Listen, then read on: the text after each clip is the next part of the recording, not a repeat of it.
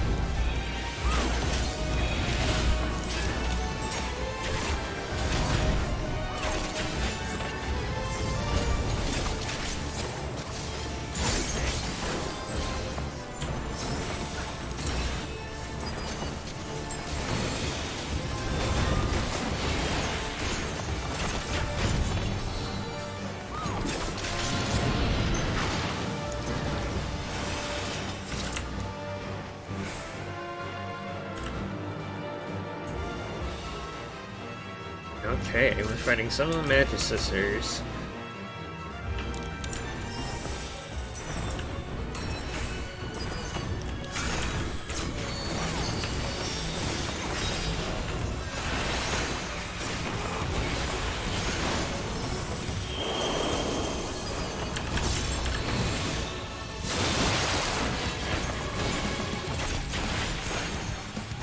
Okay.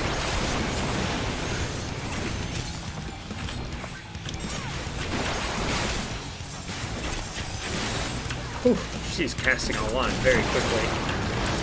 I like this already. Blizzard Blade. Do I have to intercept this or something?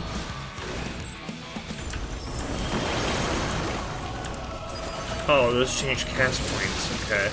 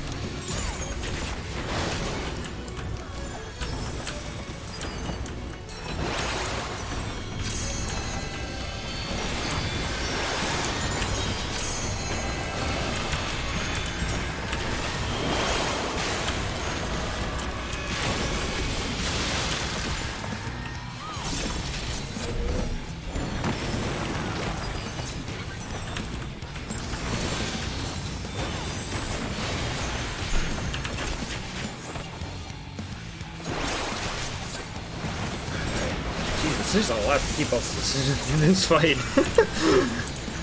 I'm okay with that. I am very much okay with that. Turn up the difficulty. Let me suffer a little bit.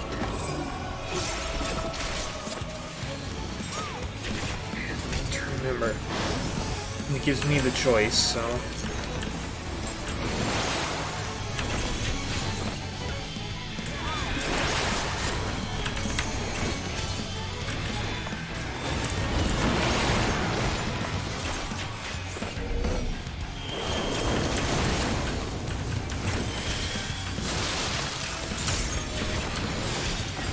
Go 8-5. Alright.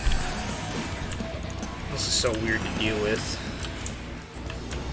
Hey, what? Oh, it's back here.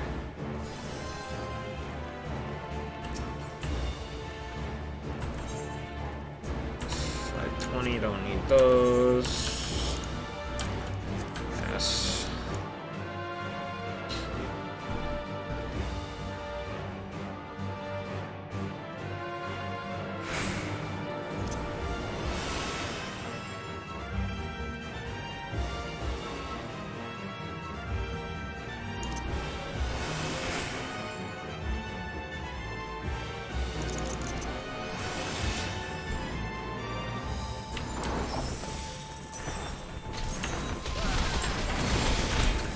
Interesting too that it seems for the most part like the enemies are limited to 4 apiece right now.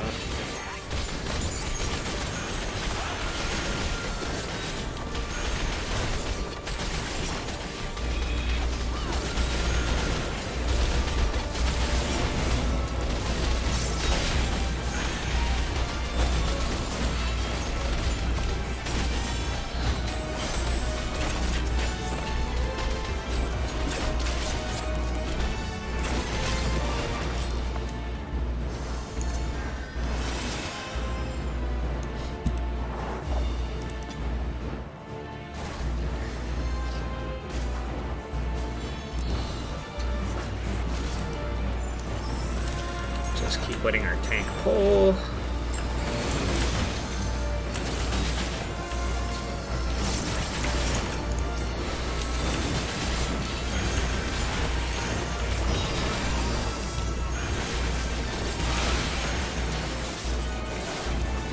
Stunned by what?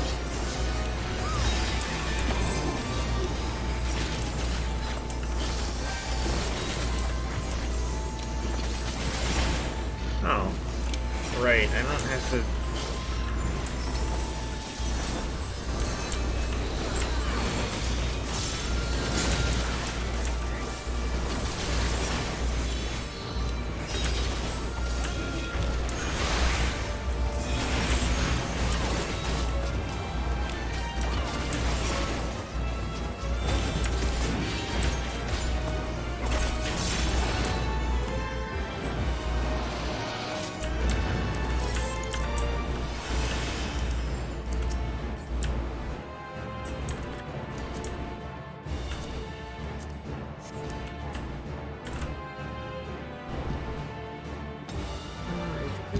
That's weird.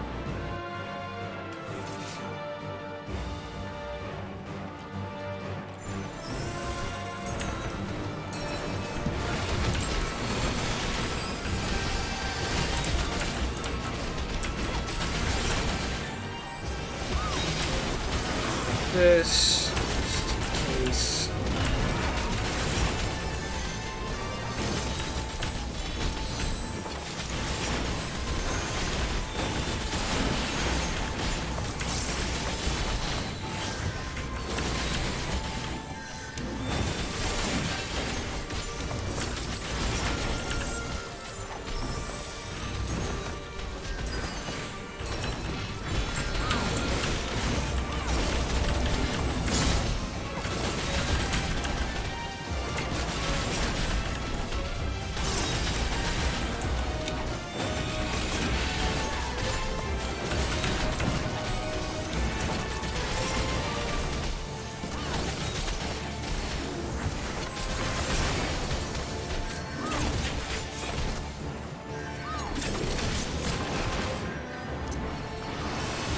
Oh, they give you a lot of treasure coffers in here.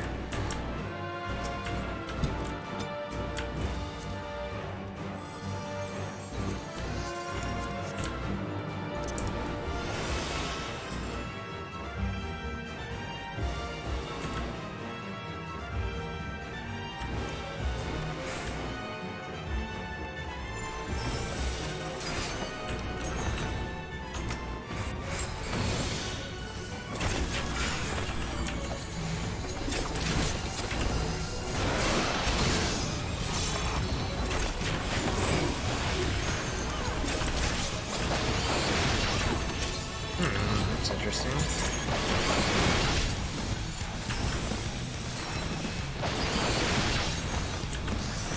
Okay, this boss music is pretty good, I have to say. I have to remember that I have to use the single target abilities on that.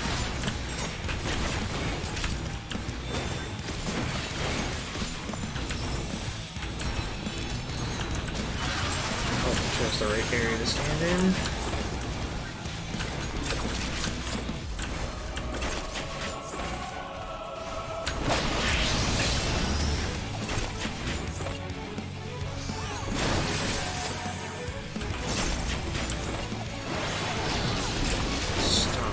Okay, so I'm gonna have to dodge a mechanic here. 5, 4, 3, 2. Get rid of their stop. Oh, do you have to get hit by it? Oh no, it stops you and then they hit you with it. Okay, so you have to get out of everybody else's way. Alright, that makes sense.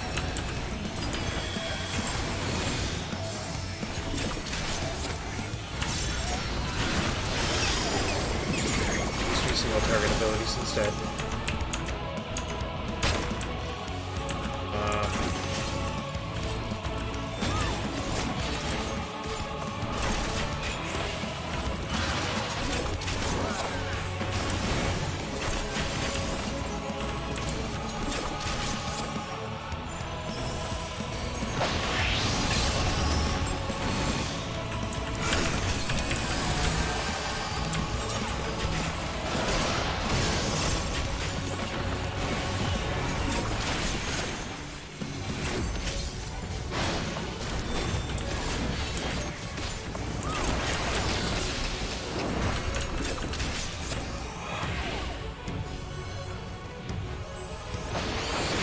I like this. Forcing you to do mechanics in this dungeon is actually a good change. Like, I should have gone for tech first. It's now just wasting time.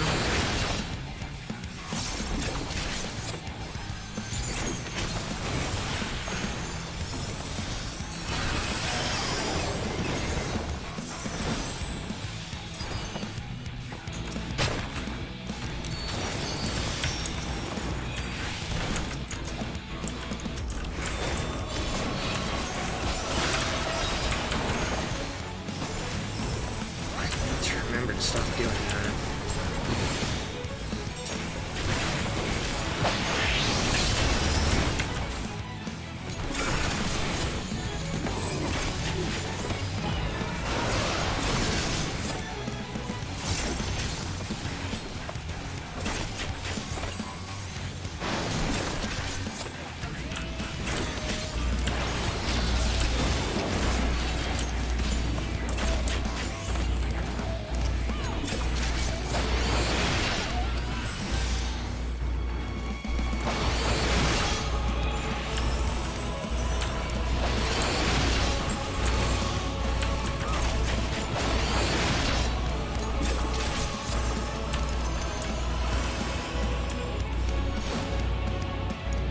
I like this very much, and then what they're going to do is they're going to pull 3 of them together, and that's going to be the final dungeon boss. It's worse than the ones I have, right? Yes. Okay.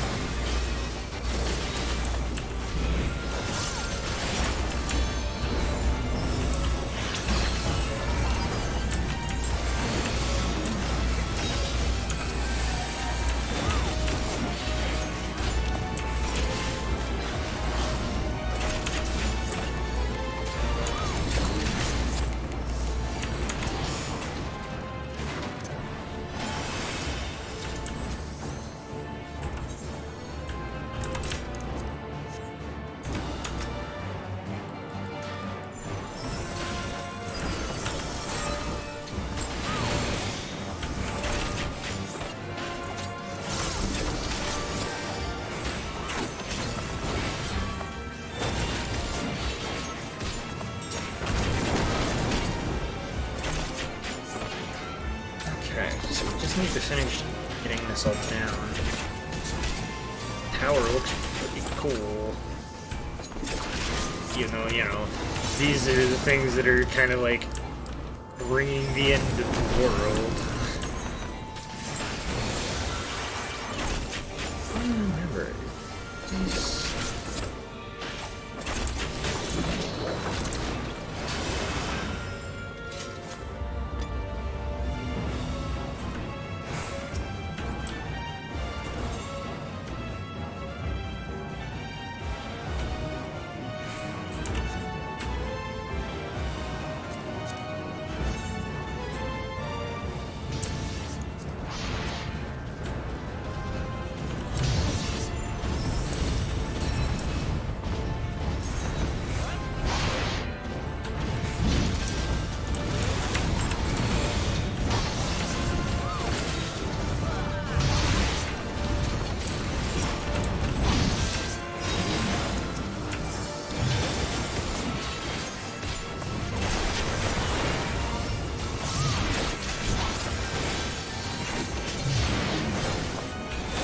Sorry if I'm not talking a lot, I am focusing.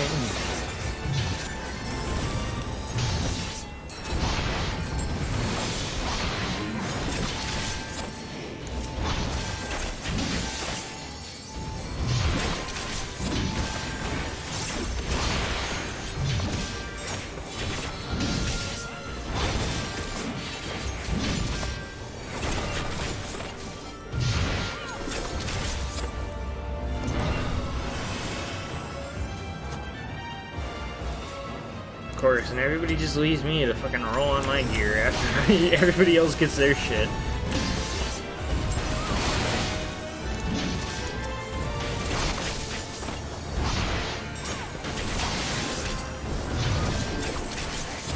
Wonderful.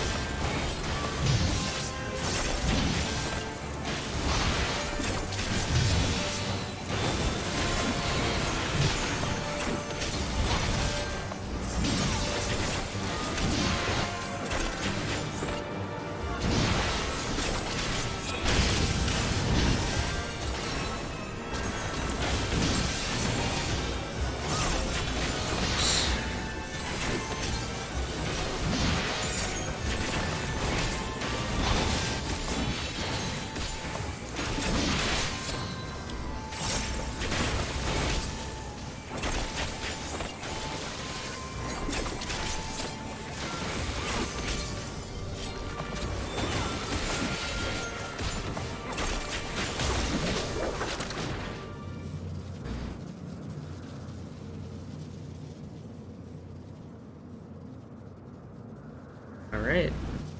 No matter what the cost, we must protect the tower.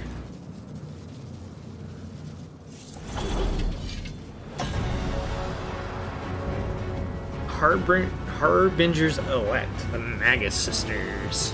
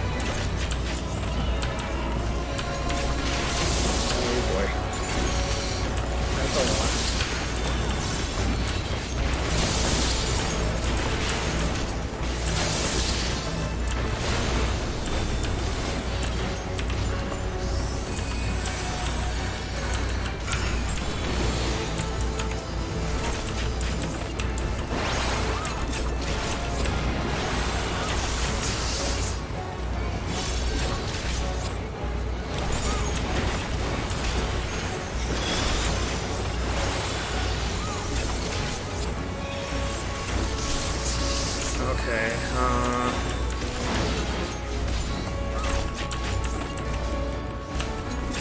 I have to defeat these all within a certain amount of time, then?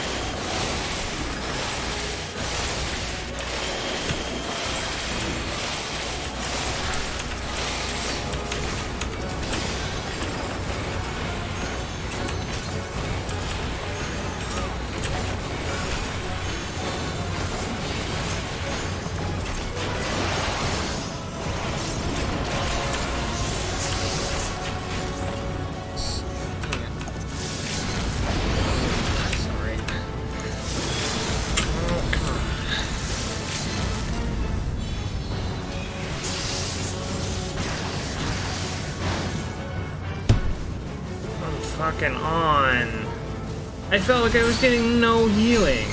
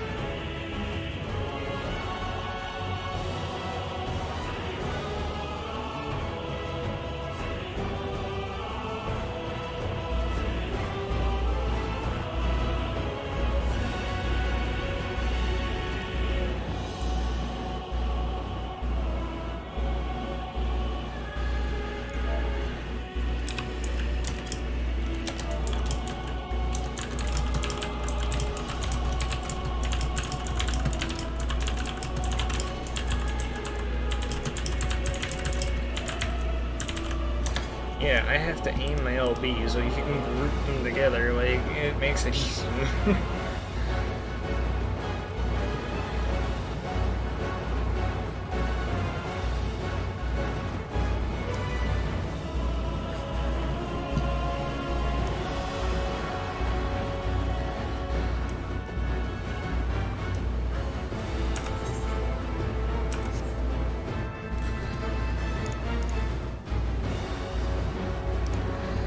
Ugh.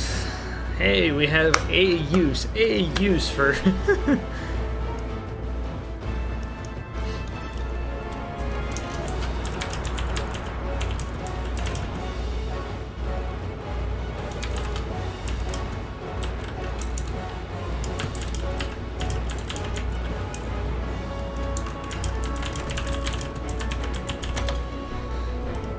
Maybe the PSLBs are single target.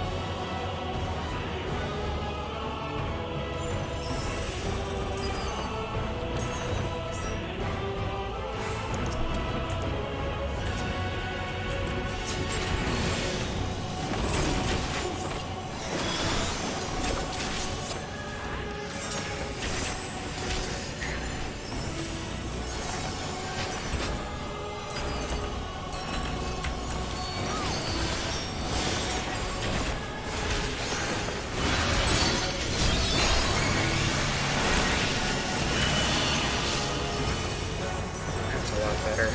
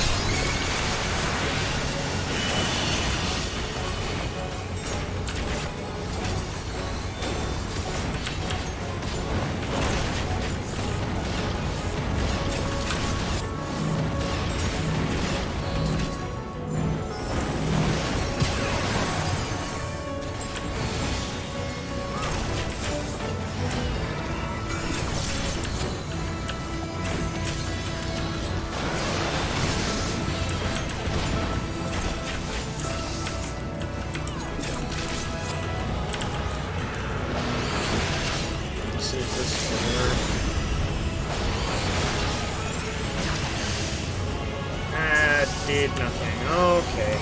Well.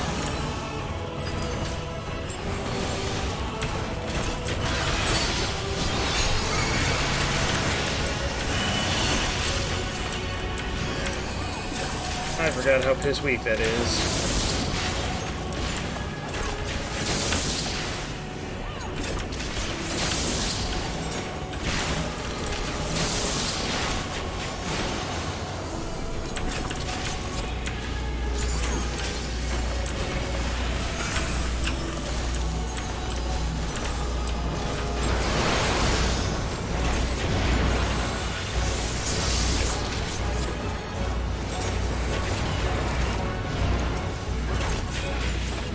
Go. Got it.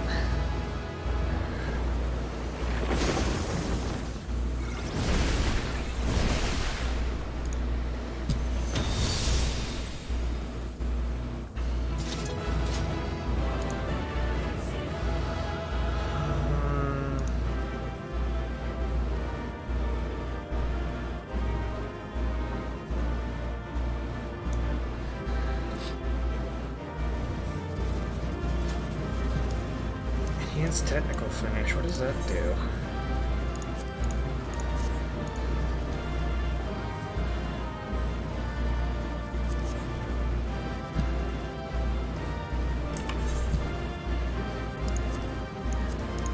Traits. Enhanced technical finish. Grants flourishing finish after executing technical finish.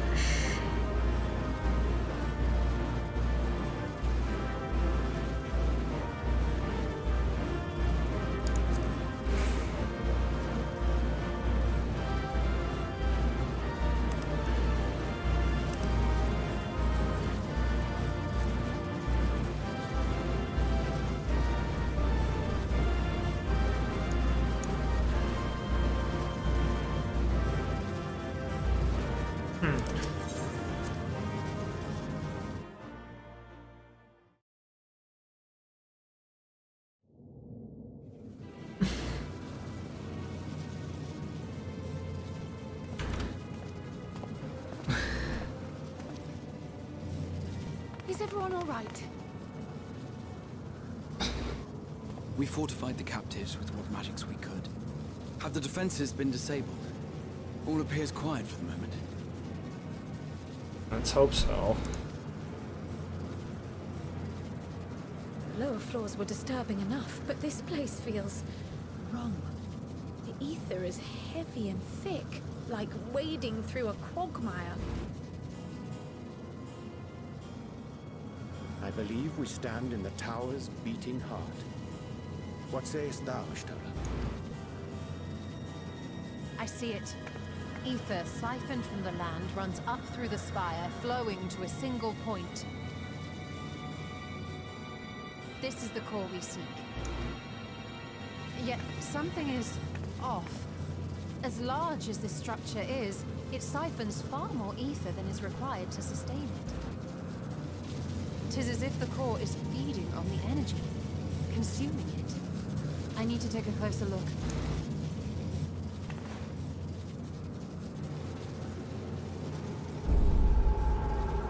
Magical ethereal powers away! Curious.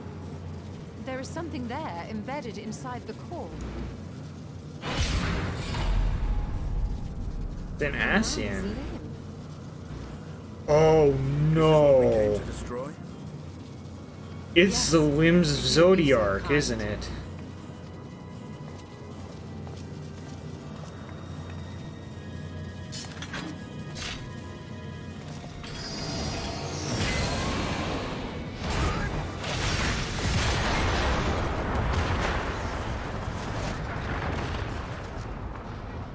Oh no.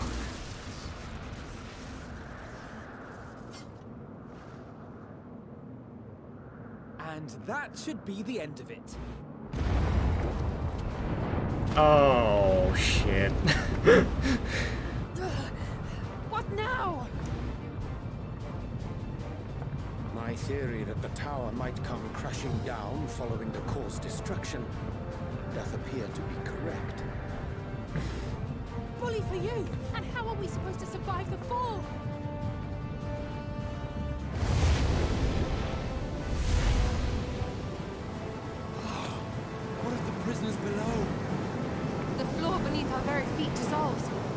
Brace yourselves! I pray I'm not too late.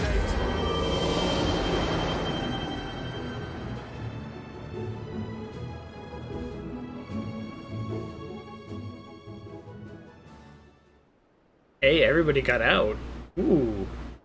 What did Grodd do?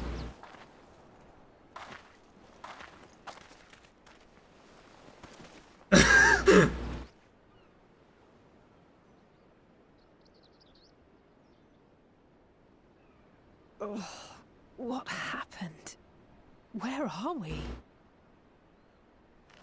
Oh, don't tell me he did this shit.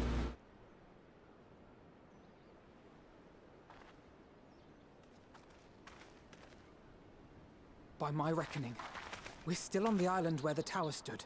But 'tis as if it never existed. Hardly a scratch. But how?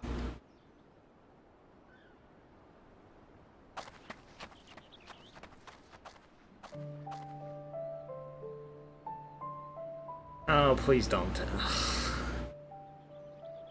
Graha wove a levitation spell at the last moment. Large enough to...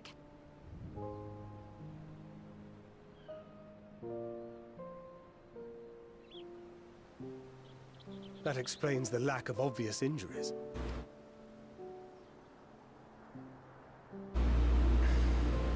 The expenditure of so much ether has taken its toll. He will need plenty of rest, but should otherwise be none the worse for wear. Good. Then the immediate problem is what to do with our new friends here. They'll be much changed for their time in the tower. Even if their bodies are intact, I doubt.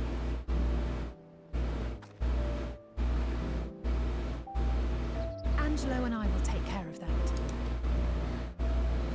I have every faith in you, Ralizé, but there...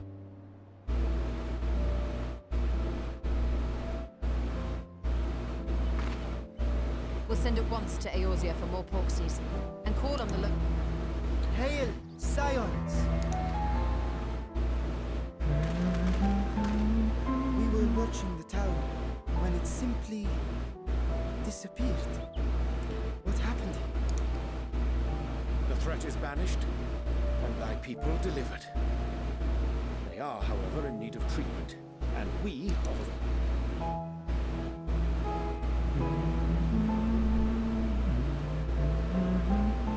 You shall have all this and more. Come, let us convey these unfortunate souls to the city.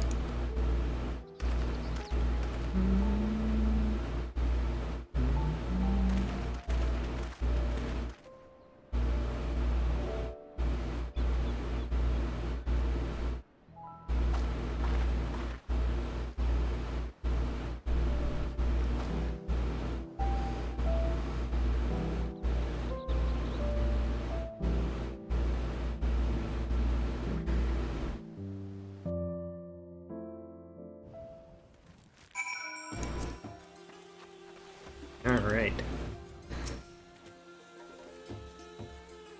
Liberated prisoners are being transported to Razat Han for treatment. Alize and Y'shtola will oversee the administration of the tempering treatment with support from those who know a healing spell or two. We'll go and join them in the city once you've had a moment to catch your breath.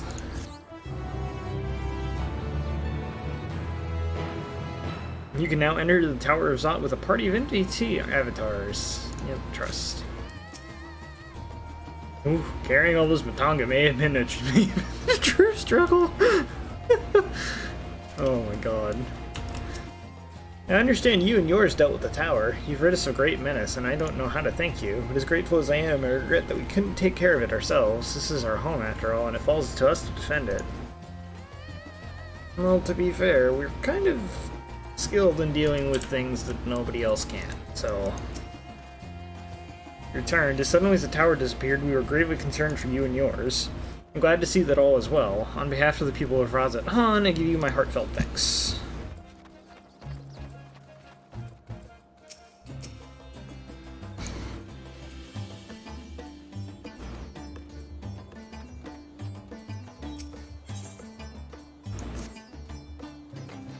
Had enough rest, have you?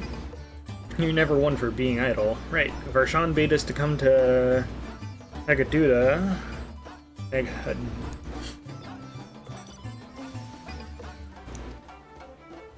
Oh yeah, in second thought, you and Asinian should go on ahead.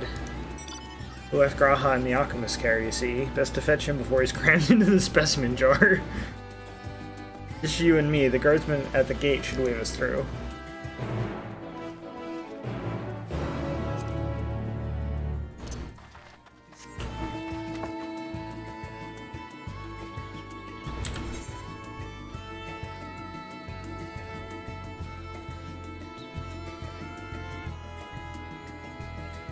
Alright, if this allows us into Razatan, I'm going to go get the 8th right there. Well, that area is a bit high level, so... When Gaja go... Oh my god.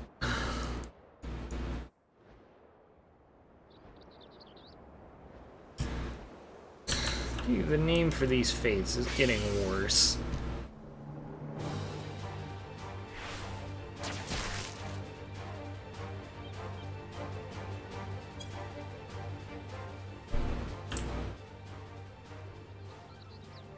Is this one? Clausendal.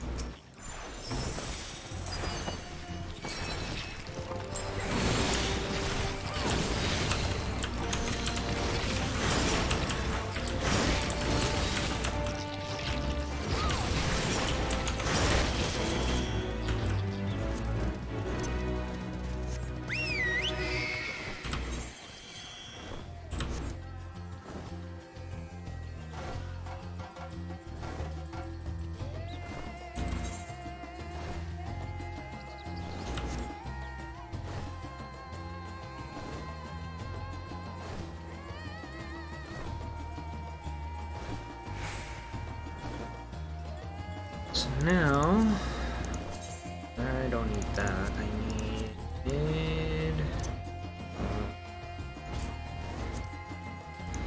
shared fate. I should have one for each area now. Two. Yep, one for each.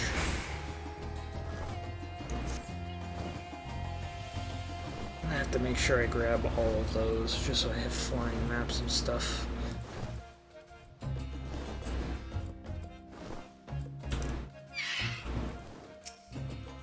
Ah, Honored Scions, you're free to enter at your leisure.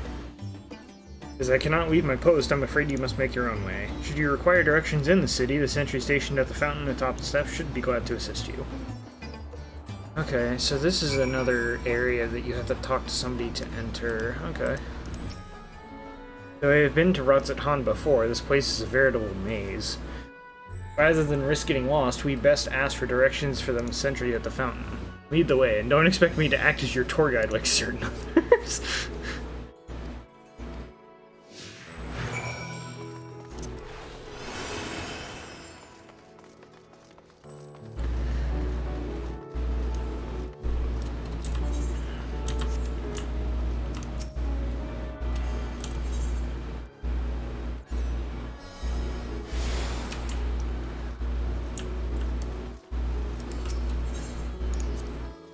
First, we should seek out the sentry in front of the fountain. Name of the fountain? No idea. Do fountains normally have names? Oh my god. Ah, Mistress Whispering, I presume. I understand you are here for an audience with the satrap. Or the Satrap. If you require directions to Megaduda, I should be glad to provide them. Satrap's residence is situated in the Dharma, the highest part of Razatan. To get there, I would ordinarily recommend a route that takes you by the bazaars in the city's north due to the state of the alert. However, most businesses are currently closed and the Aetherite is disabled. As such, I will provide you an alternate path. First, please ascend the steps next to this fountain and continue left. There will be more steps. Upon ascending them, you will emerge on Paksha's path. Proceed through the large door on the right, and you'll arrive at the Ruvida Fibers. Within you will find another sentry who will give you further guidance. In other words, we head up. Sounds straightforward enough.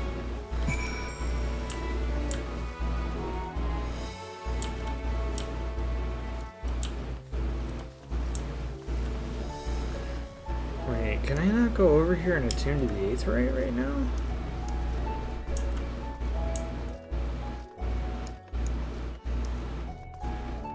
I hope I can.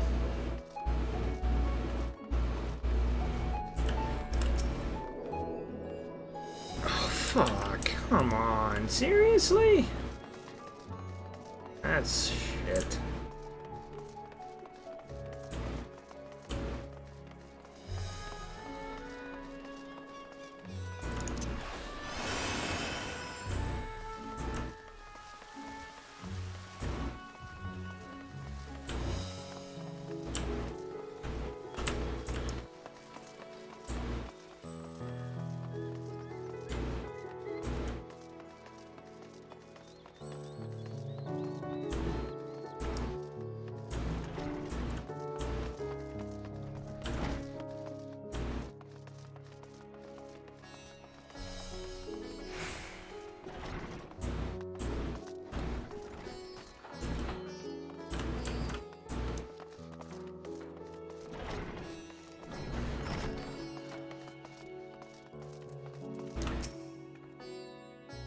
Heading to Megaduda, are you? In that case, please follow this hallway to my right and go through the door at the top of the stairs.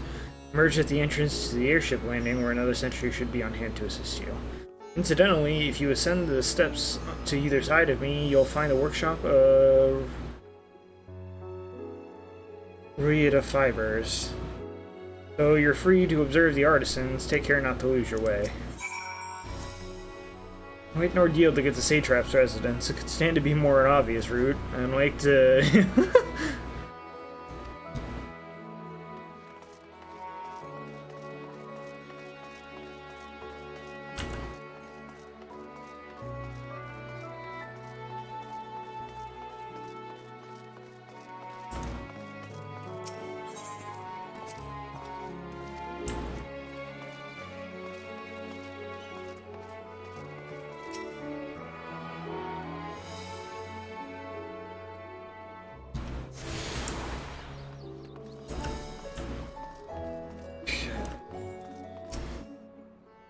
You're here for an airship. I'm afraid all flights have been suspended, so the state of alert is still in effect. Perhaps for the best. That aside, we're not here for an airship. We have business at Megaduda.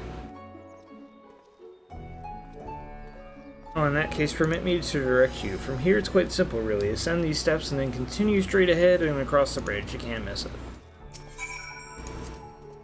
Using as it is, you'd think they'd intend to make a maze out of Razat Han. Kugane was flat, at least. If you became lost, you could head to higher ground.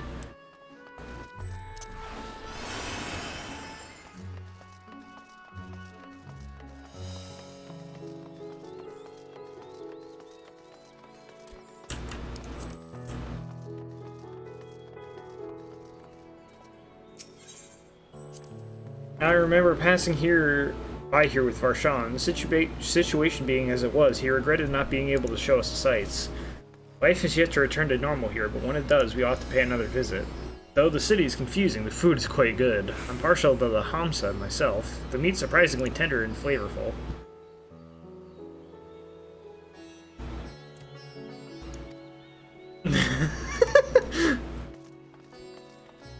Don't talk about the meat right in front of it.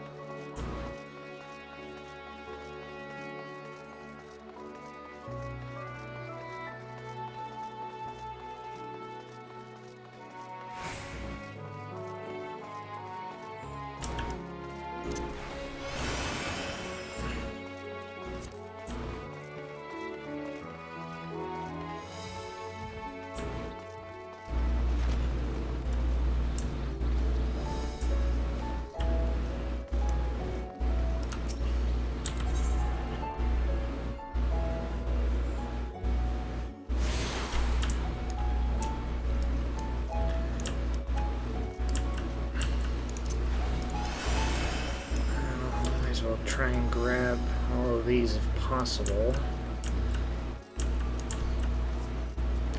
Especially if they're not that far out of the way.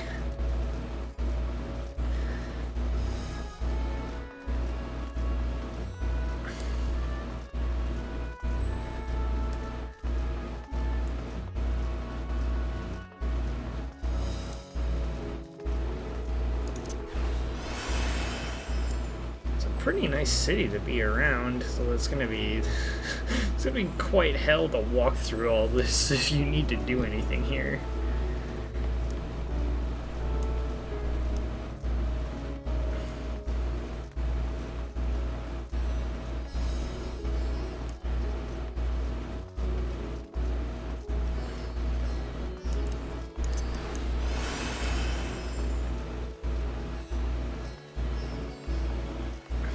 I mean, I'm at least glad since they're increasing the size of the cities, they're at least saying like, hey, we're gonna put aetherites here to compensate for that.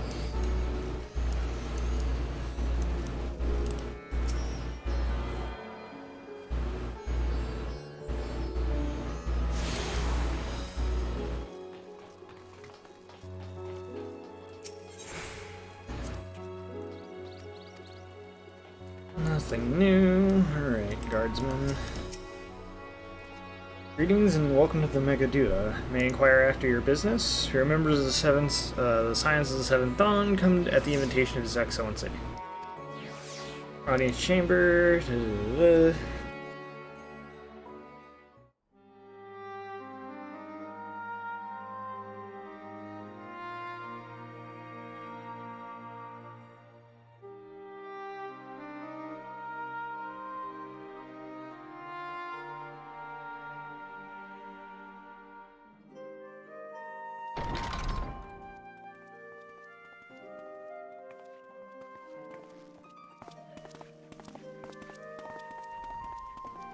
That was fast. Are we the last to arrive? I hope we've not kept you waiting. Not at all. Your comrade is feeling better, I trust. Much better, thank you. Harness remedies are certainly potent, in more ways than one. One becomes accustomed to the taste, although I hope you never have cause to do so. Pray, take your ease.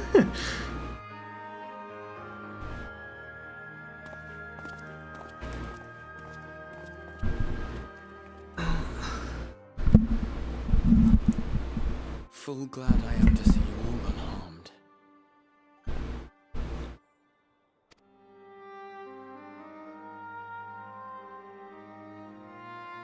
Valiant scions, for your heroism, you have my boundless gratitude. You cast down that dire tower and set free its hapless captives. You cleanse their souls of its corrupting influence. No words of thanks will suffice. In place of platitudes, I offer a bounty of warding scales. Pray accept your due reward, along with the goodwill of Radzathan. Alchemists throughout the land were put to work in the forging of your talismans. The finished ones have been collected, and now await you at the High Crucible of Alchemia. Present this letter when you are ready to take them into your possession.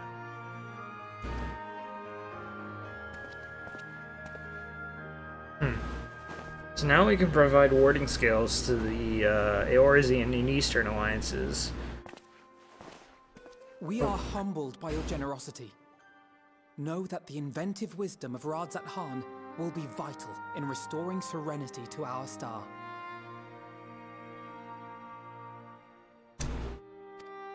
This still leaves the towers as a Every single one of problem, those scales though. came from you, didn't they?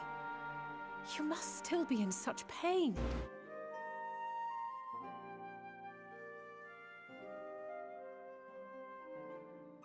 Tis of no moment, a mere annoyance compared to the dreadful suffering inflicted upon this land and its people.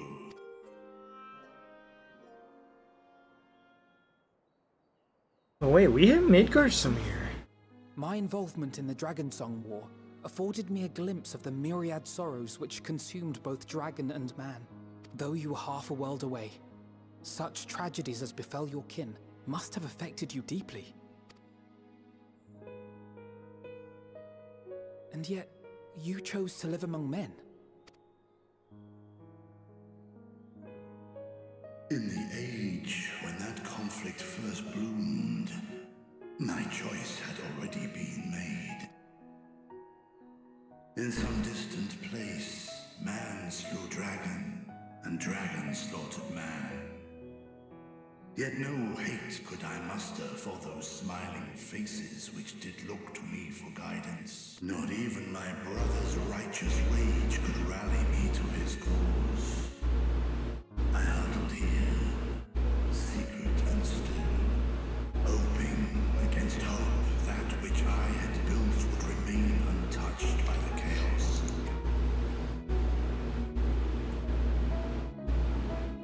It would seem we share the same desire for peace, great Vritra.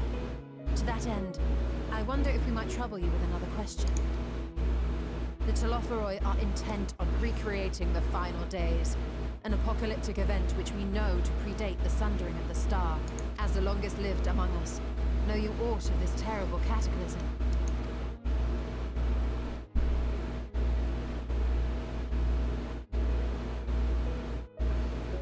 Nay. When war and strife drove my sire from his home, he crossed the great expanse with only our unhatched eggs as company. He alighted upon a shattered source, its 13 reflections long since scattered beyond the rift. Of events preceding his arrival, he knoweth naught, save that which Hydralin hath deigned to disclose. Interesting. So not even Midgarsamir. So again, 'tis the inscrutable Hydaelyn to whom we must look for answers.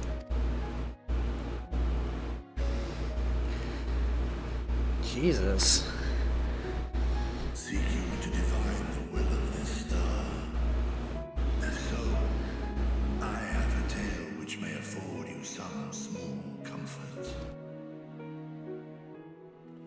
'Tis a story from my youth, many, many years ago. To my sire, I once posed the question, of all the stars in the sky, why didst thou settle upon this one? To which Midgardsummer did reply, 'twas the last bastion of hope. He believed, so long as Hydaelyn endured, so too might dragonkind. Solemn and portentous were his words. What deeper meaning they held, I could not, dared not pursue. 'Tis a stone I've left unturned ever since. Yet take you solace in the knowledge that whatsoever Hydaelyn does strive towards. I mean, we have him with us, so why don't we fucking ask him?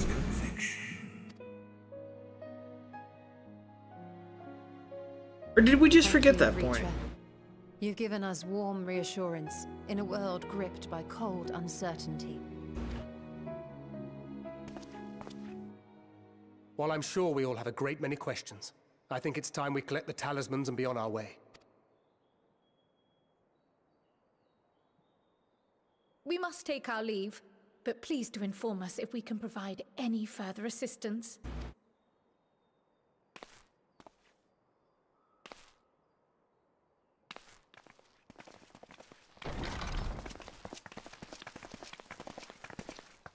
Prithee, a moment. Please please bring up the point that we have Midgarsamir fucking with us. Whom my sire hath judged worthy of honor and respect. The one known to Thank you. as Eorzea's champion. This hero of renown and rumor. 'Tis thee.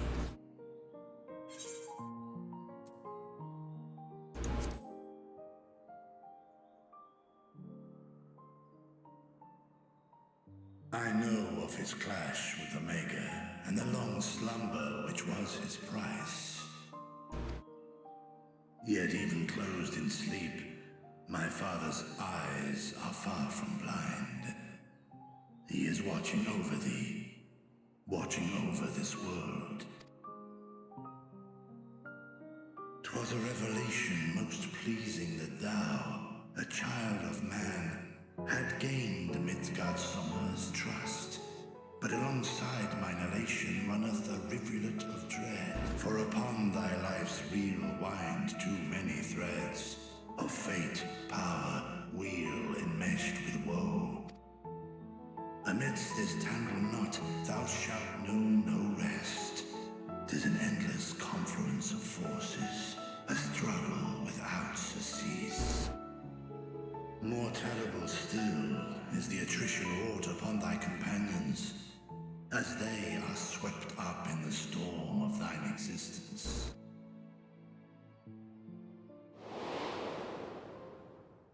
You sail. They don't even show Moonbrita. Oh, they do. Okay, never mind.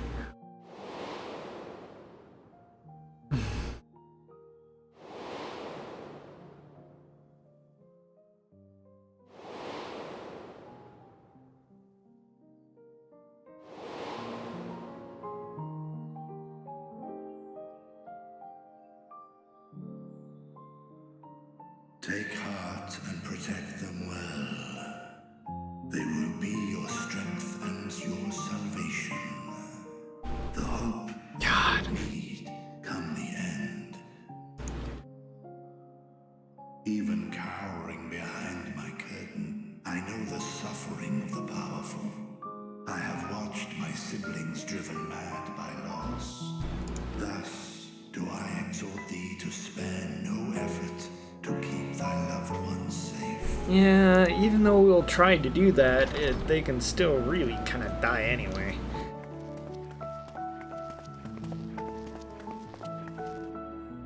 Apologies. We hadn't meant to interrupt.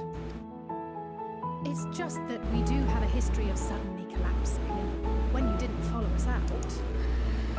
'Tis I must apologize. I have to change your champion overlong with Go. At war's end, I pray I welcome thee back into my home, where together with thy joyful comrades, you may toast your triumph.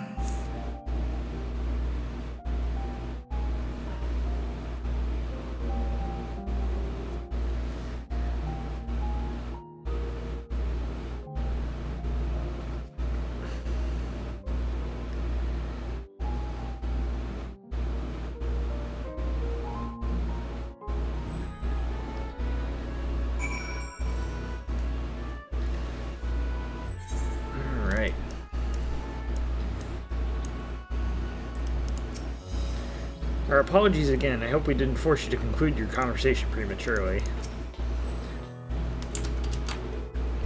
So what were you and Vitra talking about?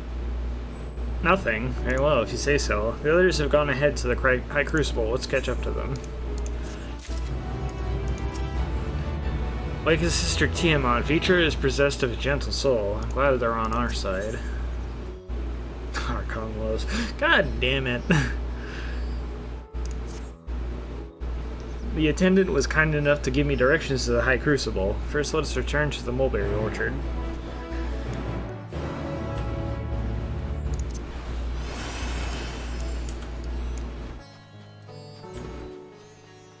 You're telling me I can't come back here right now, can I?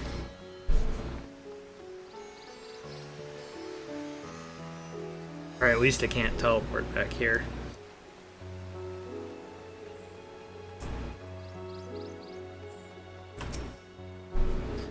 I understand the mulberries are for silkworms, grown a stone's throw away from the satrap's residence. Gives the quintessential Tavernarian flair, don't you think? From here, we're supposed to follow the path left past the mulberries.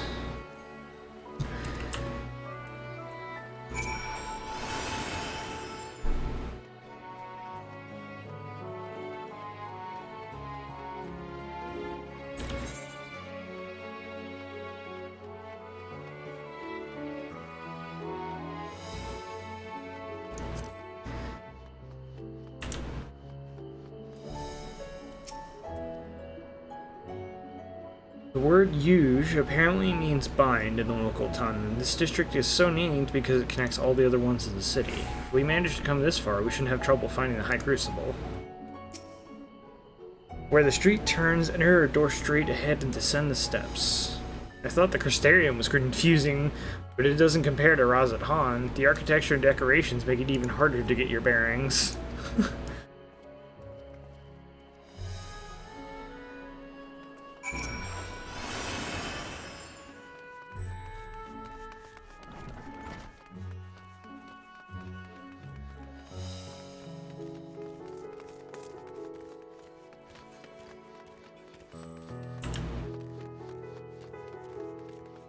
Nothing available for me to use right now. Fuck.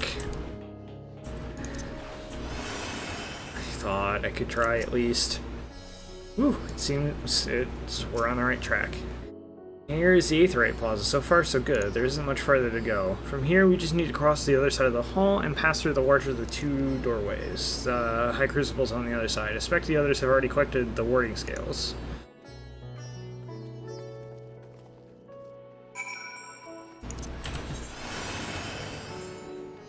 Let's go get these Aetherites over here.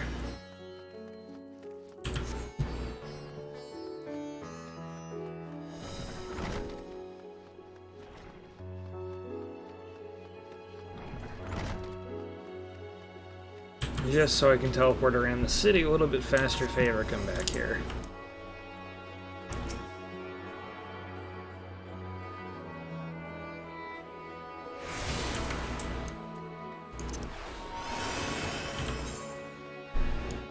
And there's one up by there, so we should have all the ones for the city, and then we'll come back and get the city's main Aetherite later.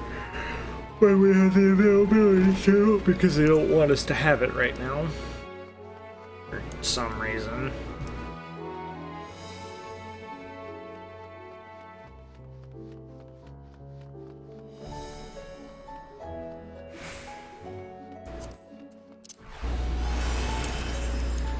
Really kinda sucks.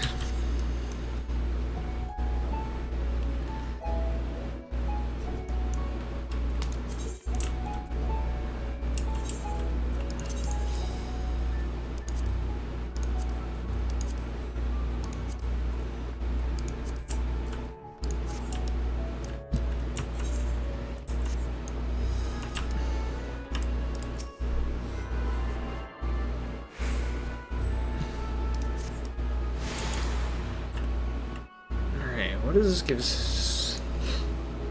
Oh, it doesn't give us any additional access, okay. Not now, at least. Maybe in a bit.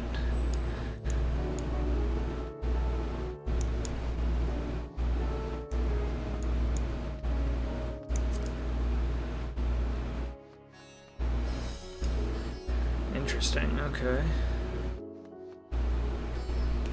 Ugh.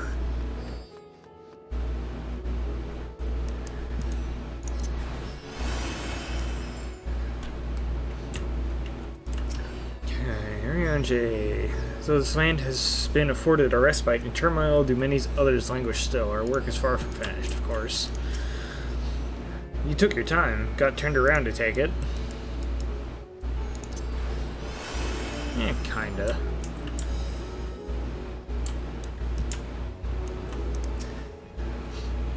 What an immense laboratory. How many such places were enlisted to help forge the warding skills, I wonder.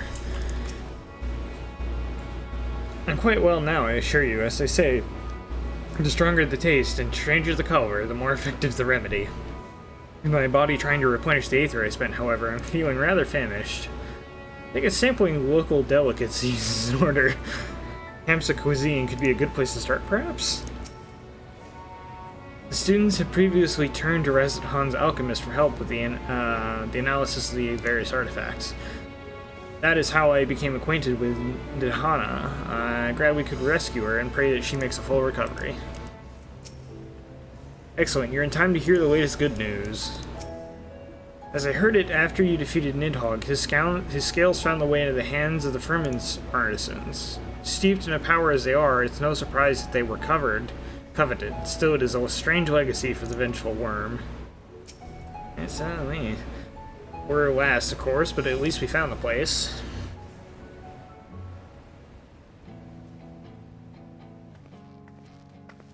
These are the talismans we were promised. Yes, and I made a quick count. There are far more than we could have hoped for. Enough to outfit an entire company of soldiers, in fact. Considering the involved process, that they were able to manufacture so many in such a short span of time is nothing short of a miracle. Once we have distributed them to our allies in Eorzea and the Far East, we'll have a fighting chance to bring down the other spires, just as we did with the Tower of Zot. Or we could use them to invade Garlemald proper, and strike directly at the Telophoroid's base of operations.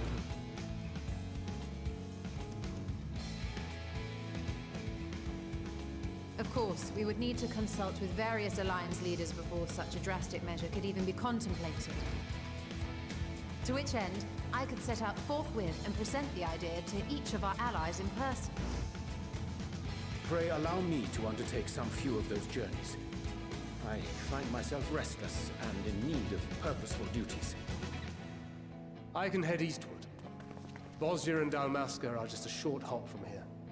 Kondoma's shinobi network should come in handy for passing on the word. We shall share the burden then. Meanwhile, I think it best that you and the others take the talismans back to the Baldessian Annex. We must keep...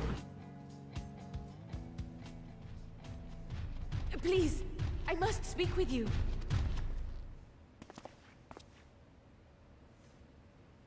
That's Nidhana.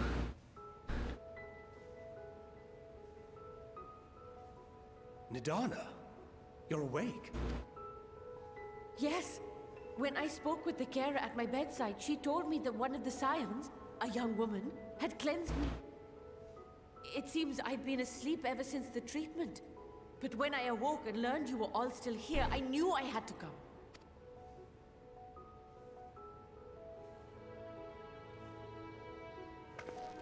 As you said, Nidana was captured only recently. Such a brief exposure is swiftly cured, so I tended to her before we... And I am truly grateful that you did. I cannot thank you enough. All of you, for everything you've done. Destroying the tower, rescuing our people. You saved Thavnair from an awful fate.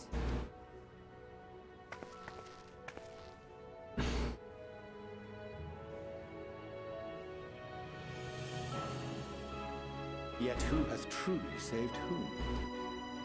Due in no small part to thine inspirational courage, the alchemists were successful in reproducing warding scales of proven efficacy.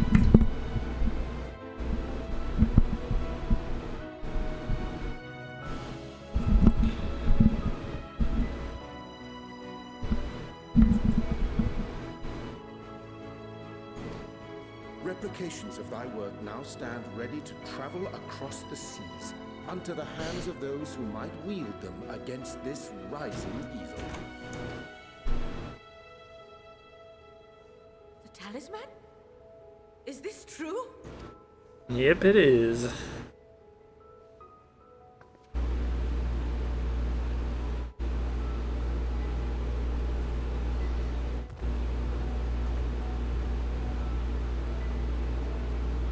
Groggy from sleep.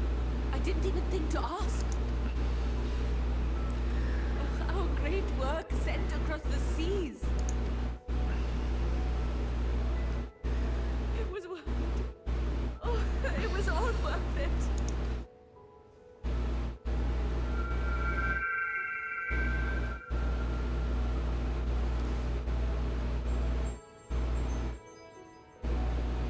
Oh, the flower changed color. Its color is completely changed. What do you have there?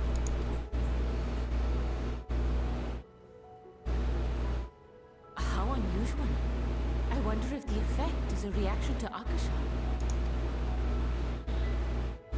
I'm afraid I'm not familiar with that term. Akasha?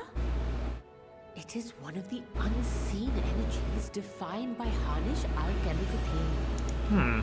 Though a gross oversimplification, some describe it as an essence influenced by feelings. You imply that it is distinct from ether.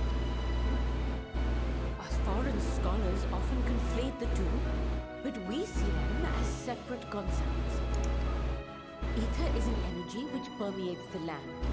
It exists within animals, objects, even the air we breathe, affecting all through which it flows.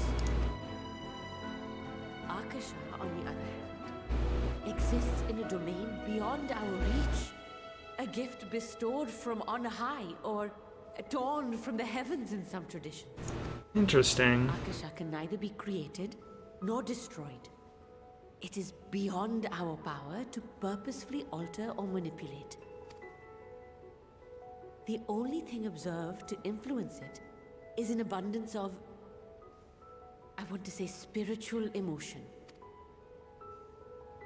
As a veteran of the battlefield, surely you've experienced moments of desperation or exaltation when you've transcended the usual limits of your capabilities. That is a manifestation of Akasha, the invisible essence harnessed by heart, mind, and unyielding spirit. I really must hear more about this theory. Our disciplines are based entirely upon the idea. I'm glad my haphazard explanation has piqued your interest. But even for us, Akasha is a somewhat abstract field of study. Which is why my analysis of your flower can amount to little more than idle speculation. I am sorry. Nonsense! You have nothing to be sorry for. Your insight is much appreciated.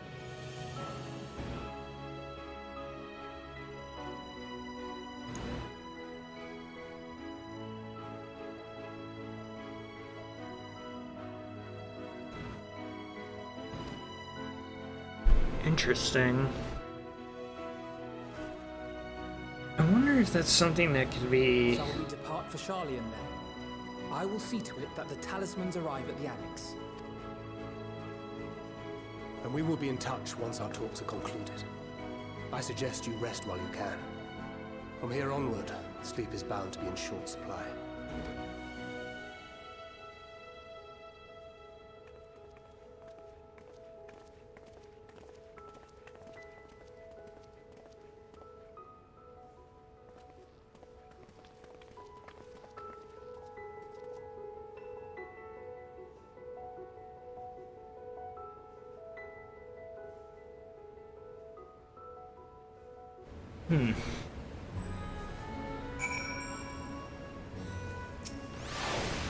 The last thing I remember before being absorbed in the tower is the you rushing towards me. I can only imagine the hardships you and yours must have had to overcome to rescue us. No amount of words will suffice to express my gratitude, but I hope the flower's radiant glow says everything I cannot. Expresses everything I cannot. Okay. And let's teleport to... Belzebard. And... Yadlama.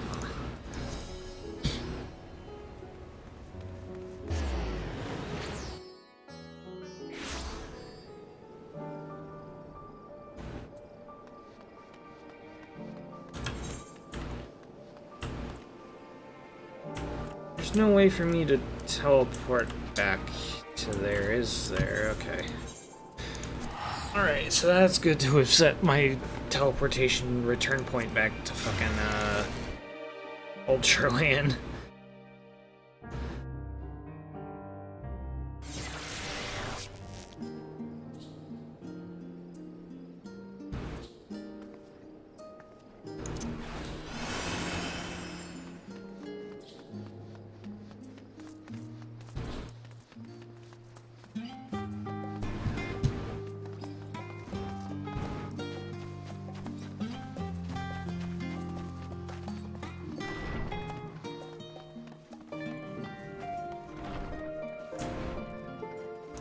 Alright.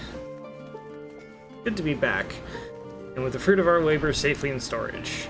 For now, we have but to wait for the others to return from their respective meetings with the Alliance leaders. Snickard suggested you should go get some rest in the meantime.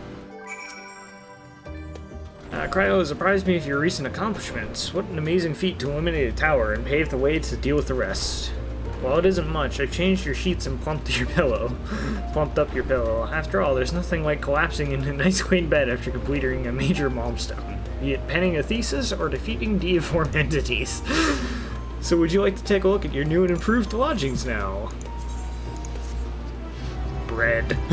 We got the bread. Oh my god.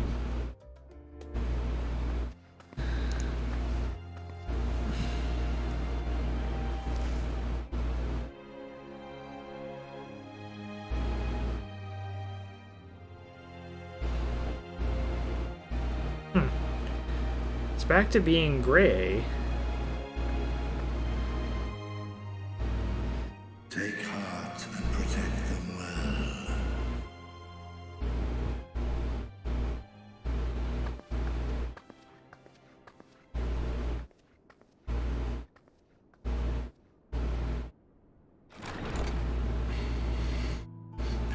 Good, you're here. You haven't eaten yet, have you? We've bought quite a spread if you're interested. Only the finest dining from the last stand.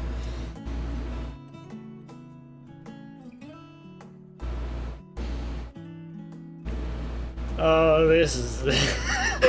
oh, this is gonna be a long expansion.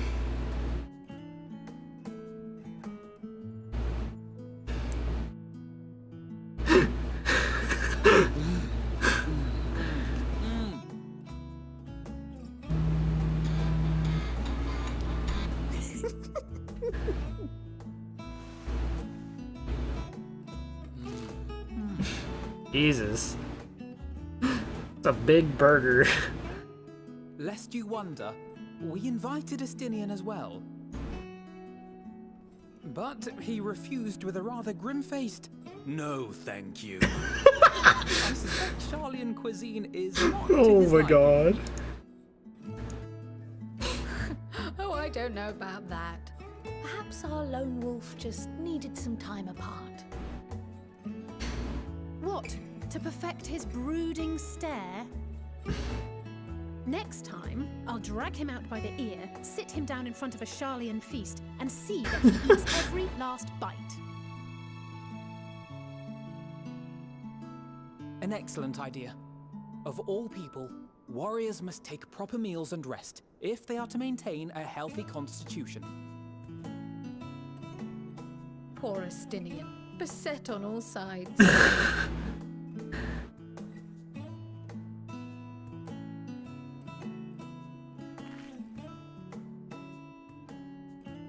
Speaking of one's physical condition, Mistress Cryle, I hear you recently played literal host to Heidelin herself.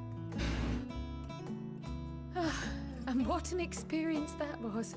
Tiring, yes, but no lasting harm done. If anything, I should have liked to speak with her longer. I've not felt a hint of her presence since. Heidelin instructed you to carry that flower, yes? Yeah, she did. 'Twill be your guide, test and proof of your conviction. And then something about seeking joy in darkness, was it? Come to think of it, isn't that what happened with Nidana back in Radzat-Han? Yep, it did. The flower did seem to radiate a joyful glow, as if reflecting the elation we all felt, the relief of a people with renewed hope. Indeed, and in turn, I felt buoyed by that radiance. 'Twas akin to spotting a beacon and knowing we were on the right path. I know we've not yet triumphed over the Tloforoya, or learned the full breadth of the Forum's plans. But even within the midst of our struggles, we find small moments of joy to sustain us. Rare and hard-won, perhaps, but it is this pursuit of happiness that gives us the strength to carry on day after day.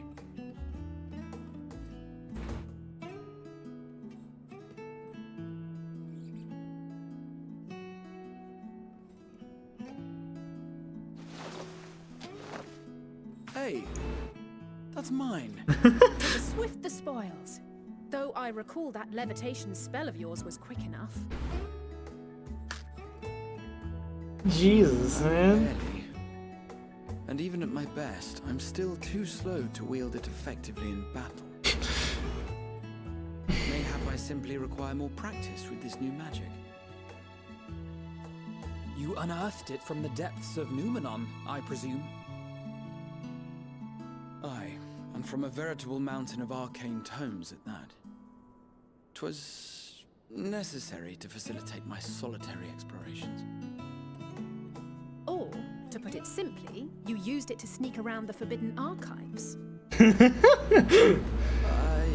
Yes, well, after a fashion.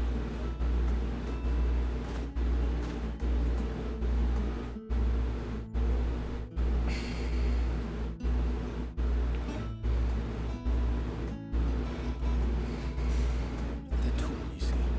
The shelves, they're too tall for me. And I could hardly move the library's platforms without attracting attention now, could I?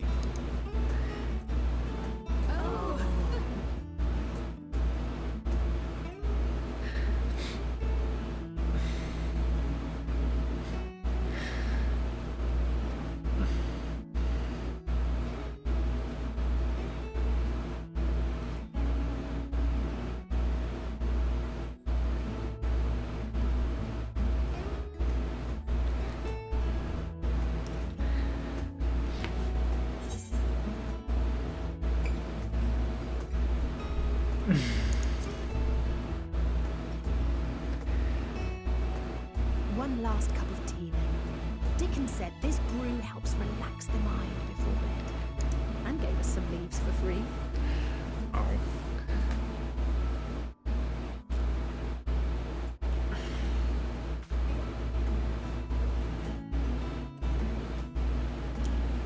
What did they hear?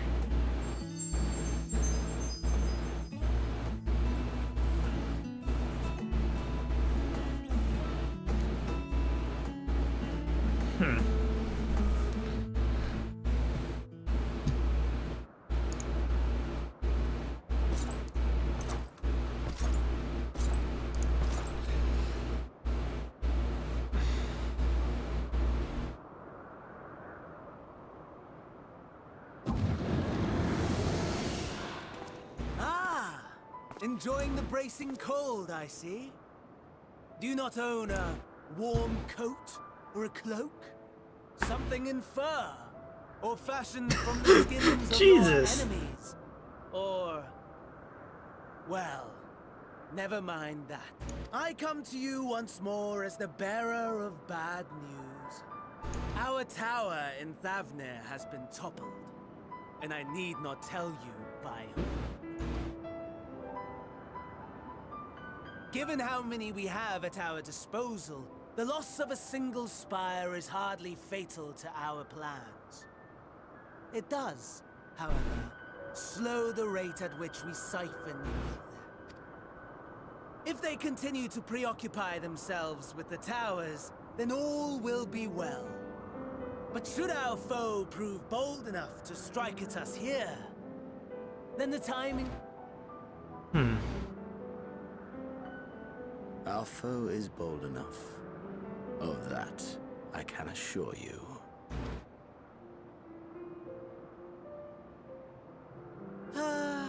Yes, very well then. I suppose I must prepare a proper welcome. Honestly, talk of your nemesis is the only thing you seem to enjoy. Does nothing else spark your interest? No. All else is... equal. Depth of a fucking pancake. Tedious. equally disappointing. The world is a tepid bog into which we sink, too weak to thrash as the mud clings to our eyes and fills our throats till we blissfully choke.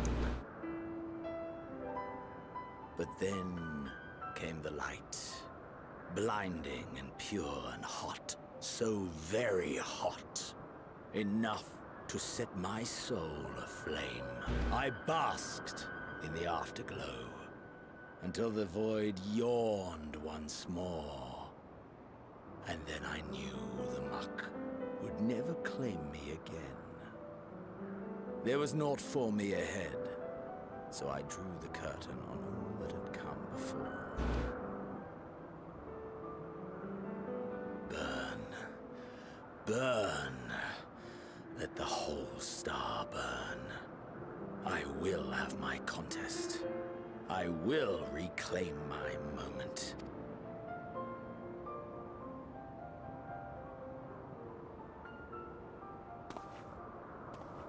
How wonderful that the emptiness of death has not dissuaded you from committing your life to its pursuit once more. I don't know whether to envy you or pity you. You question my disinterest, but what of yours? Despite your noisome antics, I sense you take little pleasure in this endeavor. Mercy, my lord. Such pointed barbs from one who barely acknowledges my existence. Nevertheless, you are mistaken. For I do find this part somewhat enjoyable. You see, when I was mortal, I would always have the same dream. It was a fragmented thing, disjointed. All the faces incomplete. The setting too was unknown to me. Until one day, I realized it was showing me the truth. Much as your dream of the final days enlightened you.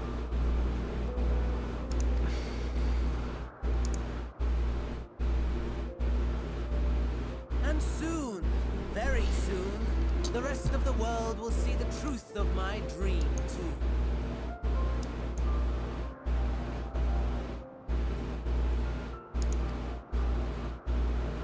Yes, I think that is something we can both enjoy.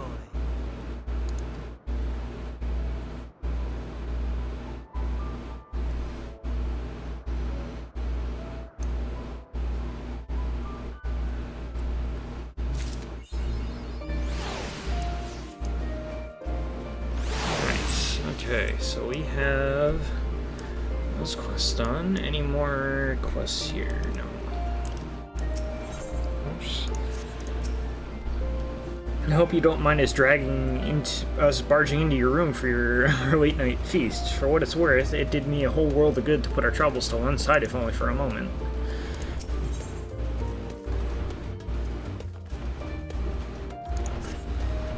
Oh, there you are, feeling refreshed, I hope. I was about to make my way to the stadium, as it happens. I wanted to try and speak with Scholar Montsejain and thank him for coming to our rescue in the Rostra.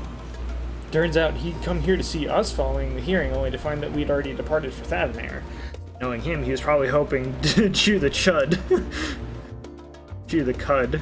Since we're still waiting for Yusola and the others.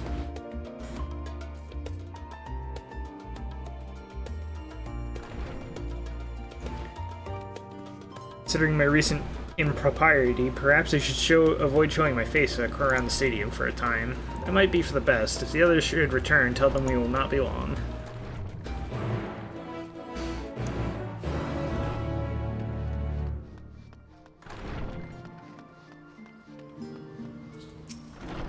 Father can master these fiendish contraptions, and so can I. Heading out for a stroll? Scholar himself was here. In that case, what are we waiting for? Too eager to see him, though I somewhat dread the thought of visiting the stadium. The studium. I dare say our notoriety precedes us. Alphino, of all people, worrying over his reputation at her alma mater, no less.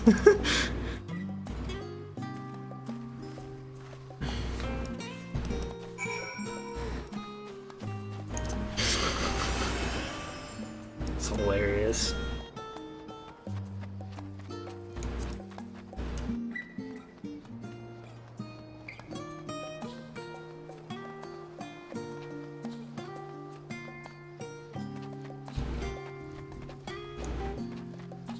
Didn't want that. Oh, did I set that for control plus that, didn't I? Did. Need that to be like... Oops.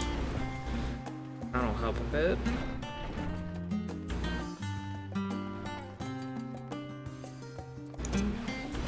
Oops. They're outside here, aren't they?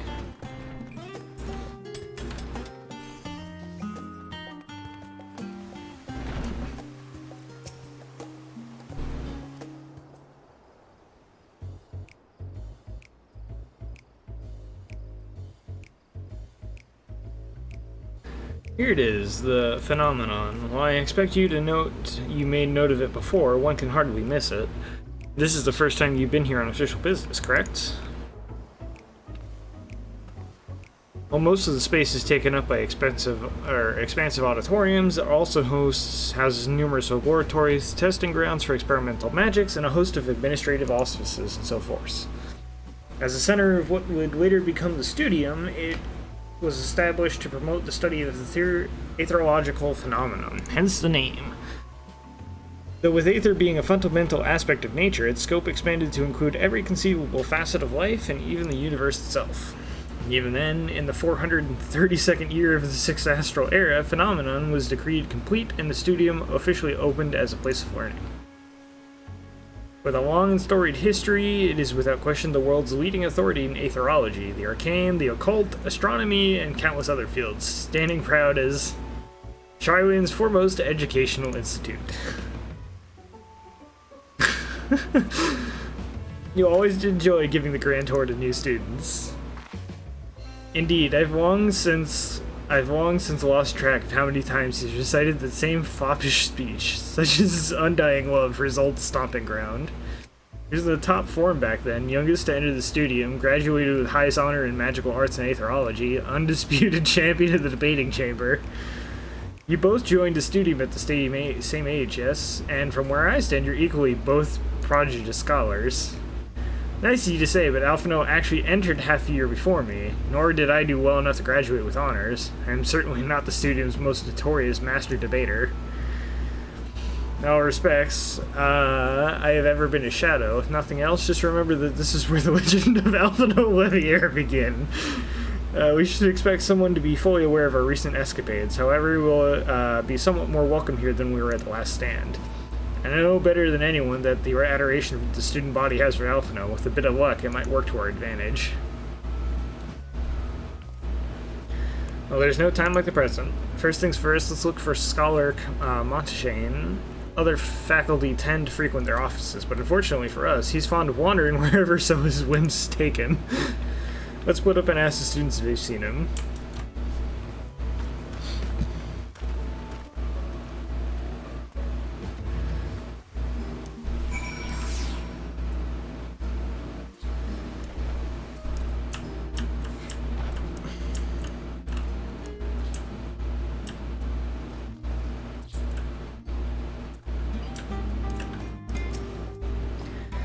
Things were bad enough during our school days, and Alphino's time abroad has only heightened his fame. Should that be infamy?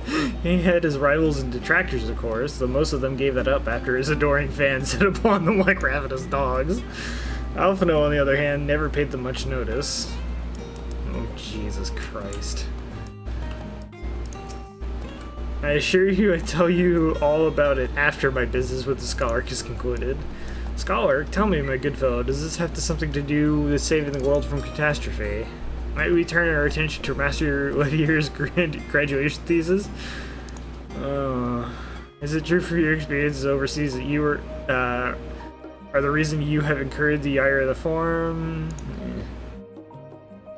Oh my god. Kill me.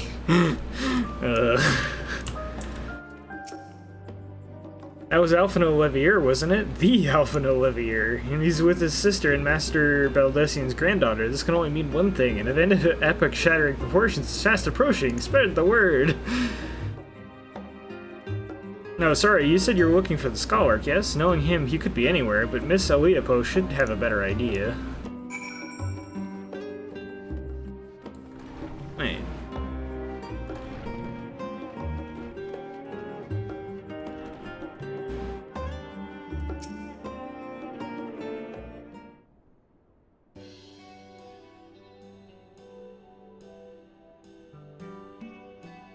Wait, isn't this... Huh. Orientation is order. Allow me to bid you a warm welcome to the Searcher's Meet. Let me start with a question. What is the most important thing you'll find in the studio? That's right, books. What's the second most important? Why, that's simple. Everything else. That's what we deal with here in Searcher's Meet. Whenever the students or tutors find themselves in need of equipment or materials, they come to us. If we don't have it in our stores, we send the gleaners off to find it. Honestly, if you wouldn't believe some of the requests we get. Eyes of Pysa, this, tongue of giant Gigantitoad, that. It's enough to make your hair stand on end, which is possibly what some of our students are trying to accomplish, this being a school of magic and all. As our newest gleaner, you'll have your work cut out for you, but I think you'll find it quite rewarding.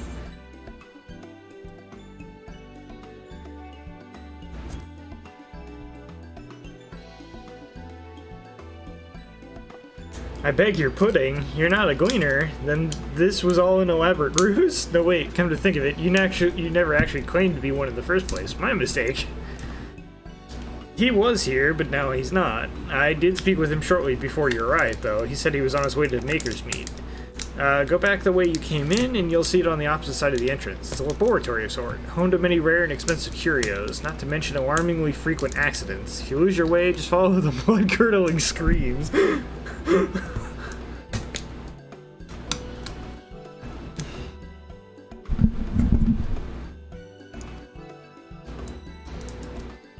God.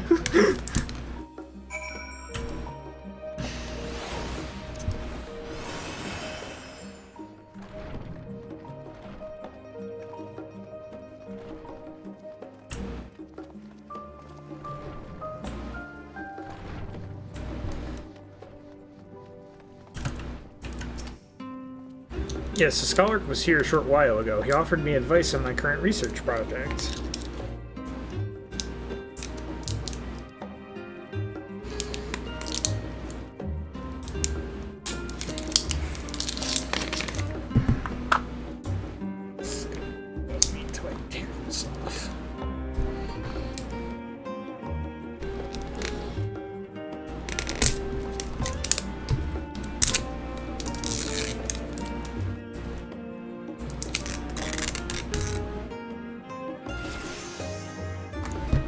We spoke at length. I don't recall him mentioning where he was planning to go next. When we parted ways, he went down the corridor. Perhaps to one of the auditoriums? Oh my god.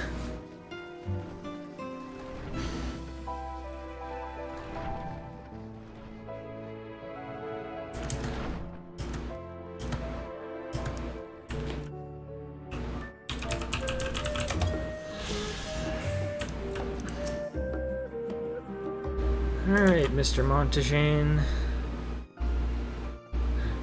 Ah, I remember you.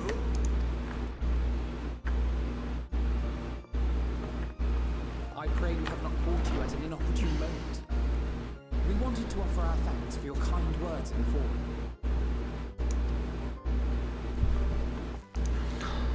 Does this not have...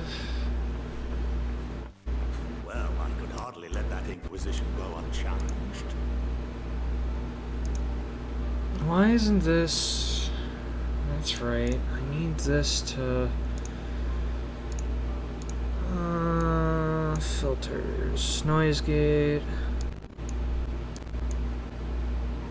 I need this like up here.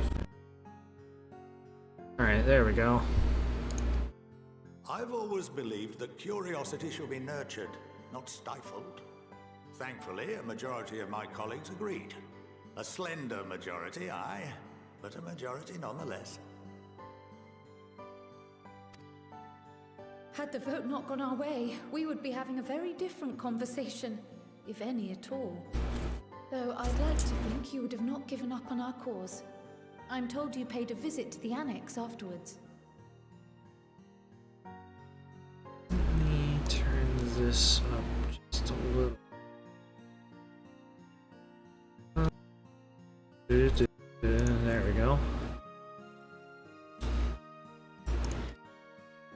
Yes, that's right. I was hoping to speak with the grandchildren of my dearly departed friends Galuf and Louisoix in a less dour setting. But it seems I just missed you.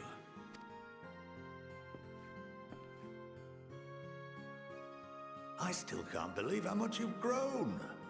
If only your grandsires could have seen the way you presented yourselves to the Forum. Why, it fair brought a tear to my own eye. You must have the patience of a saint, putting up with this lot and their antics. Never mind Montoya's prize student. I know a thing or two about managing unruly younglings. If you ever need advice... Oh my god.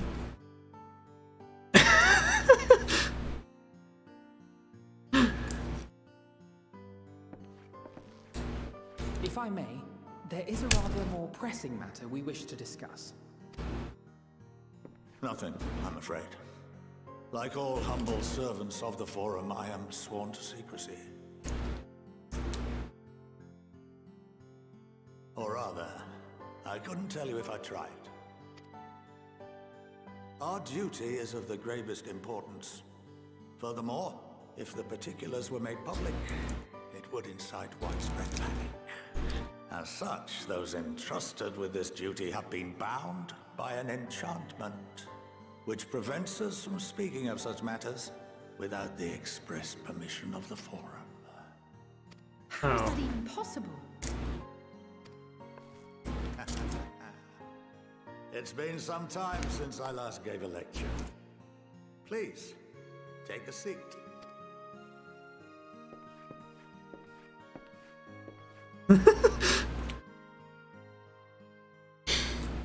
This is amazing.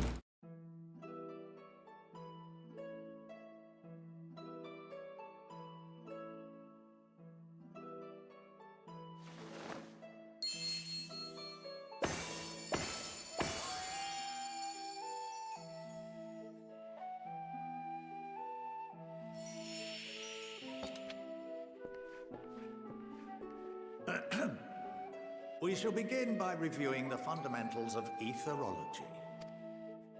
The ether, which imbues us with life, can be categorized into three forms. Two are of the incorporeal sort, the soul and the memory. Can anyone tell me the third?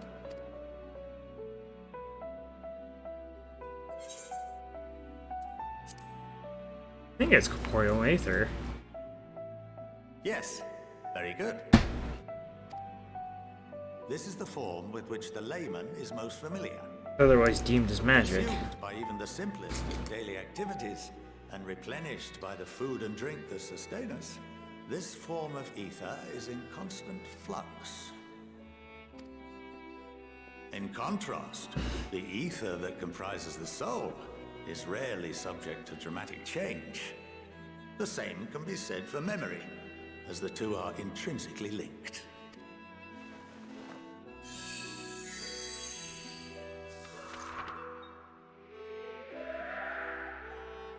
Picture the soul as paper, and memories as words written upon it.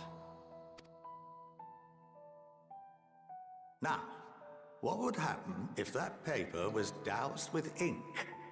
The same type of ether as comprises the memories. You wouldn't be able to read it.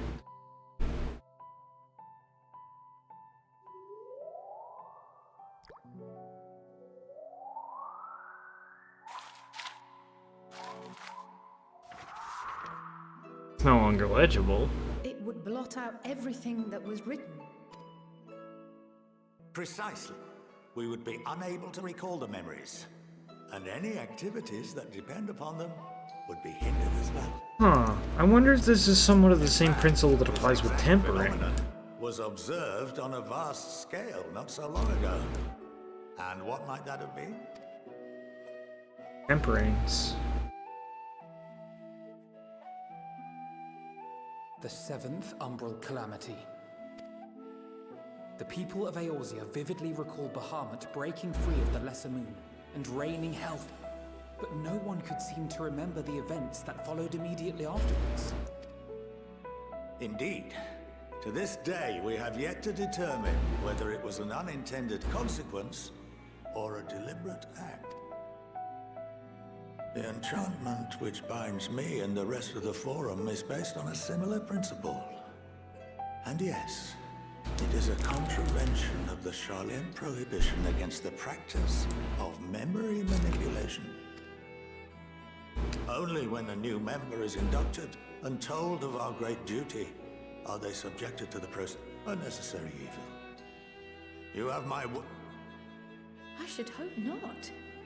But can this enchantment be dispelled and If 9/10 of our members give their approval, then the process may be reversed.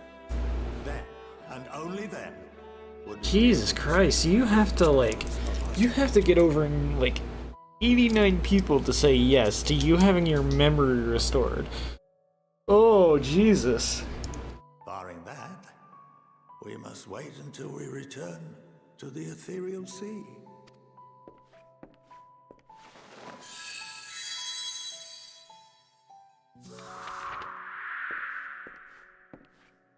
For there we will be purified, the blots upon our souls washed clean.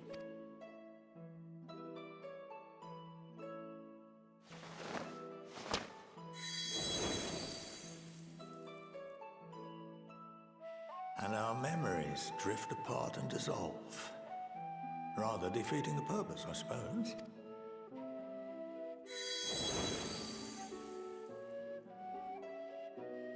But there are those memories that are indelibly etched upon our souls, some believe. What happens after that? We are reduced to pure ether, coalesce with that of others, and create souls anew. Alternative schools of thought assert souls remain whole and return to the corporeal world, reborn into another form. Both theories have their proponents. Personally, I consider each equally probable. Interesting.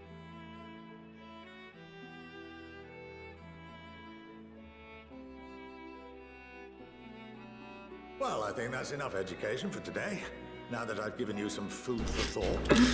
Or rather, an entire banquet.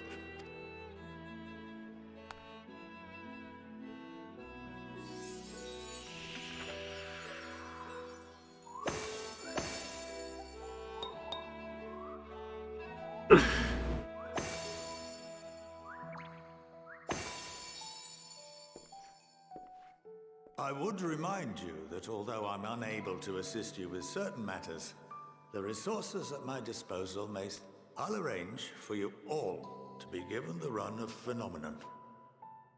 Of course, as associate to our alumni and the students of the... Oh, and I suggest you speak with Ki Aliapo. She's well known among the artisans of Sharlayan, and her network of contacts may prove useful in your search for knowledge. I wish you all the best in your pursuits. Interesting.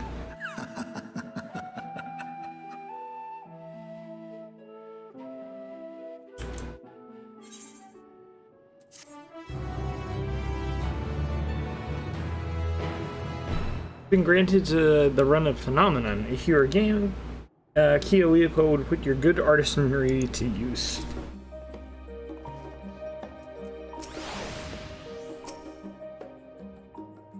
While Scholar Montaigne Best known for his role as the head of the Studium, he is said to be one of the finest mages Charlene has ever produced. Having seen for myself the ease in which he weaves extraordinarily complex and powerful magics, no reason to doubt the claim. Some of my earliest memories are of Scholar Montaigne, actually. He was a close friend of our grandfather. He would come for tea and amaze us with his tricks, much like his demonstration with the paper and the ink. A huge part of why I wanted to enter the Studium in the first place.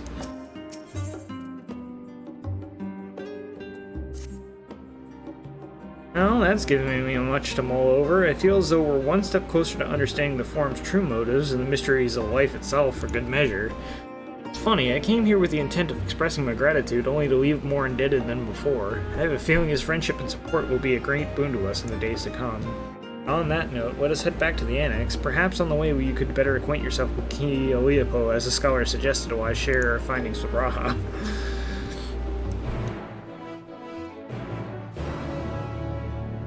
Now, I don't have the crafting skills to use that yet, or be part of that yet, so I'll wait on that one. That might be something to get into with this expansion too, is just learning how to craft things and figure that all out, because I've never really done much of that.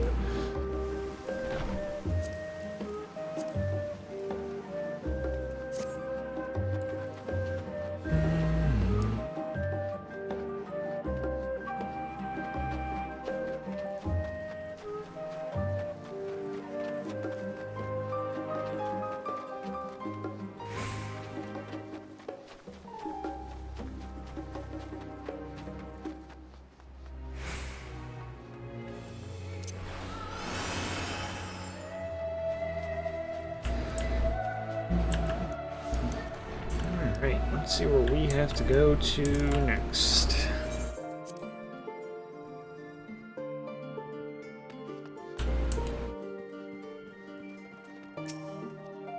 Stedini returned not long after we departed for the Studium. A shame that he missed a chance to attend our lecture with the Scholark, or perhaps not. Having spent most of the time in Thavnair, I have yet to fully grasp the lie of the land here in Charlian. Even finding my way to the Annex proves a challenge. You're just directionally challenged.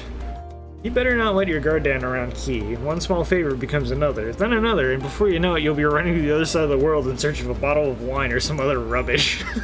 Then again, it might make for a welcome change of pace from your usual heroics, and as the scholar said, it can also lead to interesting discoveries. It seems I've done an adequate job of relaying Scholar Montichain's lecture to Raha. Given his experience in the field of souls and memories, he had no trouble understanding it.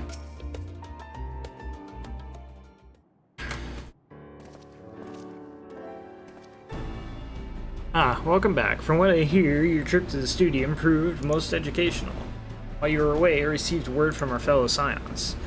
As expected, news of the warding scales was met with much joy. Preparations are now underway to bring the leadership of the Grand Company of Eorzea and Eastern Alliance together to determine a way forward.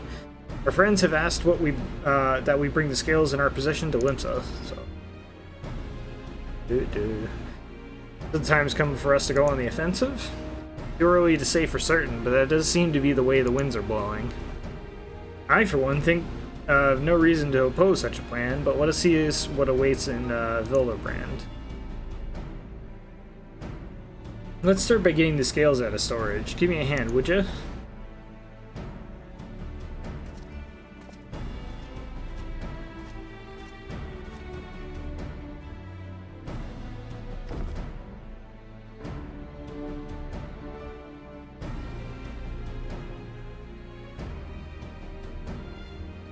Didn't realize these crates were so heavy. Shouldn't complain though. Petra and the alchemists of the Great Work put their heart and soul into each and every one of these scales, so you must treat them with the utmost care. Are you not coming with us? As much as I'd like to escape the Forum's watchful gaze, I have little choice but to stay behind. You're already on thin ice, and if I, in my capacity as our official representative, were found to be consorting with foreign powers, well, you can imagine how that would go. I'll remain here and do my utmost to avoid ruffling any more feathers as I await word from Master Matoya and our other allies. With luck, we'll soon have good news of our own to share. The tide is about to turn. I can feel it. To Limsa! right back up. If you have aught to learn of interest, be sure to let me know. In the meantime, I will do what I can to aid our cause, though I feel that will be precious little given the circumstances.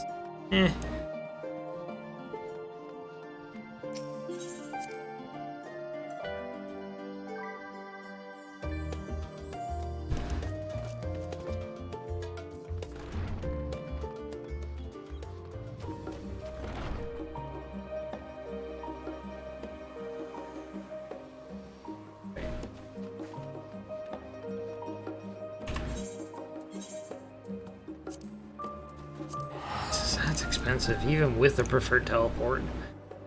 Whew.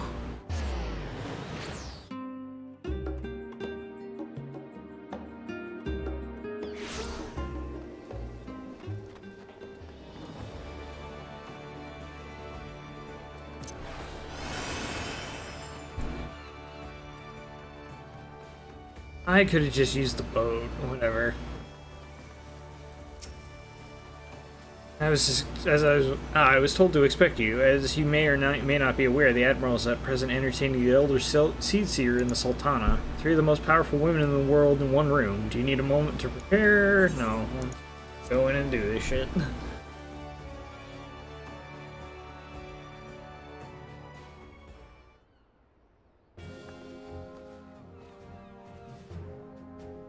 My apologies for calling you away from Charlian at such short notice. On the contrary, we are honored and grateful, and pleasantly surprised to be joined by such esteemed company. It's only right that this discussion be conducted in person. We are locked in a war of attrition. Our forces struggle to contain the threat posed by the towers, and it is only a matter of time before we are overwhelmed. Victory will only be claimed through decisive action, and we've taken the initiative to set the wheels in motion. Reassuring to learn that we are all in accord. But I might ask what your plan entails?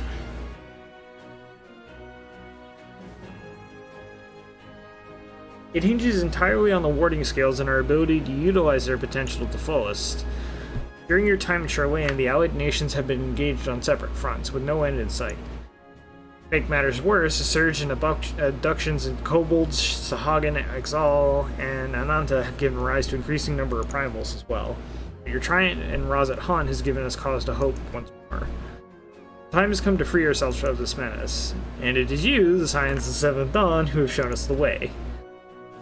While the bulk of our forces will continue to hold the Telfori at bay, we will dispatch our finest to strike the enemy's heart, Garlemald. These brave few will be the Ilzabard contingent. I think such progress has been made in so short a span. Its objectives are twofold. First is to provide aid to the people of Garlemald. As previously reported, countless Imperial soldiers and civilians have been tempered. Robbed of their free will, they serve the Telfori's every whim without question. They too were victims. It is our duty to deliver them from their suffering, not for strategic or political gain, but because it's the right thing to do. Do not ask that we set aside decades of conflict of conquest, that we simply choose to forgive and forget. I only ask that in choosing to remember that we do not also forsake our compassion and morality, for without that there could be no recons. On that we can all agree. Our second objective is the Colossal Tower that Thancred and Urianger observed in the capital. Though its purpose remains unclear, there's reason to believe the smaller spires are merely a precursor of what's yet to come. Until the Tower of Zot was toppled, we failed to make any headway, though the same could be said of the Telfori. There's certainly no rush to press further into our hands. I wager that the Spire's primary purpose is to divide and keep us occupied while they work towards our annihilation. The world appears to be substantiated. This would appear to be substantiated by Yosola's analysis of the Tower's influence on ethereal currents. Based on our observations inside the Tower of Zot, the spires siphon aether from the land, consuming it to maintain their form. However, they draw forth far more than is required in the task alone. The excess of aether remains unaccounted for, but we can be sure it's not being harnessed for our benefit. It wouldn't surprise me that in the least if it was being redirected to the larger spire in the capital. There's logic in that. Regardless, once we have uncovered the truth, we will bring their schemes crashing down along with their infernal towers. That's all well and good, but what would you have us do? I assume it's more than handing over the scales and being on our way. We want you and your scales to join the Ilsabard contingent. We considered an official request from both the Grand Company of Eorzea and the Eastern Alliance. We're going to Garlemald already.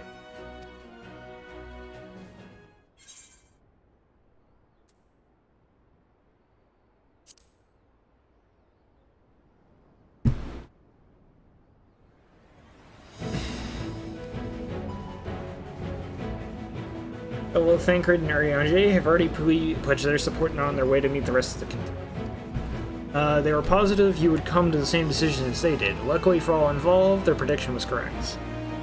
Once you have delivered the warding skills to Alamigo, their contingent will embark on the journey to Ilsabard. Raubon and Lord Emmerich are overseeing preparations, so I suggest you make yourselves known upon arrival.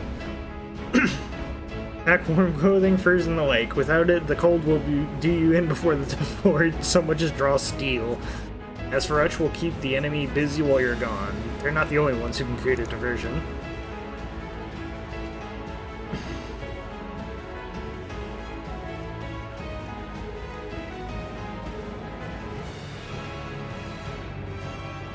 Alright.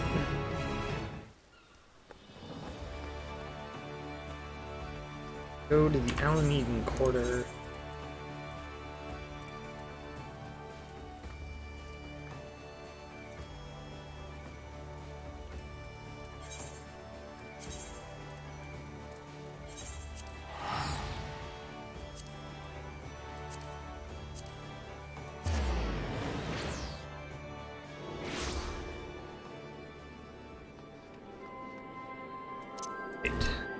Nice to be able to fly again. Makes things a lot easier and a lot faster.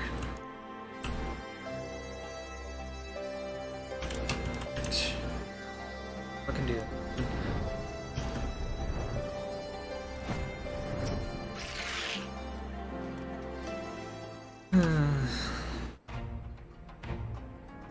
The Wanderers return. You've been busy bringing down a tower and producing the keys to destroying the rest of them. You should be proud. Those warding scales of yours are what's made this whole venture possible. Will you and Lord Emmerich be leading the contingent? Regrettably, no. Our role is to organize the various delegations into a cohesive unit. Once we've seen you all off, it's back to our respective posts. We dare not neglect our duties for too long, lest our defensive efforts fall into disarray. Just between us, there is a fair amount of opposition to the formation of the Ilsabard contingent. Barry's suggestion that we send some of our finest troops behind enemy lines to render aid onto the Garleans has made me rather unpopular in certain quarters. Can't please them all. Sadly not, though I do my best. Truth be told, I'd much rather be at your side charging into the fray. Alas, I have battles of my own to fight, where words may serve me better than any blade. I hate to say it, but words Emmerich's tremble will mirror my own. Time being, the best we can offer you is the peace of mind from knowing Eorzea is in safe hands. If we fight in the good fight in Ilsabard, I and the other commanders will do what we can to convince the naysayers that our cause is just. Oh, it's you. Much has occurred since we parted ways in Werewolf. From what I gather, the protective talismans you obtained lead the formation of this expeditionary force. My contribution on this occasion is but a minor one, and that being the information I have shared with Maxima. For the sake of the people of Garlemald, may the fates be on your side. You're not coming with us.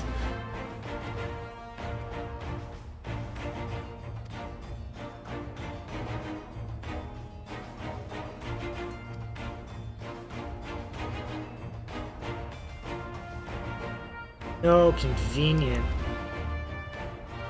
Those who believe me innocent may instead celebrate the return of a former legatus and attempt to raise me to a position of leadership, further destabilizing the region. Whether I'm branded a villain or hailed as a hero, it would only hinder your efforts.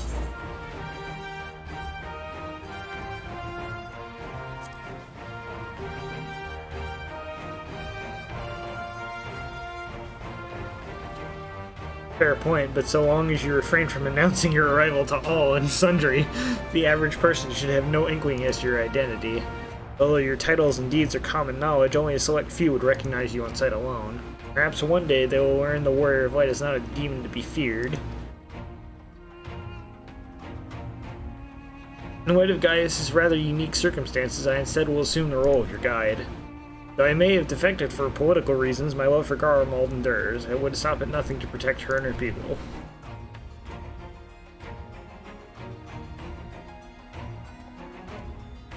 Might even bump into an old acquaintance or two. If I don't see you again ere you depart, may the Fury guide you and protect you, all of you.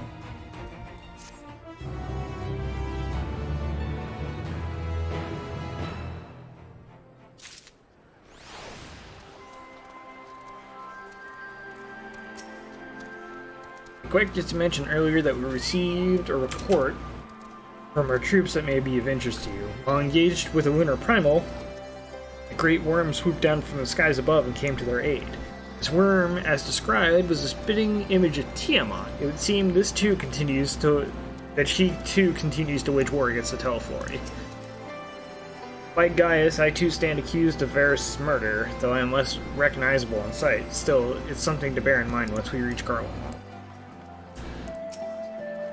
So this guy is Baelsar. The horrors he must have seen, many of his own making, I do not doubt. Oof. With the knowledge that our allies will hold the line in our absence, we may devote our attention to the Ilsebard front. I suppose it's too early for some people to forget there are civilians in Garlemald too, when the only Imperials they've ever known are soldiers. Regardless of how many countrymen receive you, the cold will not treat you kindly. Once we've seen the contingent on our way, I will return to my duties here in Alamigo. Many of our most capable will traveling you to Garlemald. We who remain will have to fight that much harder to make up the difference. But let no man say I do not welcome the challenge. This old bull isn't ready to hang up his horns yet. The other members of the Ilsebard contingent are gathered in the royal palace. I shall inform them of your arrival, so please make your way inside as soon as you are ready.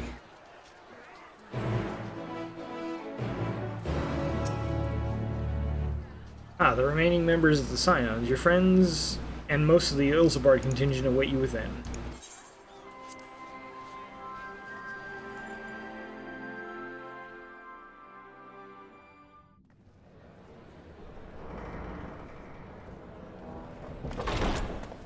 By the 12.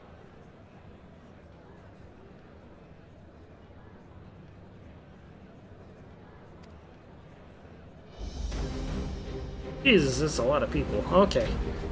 Oh, it's the Black Mages!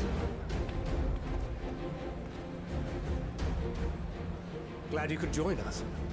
I hope you don't mind, but we went ahead and started without you. As you can imagine, our traveling companions were eager to become acquainted. 'Tis a rare thing indeed to see such a diverse and talented group of individuals assembled for a single purpose. We fight not only for the sake of Eorzea, but for the entire world, including the people of Garlemald. Much rides on the efforts of the Ilsebard contingent. Good, so we've got the Lancers Guild, the Machinists Guild, people from the Archers Guild, the Black Mages Guild, the Monks. We've got the people from the Scholars Quest alongside with us, Lys, Pippin. Indeed, which is why I am glad to find Nice. myself in the company of many trusted comrades, yourselves included. Lucia. I have come at the behest of Lord Emmerich, who has honored me with the role of Ishgard's representative. We have a hard road ahead of us, but walk it we shall.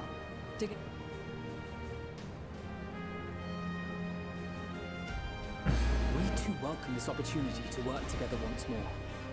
I have faith that, if there is a way to resolve this conflict, we will find it. Allow me to introduce you to the rest of our company.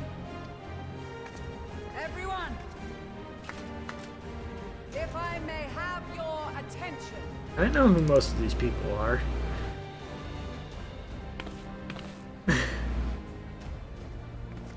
Oh shit, we have everybody. Holy shit.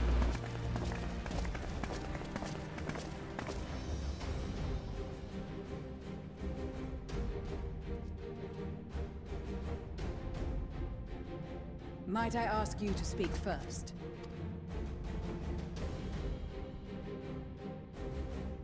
If I must, I am Arun Senna, spokesman for the Gridanian delegation.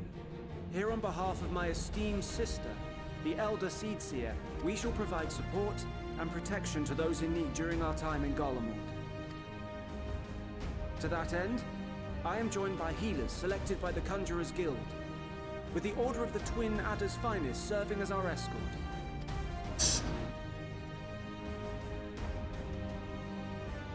Of course, with an experienced white mage such as yourself accompanying us. Dialogue!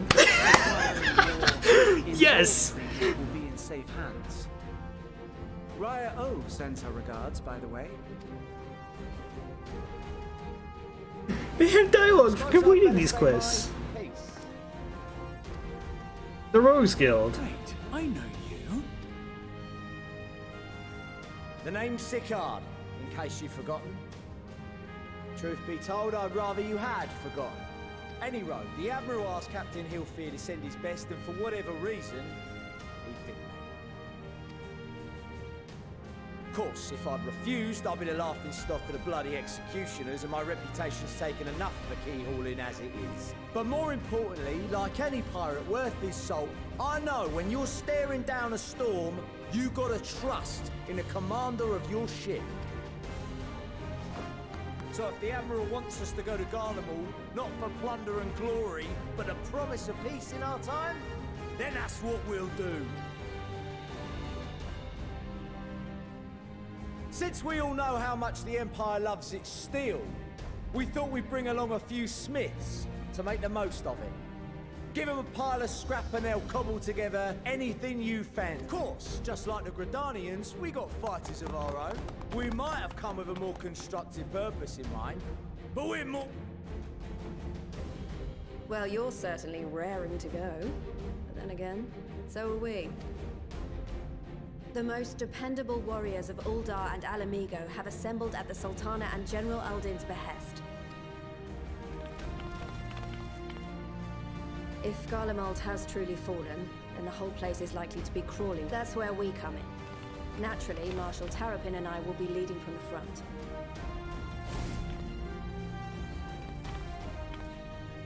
It's been some time since I last saw you in your element on the battlefield. From what I've heard, you've become pretty fearsome yourself. Master Matoya, the Avatar of Destruction.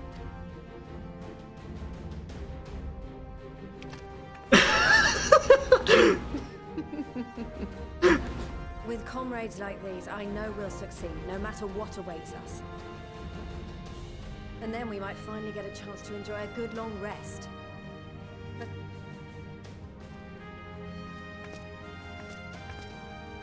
as for Ishgard, we Temple Knights have come in force to uphold our nation's commitment to the peace and welfare of our allies.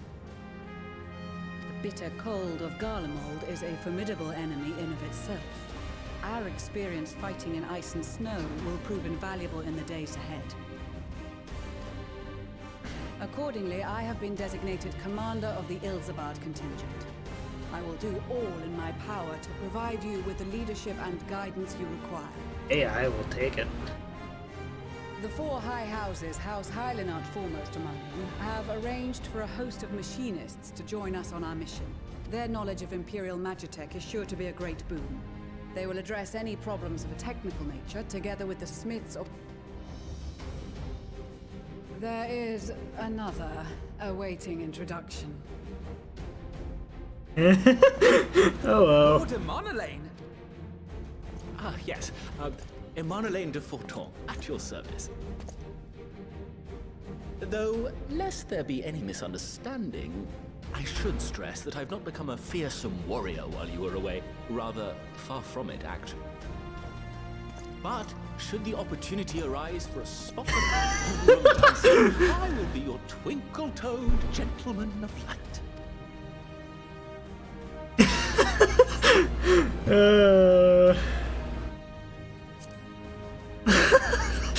This is awkward as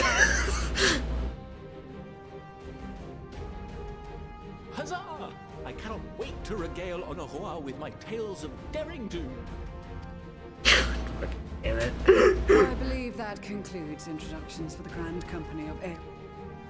Our allies from the Eastern Alliance were due to arrive some time ago, but it would appear they have been delayed. Would that be the Shinobi of Doma?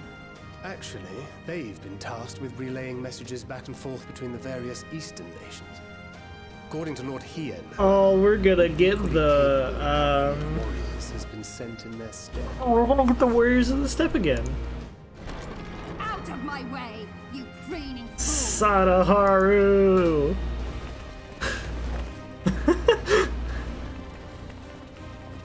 Here we go, man.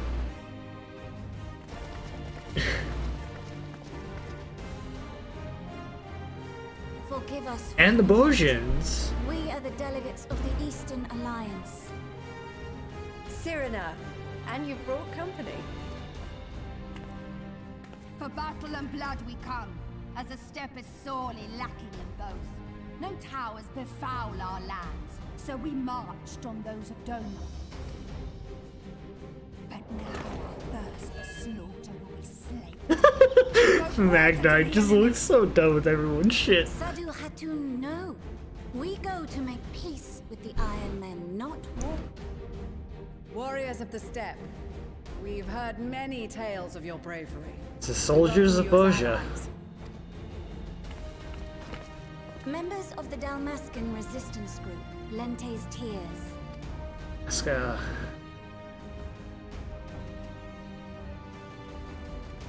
And the Bosnian resistance.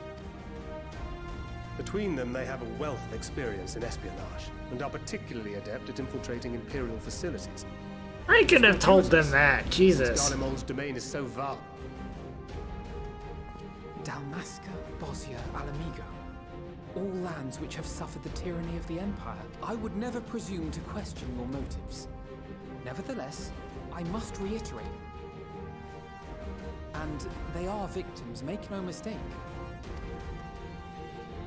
You're more right than you know. For every one of us that answered the call, there were a dozen that refused.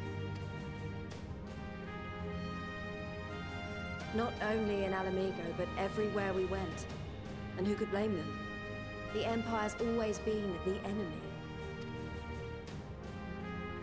But after seeing what we've seen, fighting and working against and with Garleans, there's no denying the simple truth.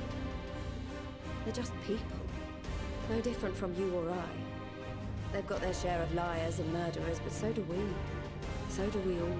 Fordola, who once swore herself to Garlemald, has proven herself a trusted ally time and time again. Gaius bloody Baelsar himself is working to help rebuild Wurlid, a nation he once conquered. So you can believe me when I say that every fighter here understands and accepts that the Imperials are not monsters and are deserving of help. Or at least that they were able to put aside their feelings. It won't be easy. But we're all determined to make this world a better place.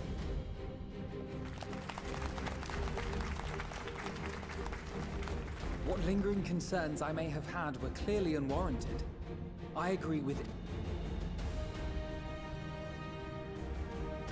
Then we are in accord. Now, let us review our strategy. To reach the Garlean capital in northern Ilsabard, we must cross the central mountain range. Fortunately, Garlond Ironworks can provide aerial transport, sparing. However, attempting to fly any closer to Garlemald would, as they appear to have seized control of the majority of the Imperial military, we must assume that includes its fleet. In addition, Garlemald possesses devices that can interfere with airship navigational systems, further discouraging an airborne approach. We have to go in on foot. Given the circumstances, the closest we dare deploy our contingent is an area between the range and the capital, the Magna Glaciers. From there, we must travel the rest of the way on foot. We will also need to bring the airships with us to ensure we can withdraw with haste. Although much of the terrain will be blanketed in snow, we should be able to make use of local roads and shipping facilities. The vast ice field will afford us an unobstructed view of the surrounding area. On the other hand, it will also allow others to easily spot us, so it is imperative that we only make camp in positions where we can easily defend ourselves. And the airships, which must be kept safe at all costs.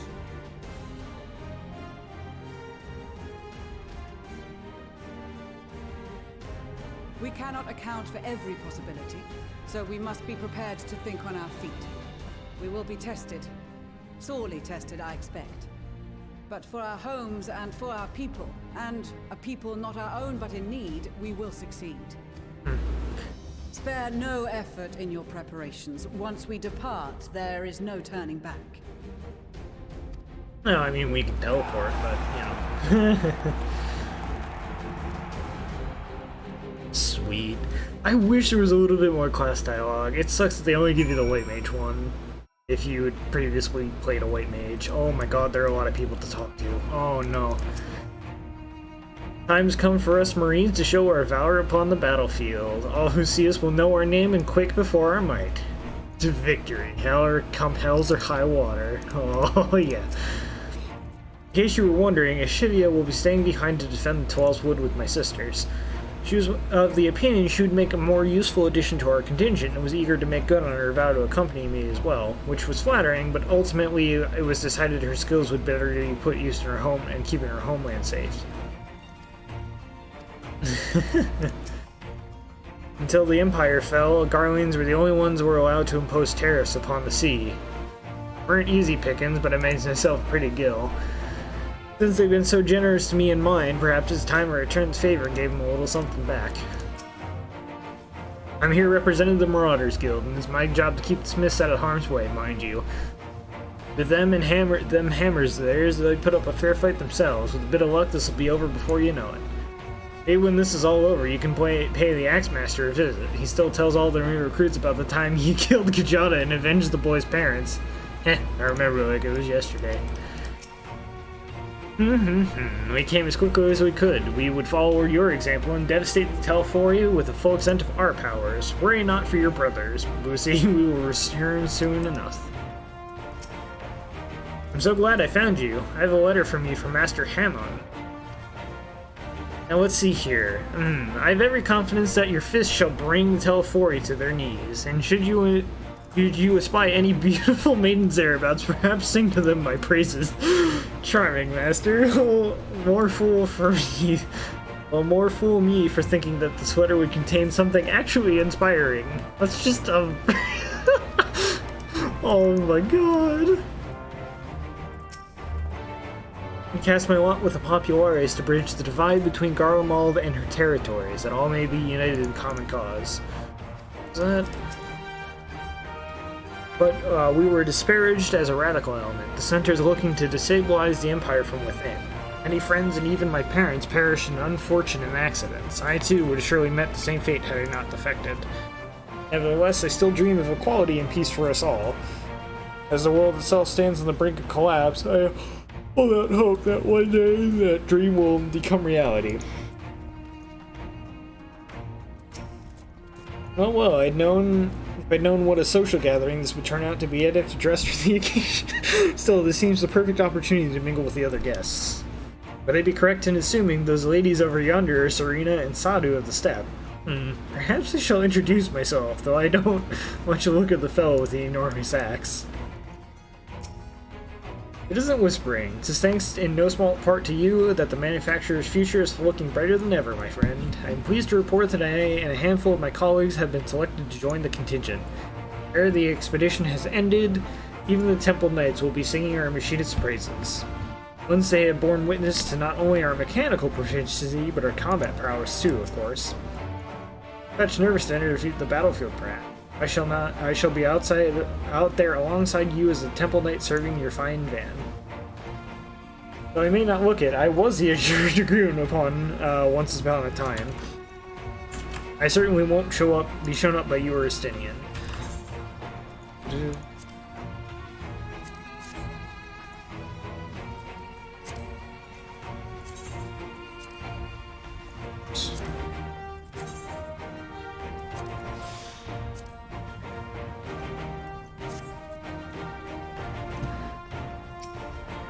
Once again, we find ourselves fighting on the same side. First Bolgia, now Garlemald.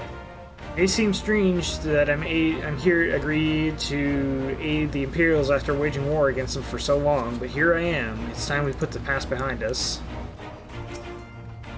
Glad to see you well. Grandmother was worried for you. The night I agreed to come hither and join the contingent, the gods sent her a strange dream. 2 suns, one burning red, the other frozen black. The closer they circled, the closer and closer as they danced, the world fell to ruin. In the blinded chaos, she spied blackened silhouettes and knew at once that one was yours. Yet we know not how to interpret this dream, save as a sign that great danger awaits, but whatever lies ahead. I care not for the Ironmen or their troubles. It is destiny of the weak to die in ignominy. Oh my god. Even so, I will do as I have agreed. I volunteered to join this band at Serena's request. If she thinks it's a worthy cause, that is reason enough. Though we hail from different tribes, our bond has grown strong of late. She is much better company on a hunt than any of the steppes oafish men could ever dream to be. With the Mole, champions of the Nam, and the Dotharl having sent so many here, I had thought to defend the steppe in their absence. And I would have done so were it not for my stepbrothers. They urged me to grant our allies the sun's might, that his radiance may deliver them upon to victory. Though I must tolerate the presence of this feral Dotharl dog, as first among my brothers, I can do no less than accept this challenge. My deeds will become the stuff of legends. Yeah, right. Our prowess is finally recognized by the Order of the Twin Adder. Naturally, Bodiolite is also here joining us. While his ability as a bard is unmatched, I do worry about his jutsu. However, you need not. I shall be keeping a close eye on him, I promised. I can't lie to you, Whispering. I wasn't entirely for this whole thing when Sanson spoke to me. But if it means being your brother in arms, then who am I? Pettifog. I shouldn't be so hard on him, I suppose. This bard unit is quite impressive, really. Yet one must give credit where credit is due. Rather uncouth for one to do so otherwise. Often his father told me of the struggles faced by Alamigo in the days of the occupation, and I too have crossed swords with the Empire on so many occasions. Oh shit. Though Garlemald has long been our bitter enemy, Her Grace is elected to bolster the Ilsabard contingent with members of the Immortal Flames. As representatives of the Sultanate, we are one in our commitment to the cause. It seems so long ago we were sailing across the Ruby Sea and charging about in the Azim Steppe with Serena and the others. I'd say we're overdue for another adventure. It brings back memories to see so many familiar faces. We've been through so much together. Good times and not so good. I expect Garlemald will be mostly the latter, but I like to believe they'll look back on these days more fondly in the years to come. But for all that to happen, we'll have to make it out of this alive. Yep. I've led the troops into battle many a time, but never a unit with such diverse range of talents. While I've been briefed on their capabilities, I expect you could provide additional insight into their strengths and weaknesses. I'd appreciate any advice you have. Ooh. We've been part of joint military operations like this before, with far greater numbers, but for some reason this feels very different to our previous experiences. Despite having shared little more than introductions, there is already a palpable sense of camaraderie.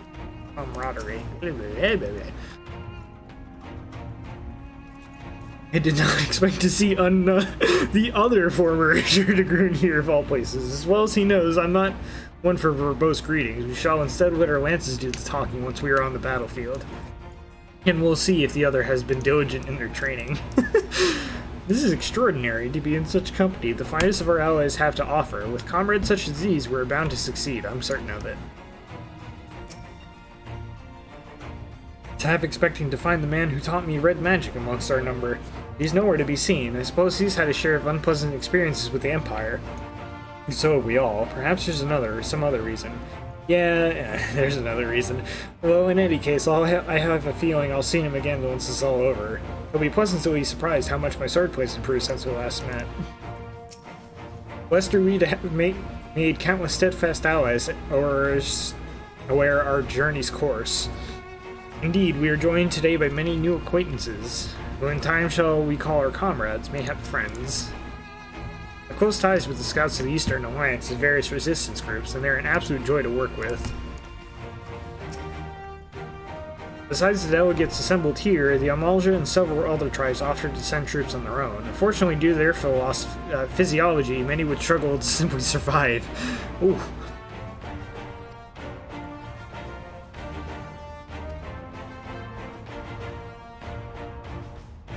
Yep.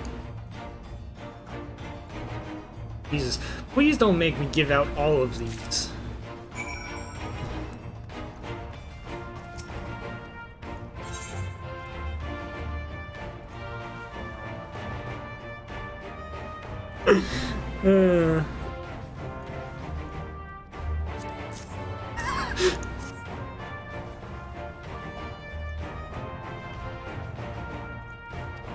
I myself am especially grateful for this opportunity to visit distant lands. I wish to follow in the footsteps of Master Aitawa and learn all there is to learn of the star we call home. Indeed, this is the primary reason I volunteered to join the expedition. To journey outside Twelve's Wood, much less enter into Imperial territories, a rare privilege afforded to a Pachal. Not that I'm tagging along to see the sights. Arwins would benefit from my healing magic, as would our comrades should fighting break out.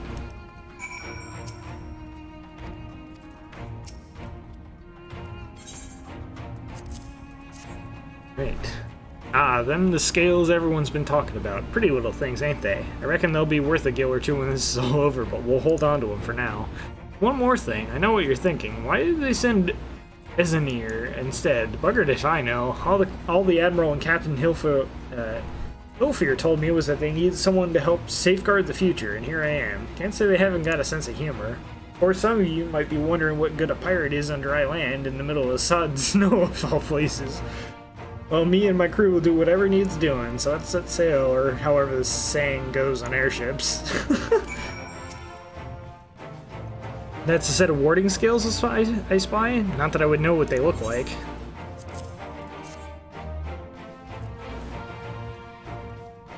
Wow, look at these. Even a layman like me can tell they're bursting with aether. All the better to fend off the tempering waves? Is that the right term? Anyway, these will give us one less thing to worry about, which just leaves the other mountain of whatever else is waiting for us in Garlemald. Only one way to find out, eh? And nervous or not, I'd march through all 7 hells if it gave me a chance to put Xenos back in the grave where he belongs. Mood. Warding scales for the Ishgarian delegation, I take it? Yep. Many thanks. These talismans may prove to be the deciding factor in many battles to come. I find myself conflicted by this foray into Garlemald, sent by the Empire to infiltrate Ishgard, only to throw in my lot with those whose secret I was supposed to be stealing. Now I lead a mission to save the countrymen I betrayed. But this is doubtless why I was chosen by Lord Amaric. He would have me put this extensive knowledge and former ties to good use. I would not disappoint him. For the future of Ishgard, Garlemald, and the world at large, I will lead us to victory. Oh no, I still have 3 left. We heard it would be cold in Garlemald, so we came prepared. Still have 1 left though, what the hell? Oh, the talismans. We are to keep these close at all times, yes? I will see that no one misplaces theirs. Ah, and before I forget, I have a message from Hien. In distant lands, in times of strife, together stand, together fight. In darkness shines the light of life. I hope I have done his words justice. Doma, like much of Althar, has been plagued by the towers. Yet while he could not be here, he wished to express his shared conviction. Hien and Yugiri labor without rest to unite the people, and will lend their aid to keep the enemy at bay. And we of the Steppe and the Eastern Alliance will repay their efforts by ending this war. Who's left? Oh, Maxima.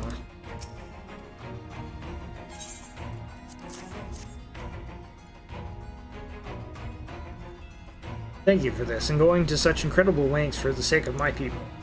Though I have little to offer in return, I would impart some advice if I may. You may have been told by many to wear the Cold of Ilzabar, and I can't stress this enough, and this is no token warning. I'll be distributing specially made warming tinctures, courtesy of the Alchemist Guild, but understand that they are no substitute for proper protection. Do you leave anybody else? No, okay.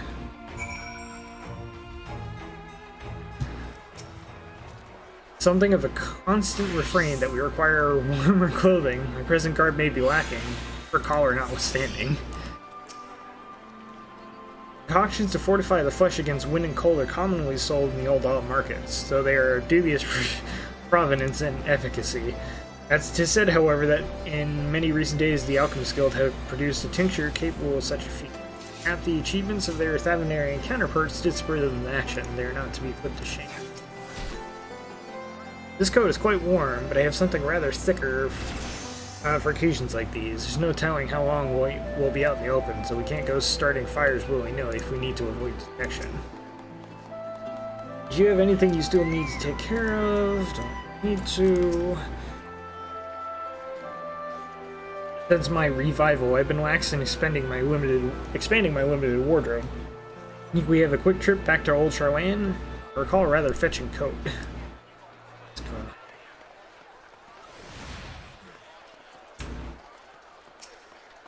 Preparations? I've got my armor and a lance. What more can I need? God damn, Justinian.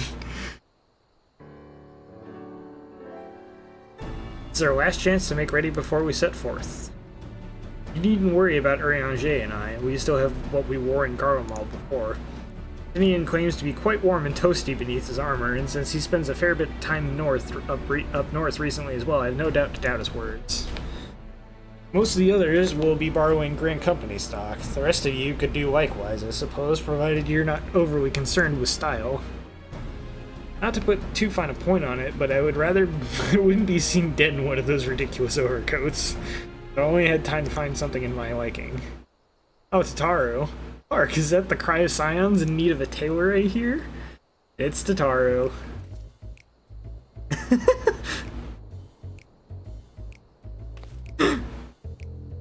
But how?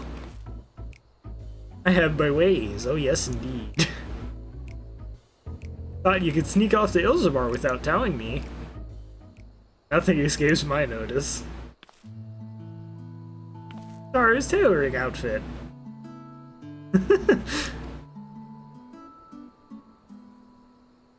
Never cease to amaze. But why do you need a new outfit as well? Wait, are you coming with us? No, of course not, silly. It's all in the name of fashion. Rather, pursuit of the highest quality fashion. Besides, how can I expect others to wear my creations if I've never worn them myself? I did have one thing to others share. Amurgus and Lumlita have finally returned from assignments in faraway lands. They'll be staying at the Rising Stones for a while to keep an eye on events throughout Eorzea. As they'll be running things back at headquarters. Just wondering if I could lend a hand in Charlane. Well, why not? You can keep Cryo company in the Valdesian Annex. We'd love to have you there, and I heard Amurgus and Lumlita did a fine job carrying on in our stead while we were lying comatose.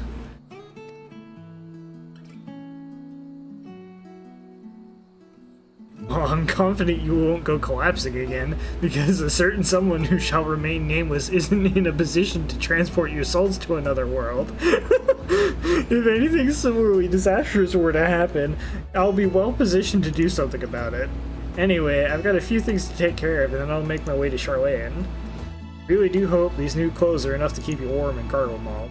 It's not much, but it's the only thing I can do for you, other than pray for your safe return, which I will, every day.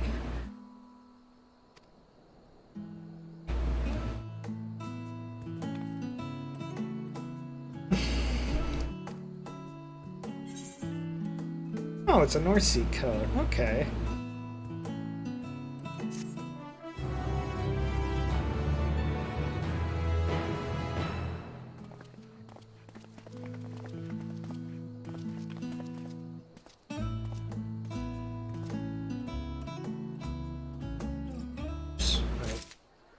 Oh.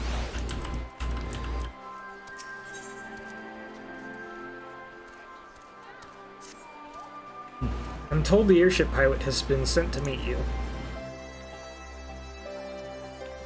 Ah, there he is. Alright, this is where we go our separate ways. Do be careful, won't you? Alright. It's an honor to finally meet you. We of Garland Ironworks will be ferrying you and your contingent across the mountains and into Garlemald.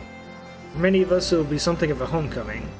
Our illustrious founder was only our most notable Imperial defector. For that reason, the company is committed to the success of the expedition. Our resources are at your disposal, and if there's aught we might do to be of further assistance, please do not hesitate to ask. Okay. Get rid of him.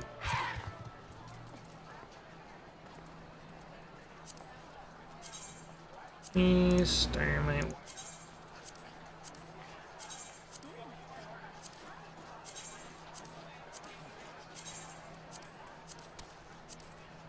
We're doing some inventory.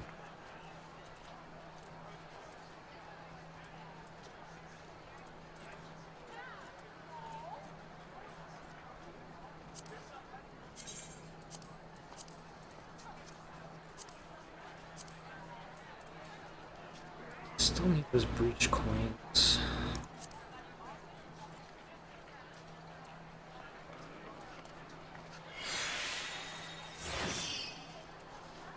Interior.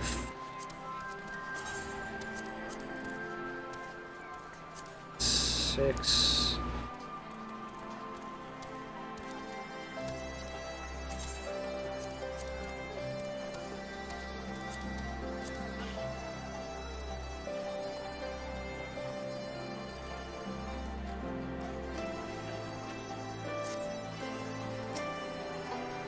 Yeah.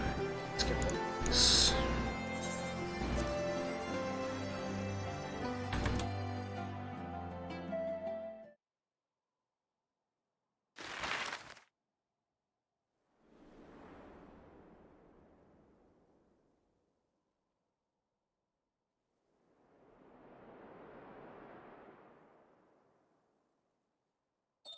Ilsabard, divided in twain by a vast mountain range.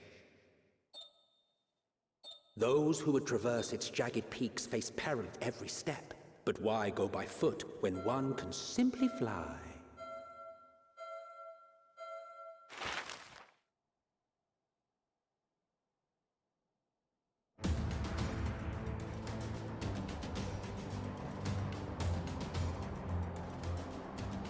On the outskirts of the Imperial capital, in the frozen wastes of the Magna Glacius,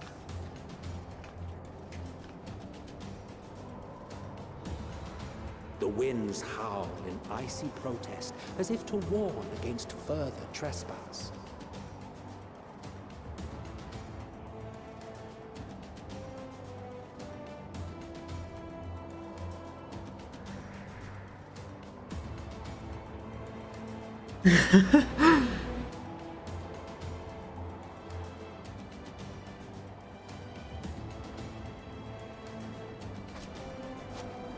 We've received word from Thancred's reconnaissance party. They've some survivors of the Civil War, perhaps. Perhaps, but there is more to it than that. Maxima reports that they're led by Vergilia, legatus of the 3rd Legion, which comprises the bulk of their number. However, they are also joined by several members of the 1st. From what I recall, the 3rd Legion fought for Nerva in the War of Succession following Varus's death. The 1st, on the other hand, were under the direct command of the Emperor and rejected Nerva's claim to the throne. Yeah, so they're These tempered. legions were enemies. Indeed. In fact, our sources claim that it was a conflict between them that sparked the Civil War. Yet now, these former foes cooperate to defend a ruined Garlemald Tempered. from invasion. Then it is all but certain they have been tempered. So, what's the plan? If me and my crew is out reaving, we charge straight in, no messing about. But that ain't what we're here for. Quite right. Soldiers or no, they are people of Garlemald. Direct confrontation is unavoidable. Nevertheless, we must make every effort to limit... How so? Savage beatings, disarmament, and imprisonment? Not impossible, but easier said than done in the heat of battle. Having observed the opposition, I imagine Thancred had something to suggest? He did. He and the other scouts have already infiltrated a supply depot some distance beyond the Imperial detachment's current position. Stored within is a stockpile of Magitech armaments. And once we give the signal, Thancred's team will destroy them all. So, divide and conquer. Divide and conquer. Not a bad idea. Once the scouts have finished their preparations, we will split into 2 groups. The first will form the vanguard, while the other brings up the rear with our supplies.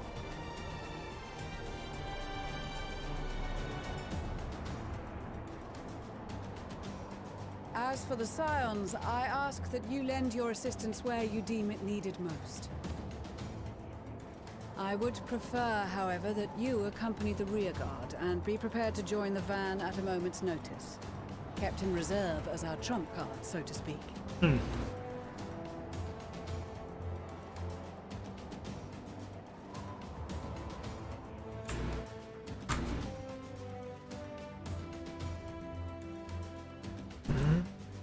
Never mind.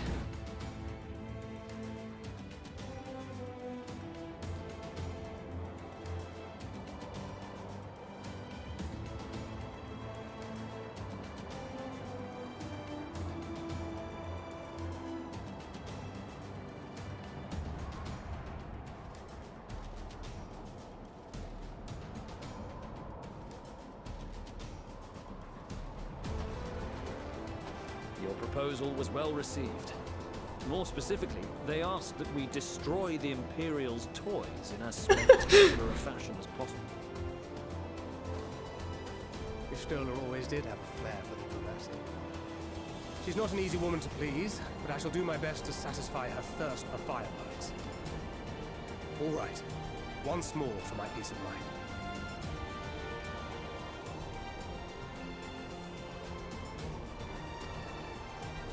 Our first objective will be to rig the enemy's magitech with explosives. After we've withdrawn to a safe distance, we'll detonate them remotely. Our second will be to issue a deactivation command to the automated units via the control terminal. If our calculations are correct, the blizzard will help us stay hidden. So let's aim to get in and out before it passes. Trust in the plan. In the meantime, I will relay messages back and forth as the situation unfolds. You'll forgive me if I ask again, but are you certain you wish to play the lone wolf? Wouldn't have it any other way. Call it foolish and reckless if you like, but I'll get the job done. I always do. Very well. I wish you the best of luck.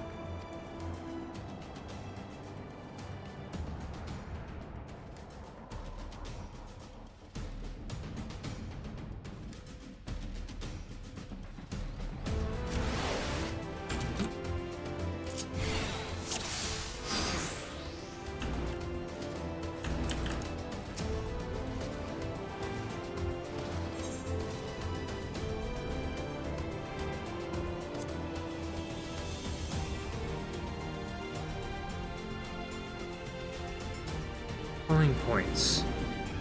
Swift Deception renders Thancred invisible and increases his movement speed. While active enemy soldiers and magitech will be unable to perceive Thancred's presence, even if they're within close proximity. However, it has no effect on the guard's dog's acute sense of smell. Moreover, this action can only be used outside of combat. It will be unavailable when Thancred attempts to deactivate magitech fields or execute other actions. Thancred's silent takedown will render a soldier unconscious. It can only be used while Swift Deception is in effect, though it cannot be used on magitech or guard dogs. Utilizing silent takedown whenever possible is essential to clearing a path to your objectives. As guard dogs can detect Thancred even with Swift Deception is active, you can instead use a bewilderment bomb to distract them and sneak past unnoticed. Conversely, bewilderment bombs have no effect on magitech or soldiers. Okay.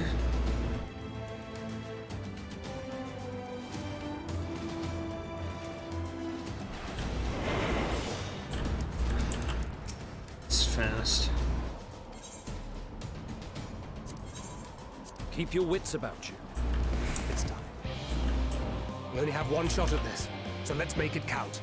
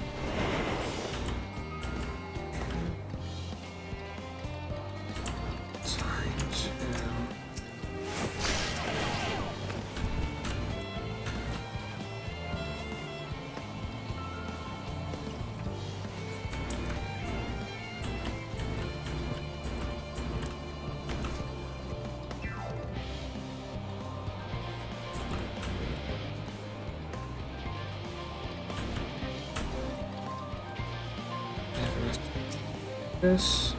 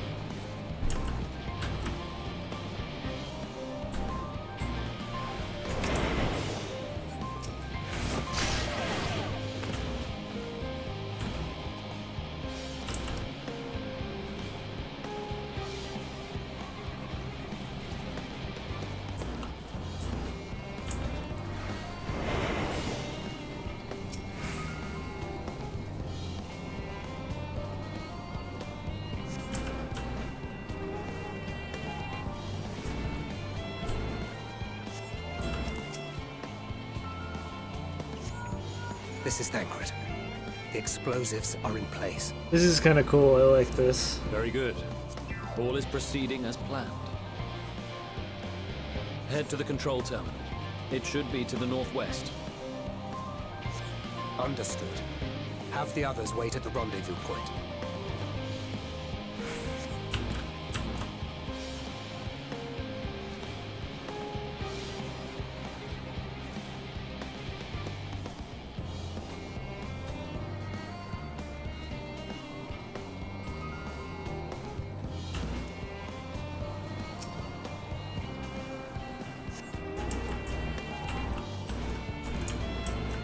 Wait here a sec.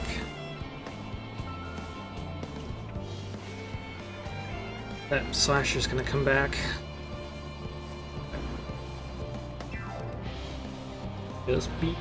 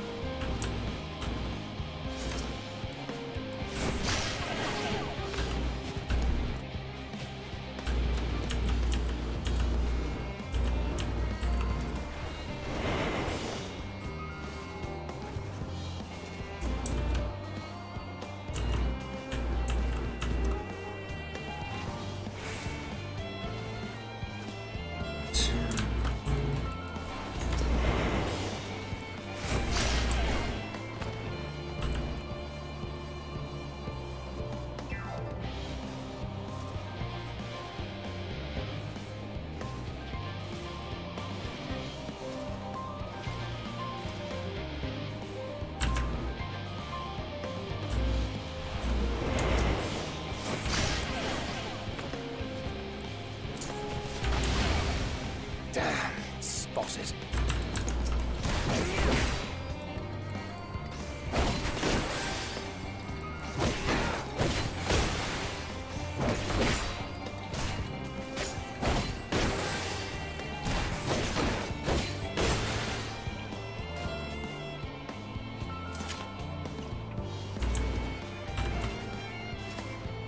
Dang, can you not like decrease that?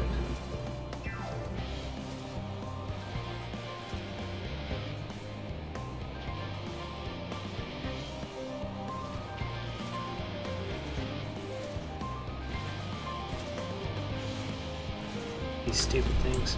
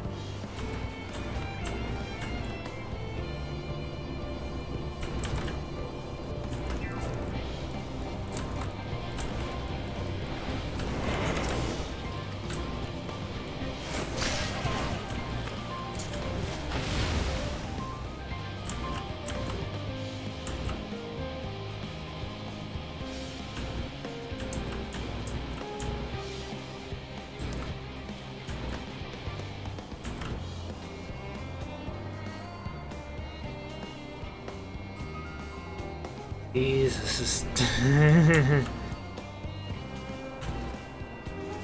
This takes forever. To give you plenty of time to do this shit.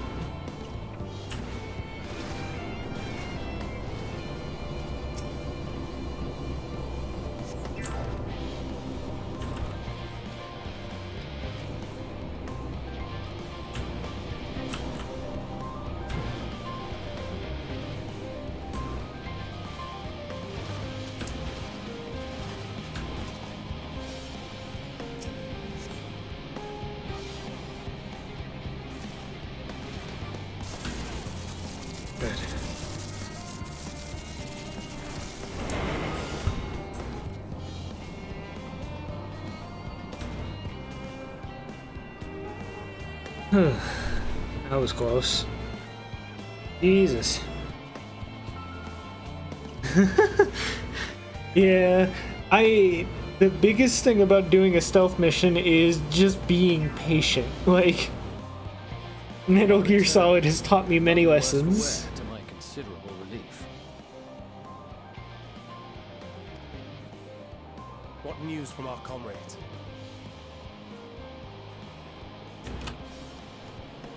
They stand at the ready. Excellent. Then let the fireworks begin. Alright, we're gonna get a big boom. Here we go. They set us up the bomb. And we blow it up. Jesus. A few moments later, at the rear of the Ilzabard contingent supply caravan.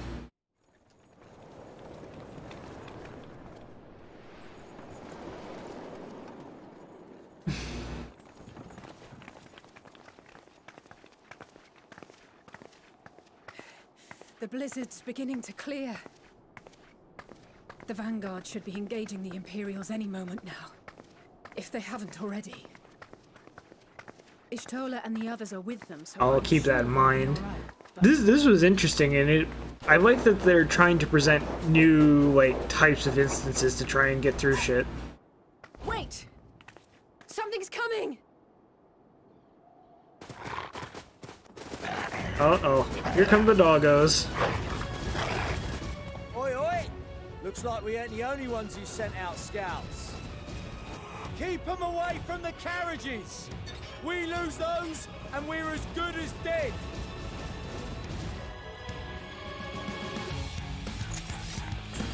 Okay, the music of this kicks ass.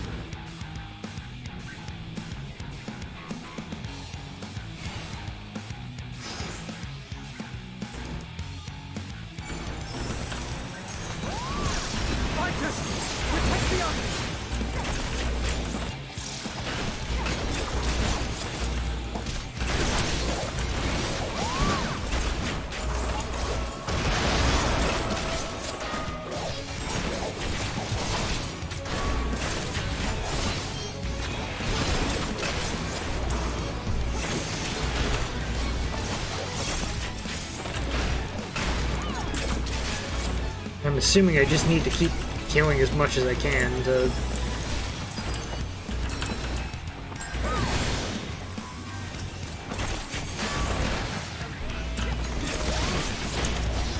Also, I have to say, I really like that they included all the class dialogue, and job dialogue before you left, because that was cool. Yeah, but it was also really focused on, trying to legitimately, I was trying to do the boss fight. Keep the carriages safe.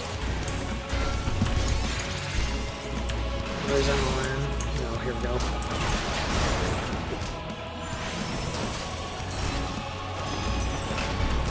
Although, I kind of hate in the cutscene that they only give you the white mage dialogue.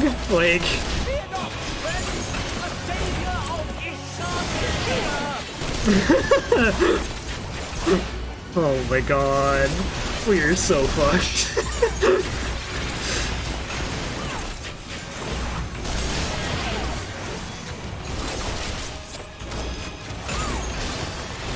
To be fair, there is a lot of shit going on in that dungeon, so...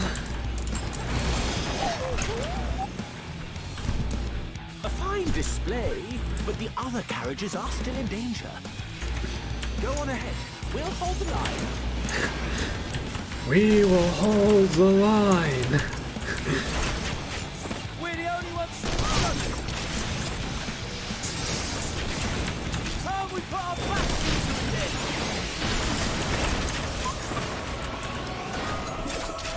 I've been itching for this.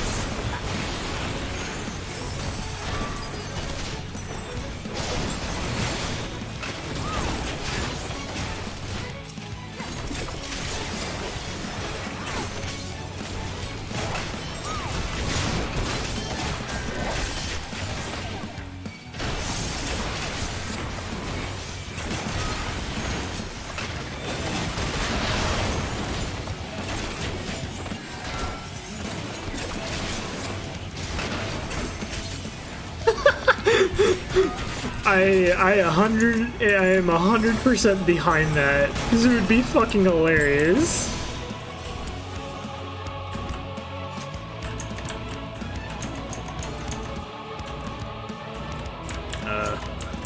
Stand here? Oh, okay, I guess not.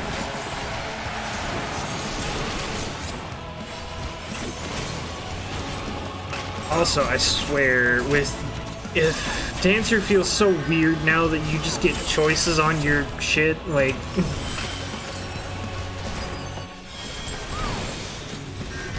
I have to remind myself every time I use Flourish, I have to hit my single target abilities, not my AoE abilities, because that old muscle memory of, like, must use every single ability.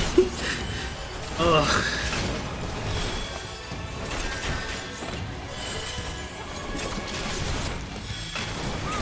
Also, that is impressive. You know all right back there? We're fine. I'm ready for more. Hear that? The spirit change is wonderful. Get to the front. Turn the tide. The spirit changes are great. I love being able to create my own saber dances, like with consistency. Having the additional dance steps, like just having all the buttons as options, it makes my hotbar look weird. I don't need it. I understand why they put it in there, but I don't need it. The change to Flourish is just so hard to get used to, because I have to tell my brain in situations like I need to use single target, which like sets off my GCDs a little bit. Like,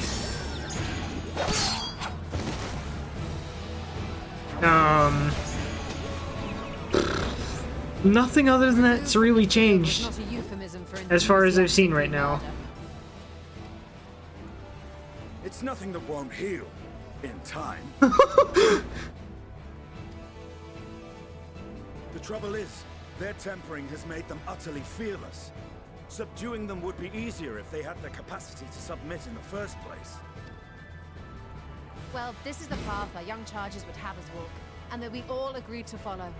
You knew it would be hard.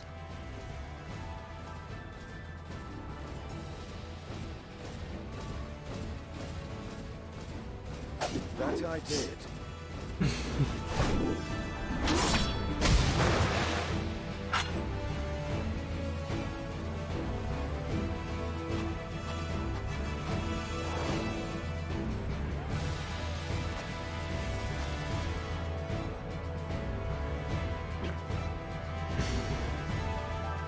Yeah, it's fine that you can change mid-combo. The whole thing that comes weird with it is just things with Flourish. Like, damn it.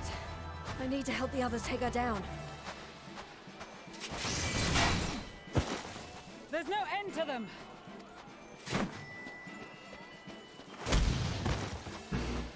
alright, here we go. I was wondering when you'd turn up.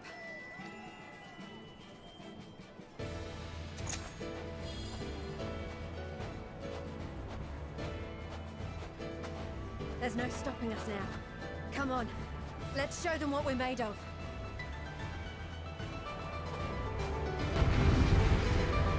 But other than that, it's been feeling good.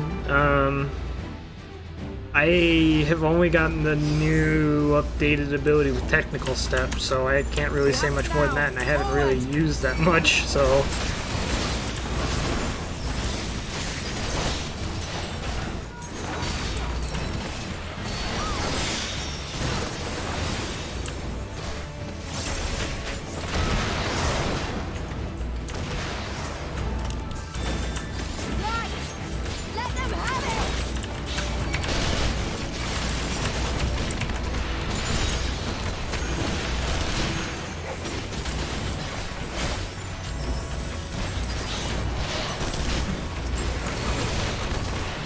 I think all the classes got new draw animations, I think?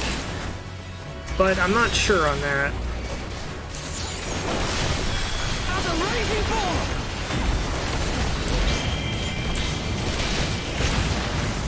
Damn, Pippin! Jesus!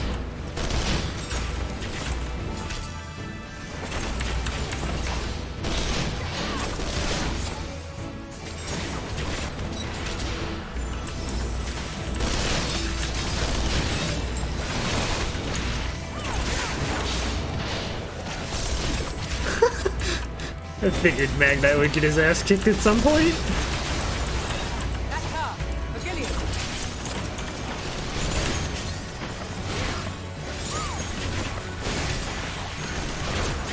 Do not fall behind. We got Tempest. And a killer so can't silence you.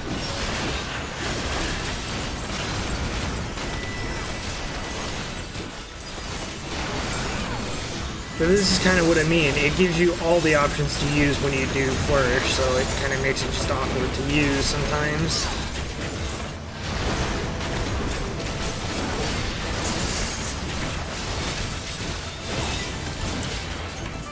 But yeah, getting 5 of Spirit for each action you use, either AoE or single target, just means you get Saber Dance a lot more frequently and a lot more consistently, which is wonderful.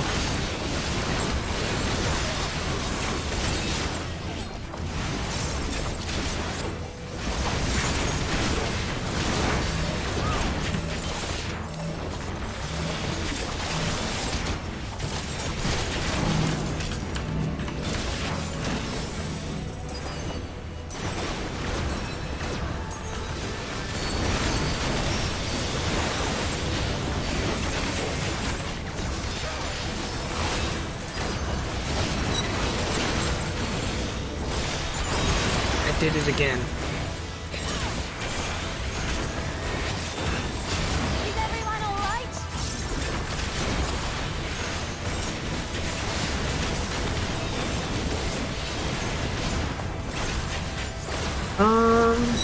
I'll see how far I get.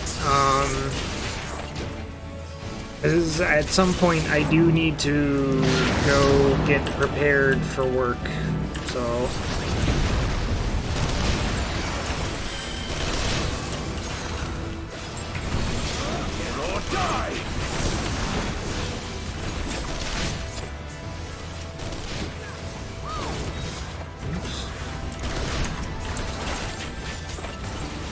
I gotta go to work today.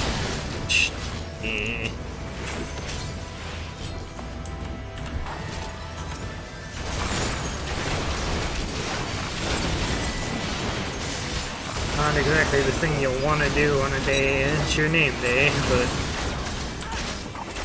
c'est la vie.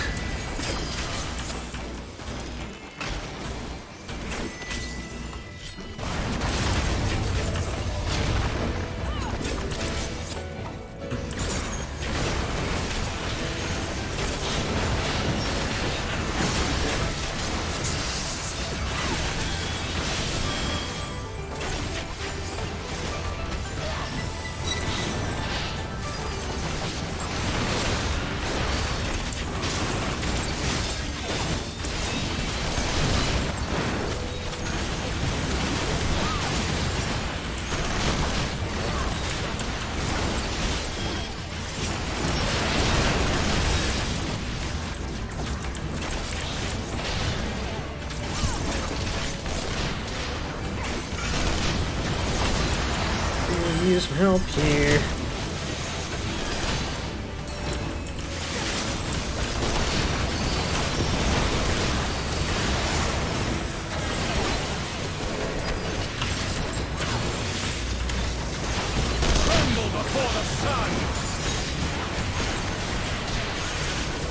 Yep, she is doing her thing again.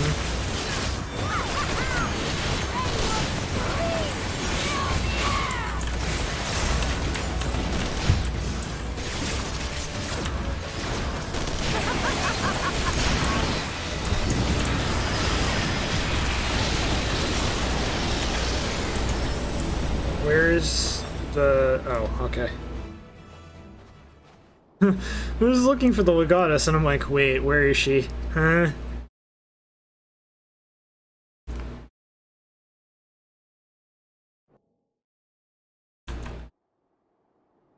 There she is. Or P, I don't know.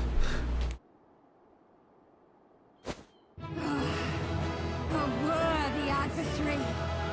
God damn it. Rest, recover, reclaim your. God damn it, Sadu! No! Sadu had tomb. Fucking Magni.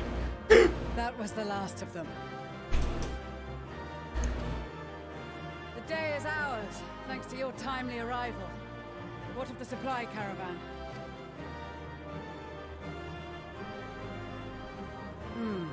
Outmaneuvered, but not outmatched. Good. Let us take the Imperials into custody and rejoin our comrades. And soon we shall arrive at the capital.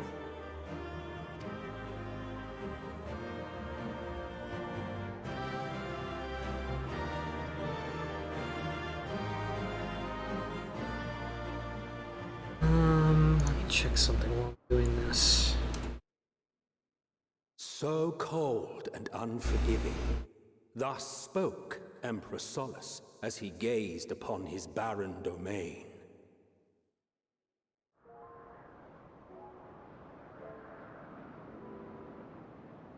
"800 years it had been since the Garleans first set foot here. Bested by the Kavosi after centuries of war and driven from fertile southern pastures into the blasted northern wastes.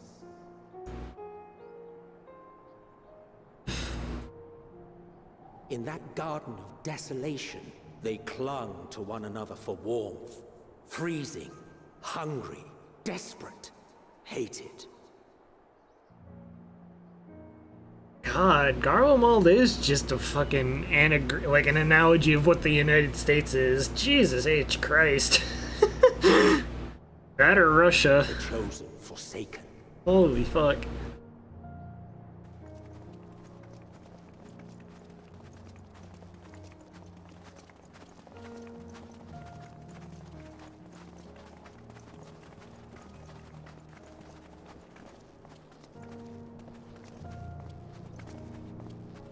In the year 1513 of the 6th Astral Era, a young legatus named Solus single-handedly sparked the Magitech Revolution.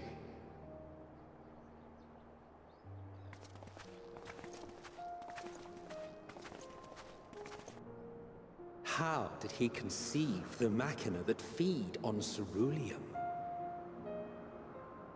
Once a common, soft-spoken soldier, how had he so quickly ascended through the ranks? The Asians, that's why. Like so many others, those who knew the truth are gone. Taking in the capital with his eyes for the first time, I recall thinking to myself, far colder on the earth than in the heavens. Yes, far colder indeed. Bitterly so. It feels so weird to have fucking Emmett Selk, like, doing all this. I guess, like, we do have his stone for his memories and shit with us, but, like...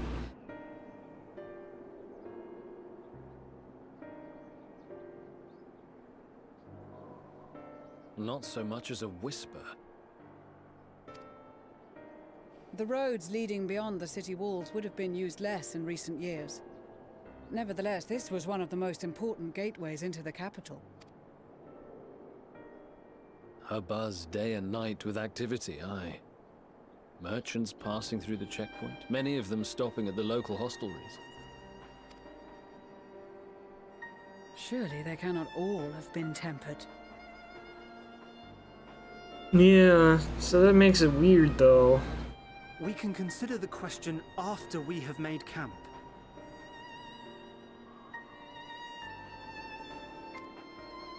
If we spend any longer outside, we may well freeze to death where we stand. The tempered Imperials, too.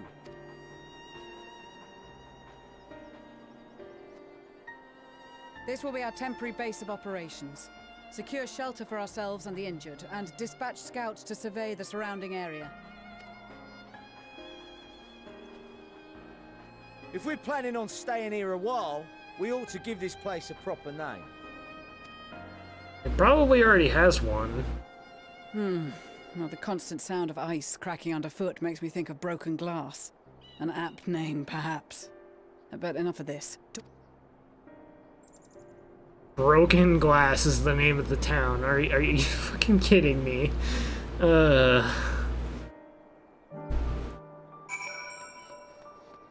Is that where we are? Camp Broken Glass. Oh my god.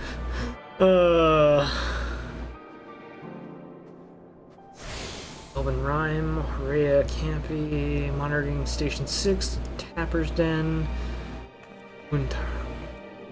Nara Platform G, Victor Spoils, the Runaway Train, Liminal Station 4, Palatanium Novum, Alta Strata, Forum Patens.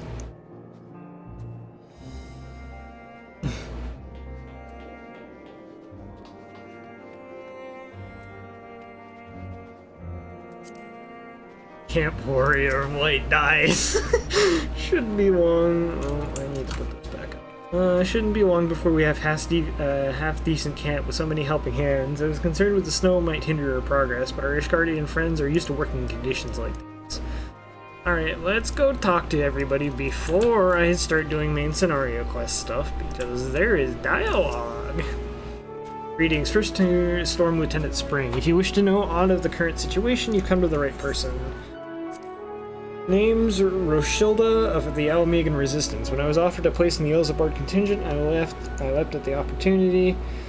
You're wondering why I was so eager to aid the people of Garmald? The reason is simple. Like the rest of Girabani in my hometown, a waypoint oft used by travelers was under occupation. Times were hard, but they could have been a lot worse, for not in particular Imperial.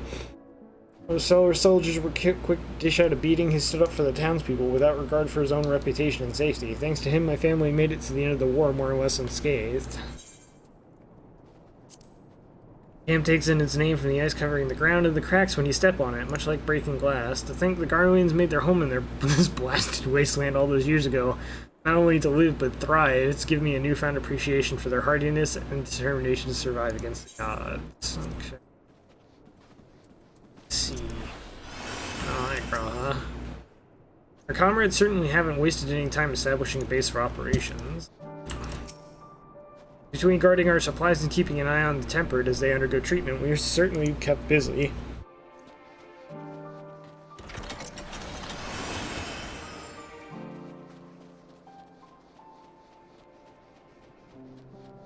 I haven't really used improv yet either, which is kind of weird. The place is cold. We have our share of chilly nights on the steppe, but I've never experienced anything like this before.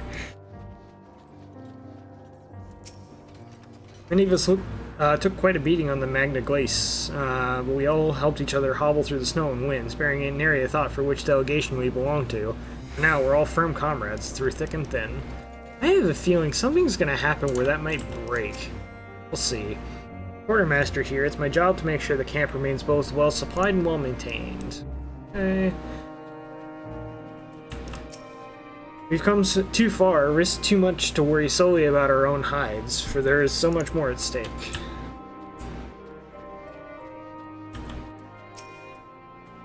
finally managed to set up camp after marching through all the snow. I hope whoever lived here doesn't mind us using all the buildings for shelter. Black Sea. Whatever the... I don't give a shit about European pronunciations. If the Europeans care that much, they can fuck off. Jyla is in her care along with the rest of the Tempered. Glory to Garlemald, glory to Garlemald. They still whisper in their sleep, even as they writhe in pain. Raubon taught me a lot about military strategy during exercises in the fringes. Coordinating units with wildly different capabilities, surveying and securing hostile terrain, that sort of thing. Now I have the chance to put his teachings into practice. We've asked the Ironworks members and some of our other comrades to stay with the airships. In the event we are discovered, we must be ready to move them swiftly to a safer location. This is all that remains of Laterum. Homes become empty husks. If this is the state of the outlying villages, I dread to think what has become of the capital. Well, it's in fucking ruins, that's for sure. Once everything is in place, we'll discuss our next move. Tempered soldiers are sleeping soundly while they undergo treatment. There are too many to attend to at once, but I and the other healers will see to them all eventually. Hell's bells, this place is bloody freezing. I'd rather be tied to a topmast in a storm than suffer this cold any longer. Anyone what can spare a swig of rum? Oh, Jesus Christ. Where's everyone else? Like, I've seen Graha. I don't think... I know where Alize and them are. The Domans owe our freedom to our Eorzean allies, and I was one of many to volunteer. Yeah, in the mornings it's fine, but like once it gets to late at night, it's fucked. Completely fucked. I'm hoping since people are actually having to return to work because it's not the weekend, people are actually, you know, not flooding the queue. Knew we'd find the capital in a bit of a poor state with the aftermath of the Civil War and a veritable army of darkness skulking about, but this is just ridiculous. No one said anything about an automated war machina stalking the ruins. Mind you, if anyone's brave enough to take them on, they should serve as a decent source of spare parts and whatnot. Machinists will be chuffed. Let's go get it at some point.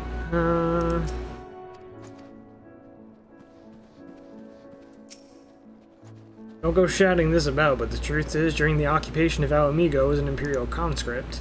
So for all those sleepless nights that they've given me, my experiences during those long, awful years might finally be put to good use. Stola. We must remain as mobile as we're able in such temperatures as these. I fear that if we stand still too long, the ice and snow may freeze over our very bones. Whew.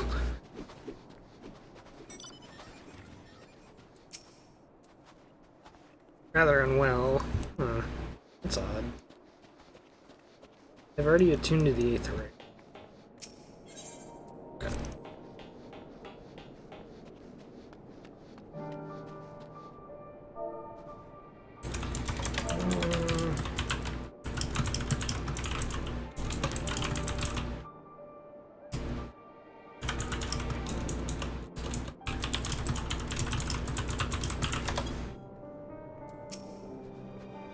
In spite of the obstacles we faced, our plan proceeds apace. Just a little further and we'll reach the capital itself. So we mustn't get ahead of ourselves. As soon as the camp has been made fit for purpose, we'll discuss a course of action with Lucia.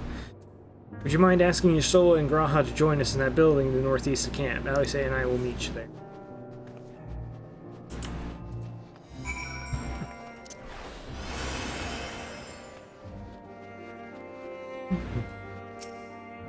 Meeting? Yes, I'll make my way over there once my head is cleared. Truth, I've been feeling out of sorts since we arrived. The air is thick with a palpable aura of malevolence. It's just a monstrous tower on the horizon. Jagged, hideous, unholy. Even at this distance, its presence is overwhelming. Much like the sensation I felt at the Tower of Zot, only far more terrifying. Aether flows unceasingly towards it, converging into a swirling mass of unfathomable power. For a blessing, the constant chill in the air is helping to anchor my senses in the here and now. Tell the others I shall be with you in a few moments.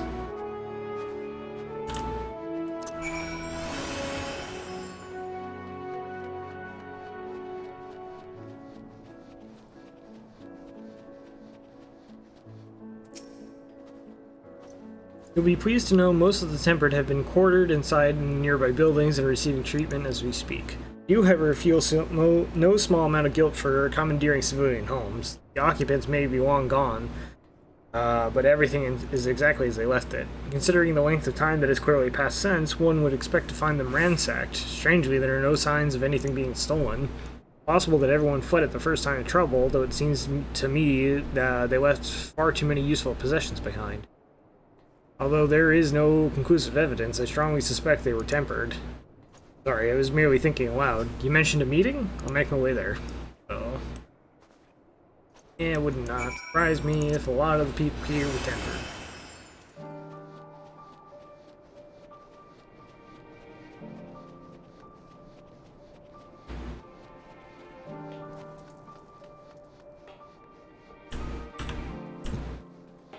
There's nobody. Right?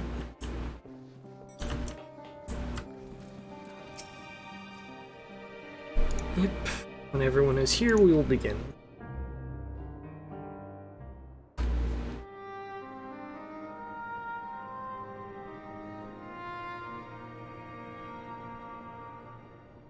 Our present situation is as follows. Efforts to aid the people of Garlemald have begun in earnest. Moreover, having entered into the capital, the Imperial Palace is within our reach. But before we proceed further, we must learn what has befallen this city. I have a suggestion, if I may. Several of the Imperial soldiers we captured on the Magna Glaciers are members of the Populares and acquaintances of mine. Once we have cured them of their tempering, they should be able to give a reliable account of the events. Yeah, but if they were tempered, wouldn't that fault their memory? A promising idea. I will assist the healers and their ministrations. Of course, I will require a proxy of my own, assuming you can spell. Would you like a hand? No, I am sure we will manage. Better that you take my place in the field. The noxious ether of this place disagrees with me, and as I shall need to draw on my own for the treatment, 'twill be prudent for me to remain within the camp. Yeah. It's one of those things like they brought up at the studium, like a lot of Aether can like wipe memories and shit. So all the houses round here are fitted with ceruleum heaters that could keep us warm and toasty. Problem is the machines seem to have given up the ghost, and if we keep sitting around freezing our asses off, we'll be next. My smiths reckon that with the right parts, they can have them working again, but it won't be easy. Understood. The machinist will assist them in the repairs.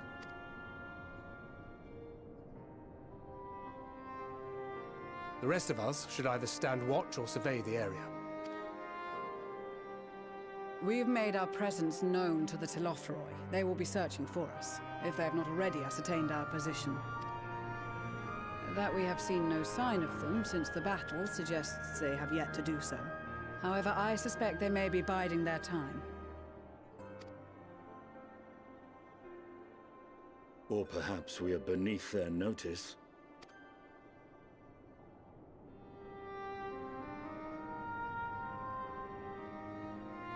In any event, we'll find no answers standing around here. Urianger, Estinian and myself have visited Garlemald recently, so we'll lead the reconnaissance efforts. Perhaps bolstered by a few Bosnian and Dalmatian scouts from my previous excursion for good measure.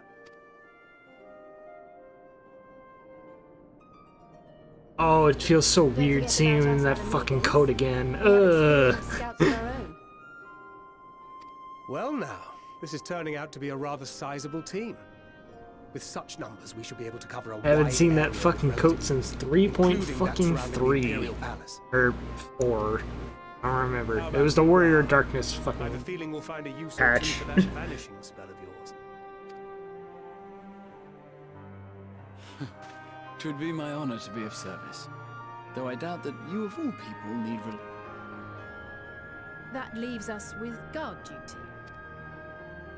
As a matter of fact, I have something else in mind for the two of you and Alphino. Between here and the center of the capital lies the Eblan Rhine. I would have you search the area for survivors. Your keen sense of direction, honed in your extensive travels, should prove useful in navigating the ice fields.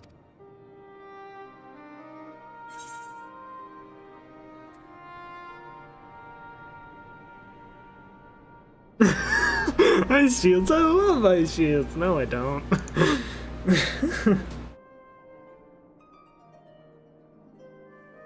This too is a vital task, and I appreciate your willingness to see it done. Rest assured that a serving of hot soup will be waiting. I love some of the responses you fucking get in here. You all have your duties. Let us make haste. May the Fury bless and keep you.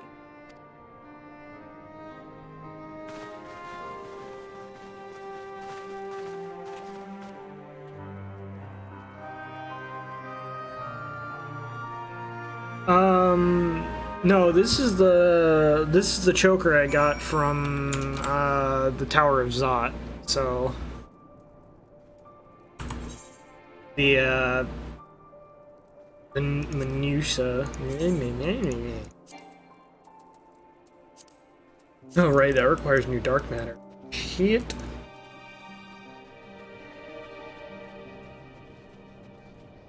Oh, I need to start leveling my crafters up again. Oof. Does Junkmonger have grade 8 dark matter? Let's see if I can't take a bit of that.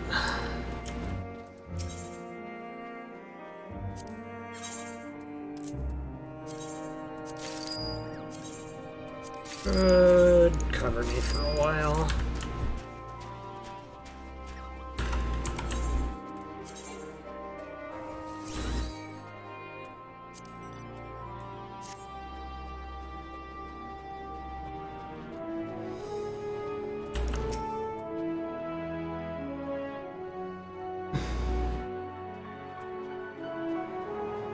Back to your gear.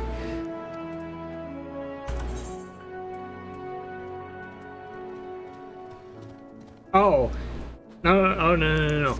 I saved all the gear from the stuff here and these. I just leave. I leave that for another. Oh. Oh, let's get rid of some of this crap. I mean, this is all old, like fucking materia anyway. Doesn't matter.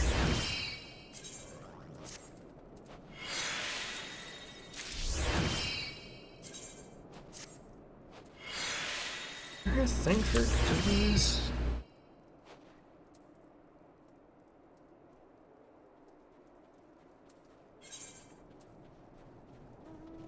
I don't need equip. Need.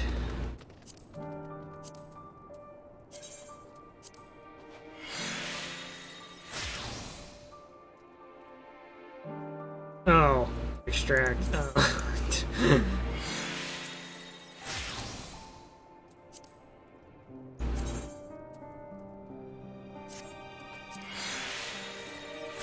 Does that grant you new stuff or no? Because I don't remember if it does or not.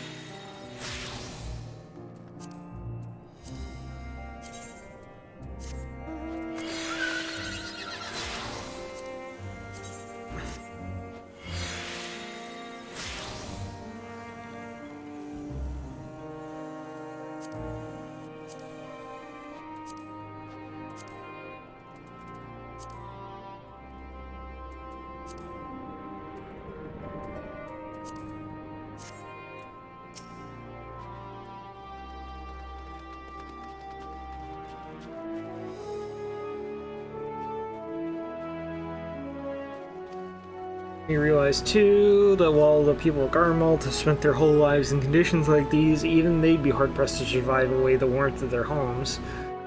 If there are any survivors, we must find them in quickly. Yep.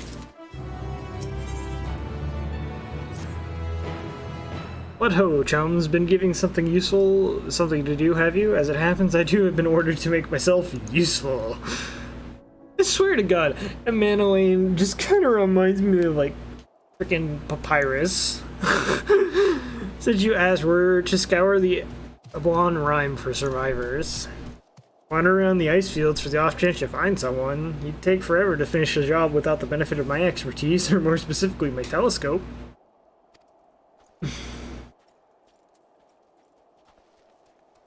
I'll probably regret this, but we might as well humor it.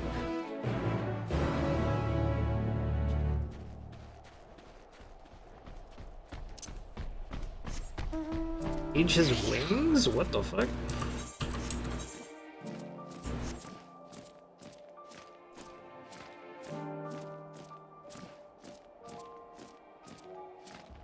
Oh, right.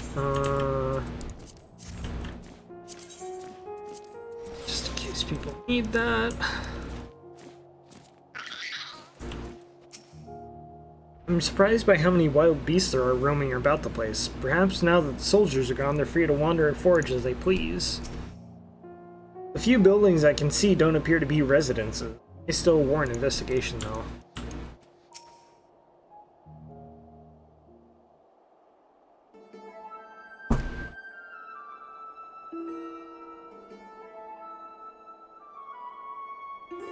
I spy with my little telescope. Massive sheep thing? Or maybe is it a cow? No, we're after either way. Is that an aether current? Oh, no, just a wind spray. Other than that, it's all snow, snow, snow. But lo, what do I see over there, yon hillock? That uses funnels like wings. One is Icarus and the other is Holos, which is an AoE OGCD heal that lifts you up in place and pirouettes you. There's no mistaking it, that's a girl.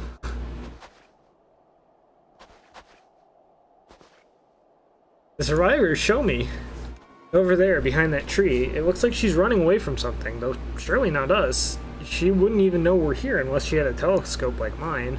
I can tell that is she's wearing a pale green dress, a rather fetching one at that.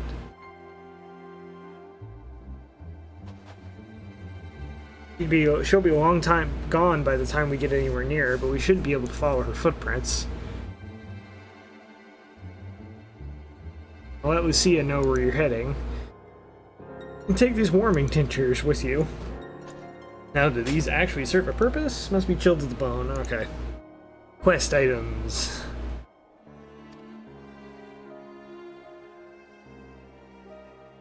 Girl.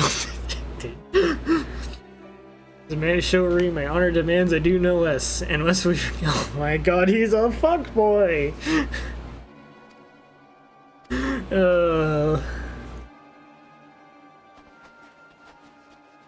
The moment anyone mentions my honor... Fuckboy detected.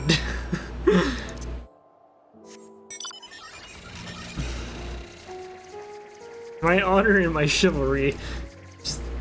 How you just tell someone is of that nature.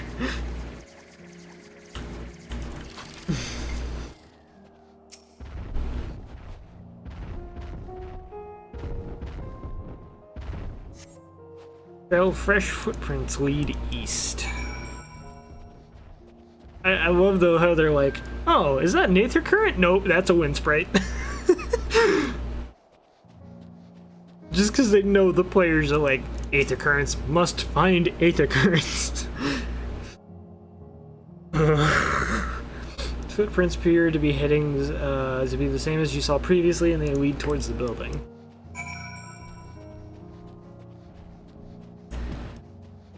Alpha, no. According to the label here, this place was used by those involved with extracting ceruleum. Getting closer, I'm sure of it. At first we thought she'd gone inside the building, but the door doesn't look to have been opened in some time. She might be still nearby, so we'll keep looking around. Then again, it's also possible that she ran right past this place. Mind searching up ahead?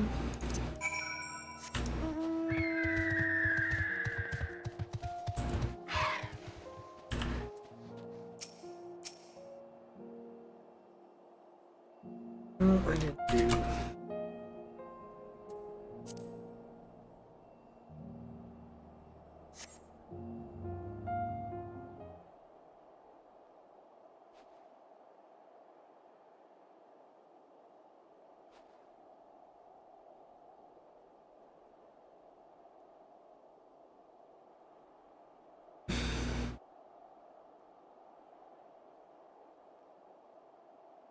The girl in the green dress anxiously surveys her surroundings. Were you to call out to her from this distance, it might attract wild beasts to your locations. It'd be safer to go closer first, but you must do so without drawing her attention. Oh boy, do I have to RP walk? It might be time to RP walk. Will fail if you are noticed. Make use of cover as rocks to approach without being seen. Similarly, the objective will also end in failure if you fall too far behind. Did you fail to complete the objective? Yeah, okay. Jeez, she is running.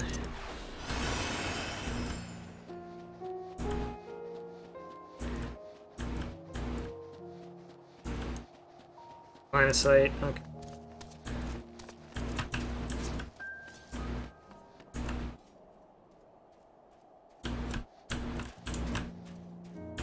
Oop. Fuck. Damn it! I hate quests like these. These are fucking terrible.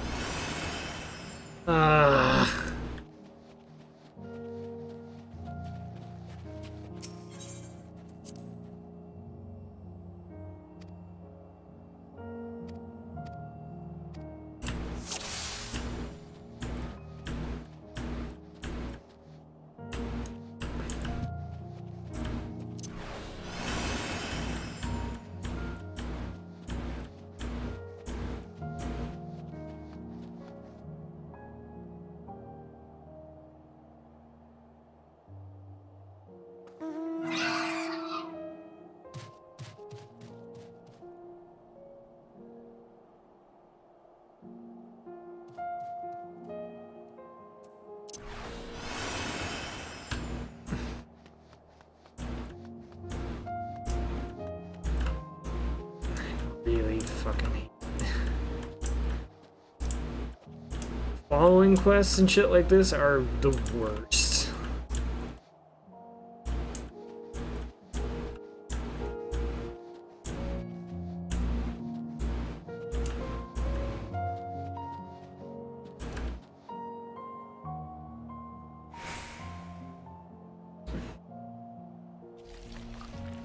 Nobody's here.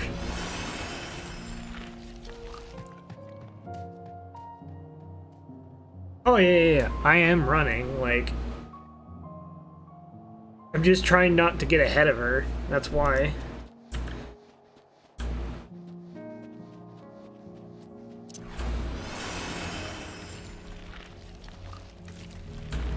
Hey, she's fucking booking it. Holy shit, man.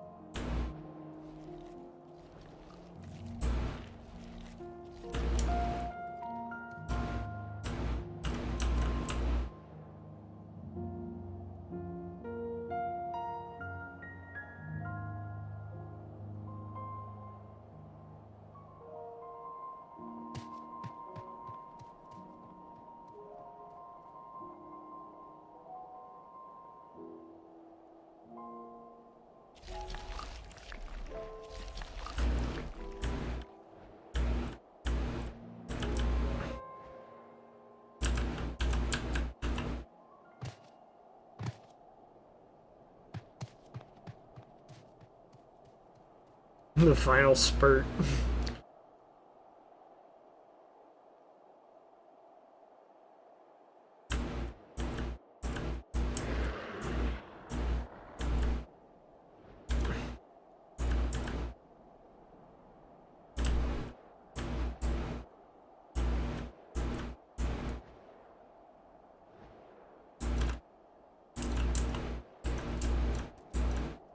Cerulean sprites.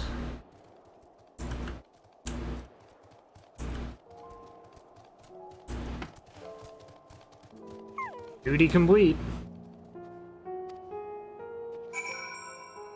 He just puts a hand on her fucking shoulder. Hey.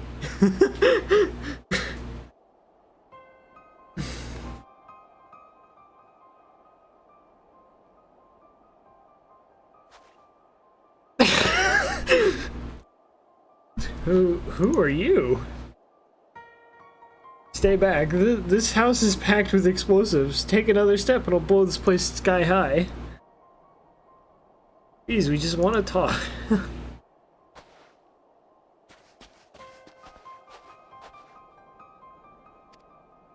We have no intention of hurting you. Oh, I've not seen anything on it. I was just making a joke with the Spider-Verse shit. We have no intention of hurting you or taking anything from you or anyone else, I give you my word. Me and our comrades have come to provide aid to the people of Garlemald. Aid, you savages are the ones responsible for all of this. You did this to us. We didn't, I promise you. I mean, one of the reasons we came to find out what happened here, in fact. California, the ones to blame. They're the ones who laid waste to Garlemald, and they won't stop until they've destroyed the entire world. They're the enemy. Our enemy. On our way, we encountered Imperial soldiers who had been made their thralls. Those poor souls are now in our care, and we're striving to cure them of their affliction. You're the first person we've met who isn't already enslaved. How were you able to escape Telfori's influence? Are there any others like you? I'm sorry, I don't mean to overwhelm you. Let's start with introductions. Can you tell me your name? Licinia. Hi, my name's Licinia, and as for how I've managed to stay sane, I've been asking myself the same question ever since that night in the roar, that terrible roar, and then the screams. I was screaming too, I think. I'm not sure. I can't remember. Then came the silence. Everything was still. Jesus, man. It was like waking up from a nightmare. I thought that maybe the fighting had stopped, so I stepped outside.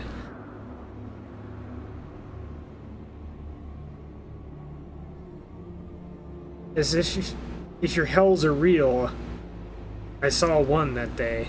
I ran past friends, people I'd known all my life, eyes vacant, dead, staring at the sky.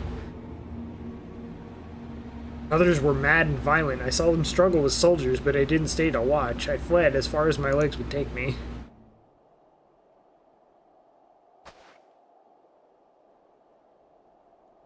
You have family here? Is this their home?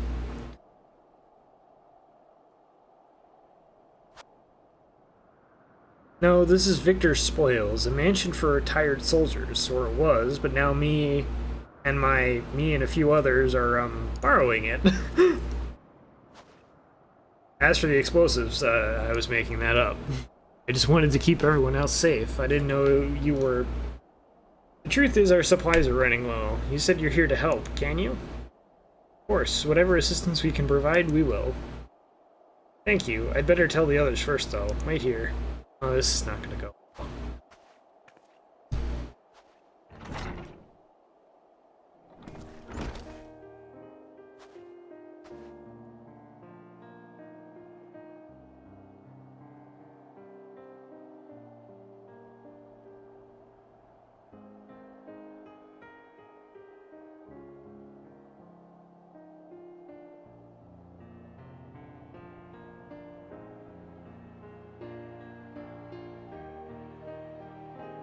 This is everyone. Licinia says you can be trusted, but these are desperate times. We'd be fooled to let foreign troops into our home. Having said that, were you to provide us with means of heating the place as a sign of goodwill, perhaps we can take you at your word. That's too much to ask, then leave us be. Time to put my firewood gathering skills to use. Can you provide the spark with a little magic, I say? We'll have a fire burning in no time. May we build it under the gazebo? The what? Oh, you mean the bower. Yes, do as you will.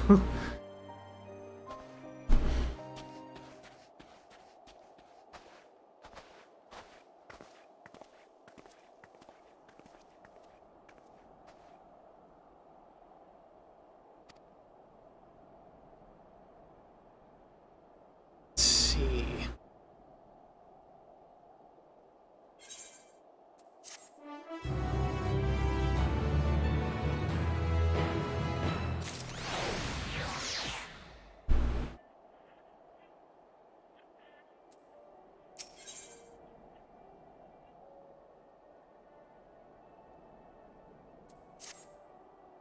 Sorry, I'm still finding it hard to come to terms with all that's happened. Now that you're here, though, I'm hoping things might change for the better. You know, I've worked up quite a sweat from all that running about, so I'll leave space around the fire for the others. As you can tell, they're in a far worse state than me. We were planning to look for somewhere warmer with more food, but they're not going anywhere until we nurse them back to health, which I don't know how to do. Is there anything you can do to help them? Now the mighty are fallen.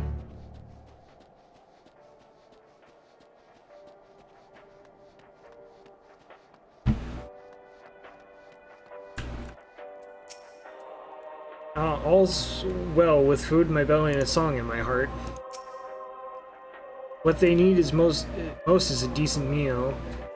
Be food back at the camp, but there's a distance to consider. Feel my fingers again. You treat the frostbite in their wounds, but it'll take time for the fire to do its work.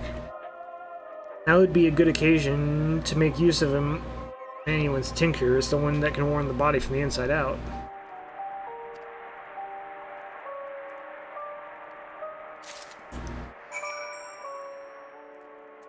How is there a fucking radio working? Hello?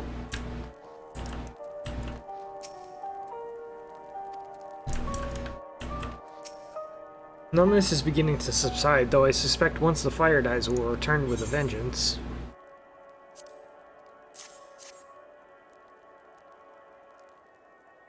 Worming tincture? I've never heard of such a thing. No harm in trying. Tell me, have you heard aught of the city? Though calling it that seems absurd after what's happened, if it's nothing but ruins now. The few buildings still standing offer no more than meager protection from the wind and snow. Food production, water purification, the magitech that sustained us has come to a grinding halt. What machina that remains operational cannot run for a lack of ceruleum. Or ceruleum ingest is full of stuff, all for the good it does. No one here knows the first thing about extraction or refinement. All is well, yes, never better. Eating gifts from the notoriously unreliable. It is highly doubtful the concoction will have the intended effect. If only there were willing and, more importantly, unwitting volunteers to whom to test it. Oh my god. What sweet libation is this? Is it poison by any chance? It was a joke. If I laughed as I may not weep, so said the poet, and alas my tears would freeze on my cheek ere they fell. We are the blessed damned, to bear witness to the fall of the great empire, while our brethren lie dead, or live on as puppets' flesh. First came the war, then came the roar. When morning came, Garlobald was no more. And a cacophony of gunfire, explosion, and screams with our beloved capital razed to the ground. From the rubble rose the disheveled remnants, their lavish finery caked in ash as they shuffled mindlessly towards the palace.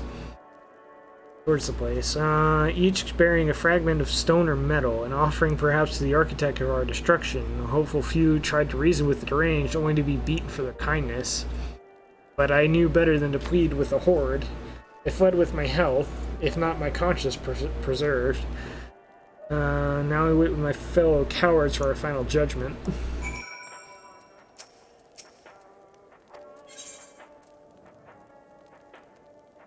Healing magic. Tincture, may as well drink it, I suppose. Oh, this is not gonna go well. Manuin, please tell me you actually got good shit.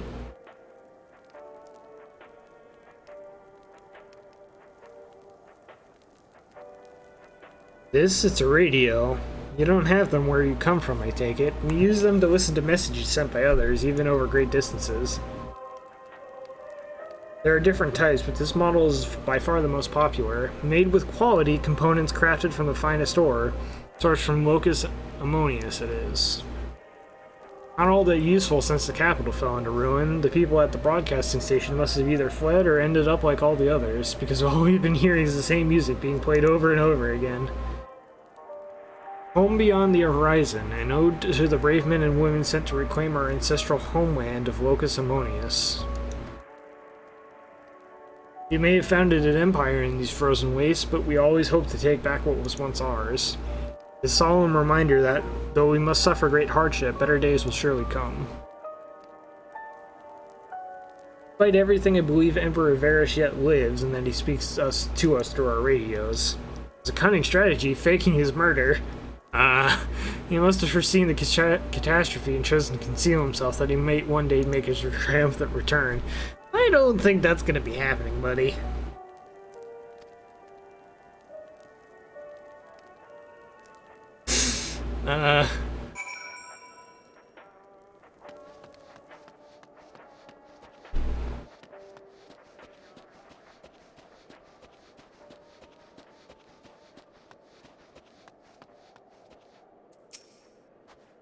What's that?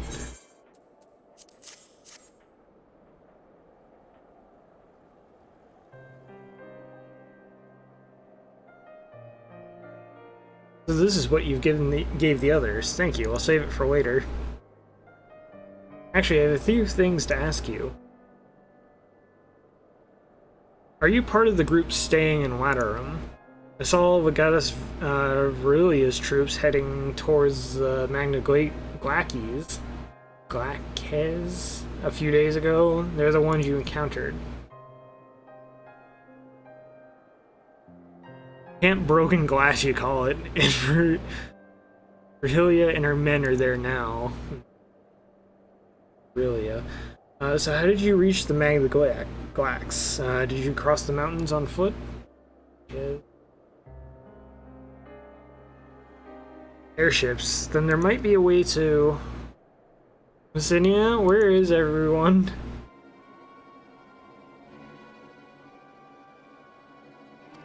Something the matter?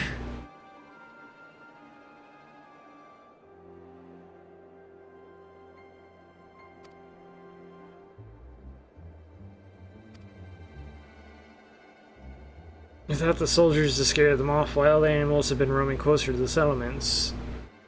It's your little fucking brother, isn't it? You just had an idea. If you and yours are strong enough to defeat a Legatus, then surely a few beasts shouldn't pose a threat. If you have a mind to continue helping us, perhaps you could head to the other side of the lake. There's a small group of trappers living there, people whose jobs was to extract ceruleum. They still do, from what I can tell. I've already tried asking if they would share their fuel with us, but they're not willing to give it away. They want food in exchange, lots of food. On top of that, to even reach their den, we'd have to make our way past all those creatures.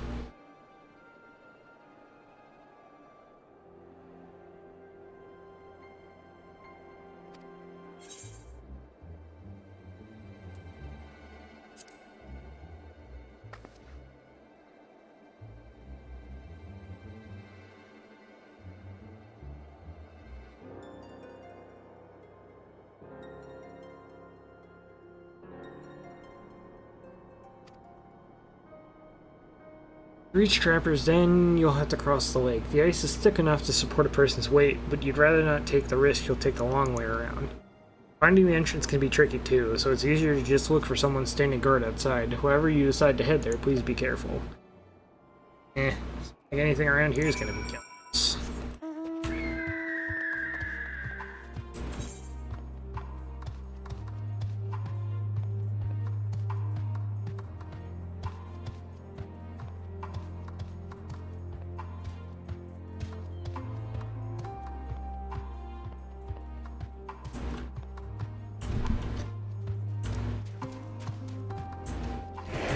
Wait, there are fucking overalls here too. Careful.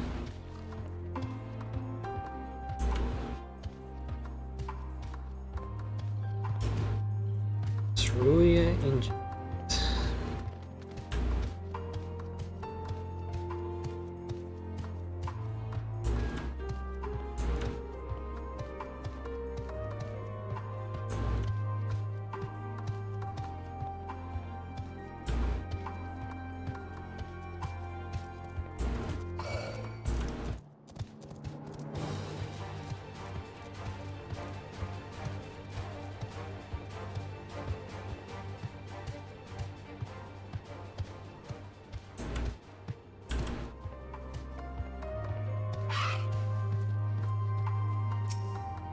Who goes there? How did you find us?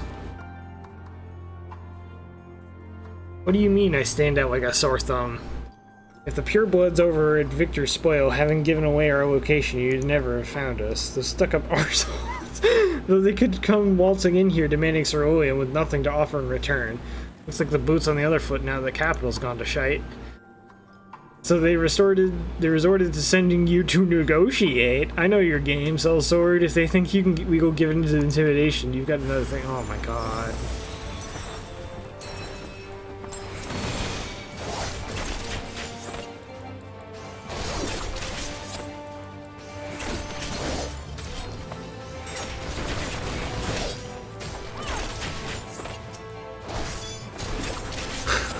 Stop. Please consider me intimidated.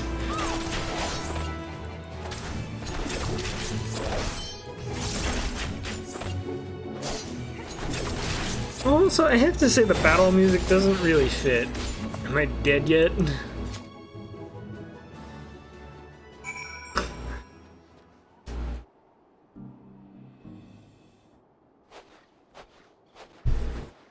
There you are.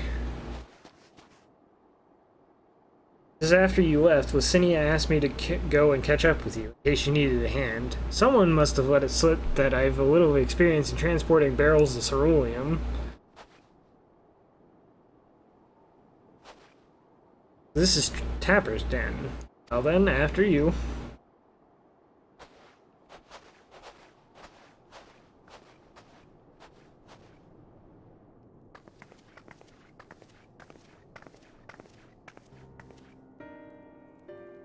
Who are you? What happened to the guards?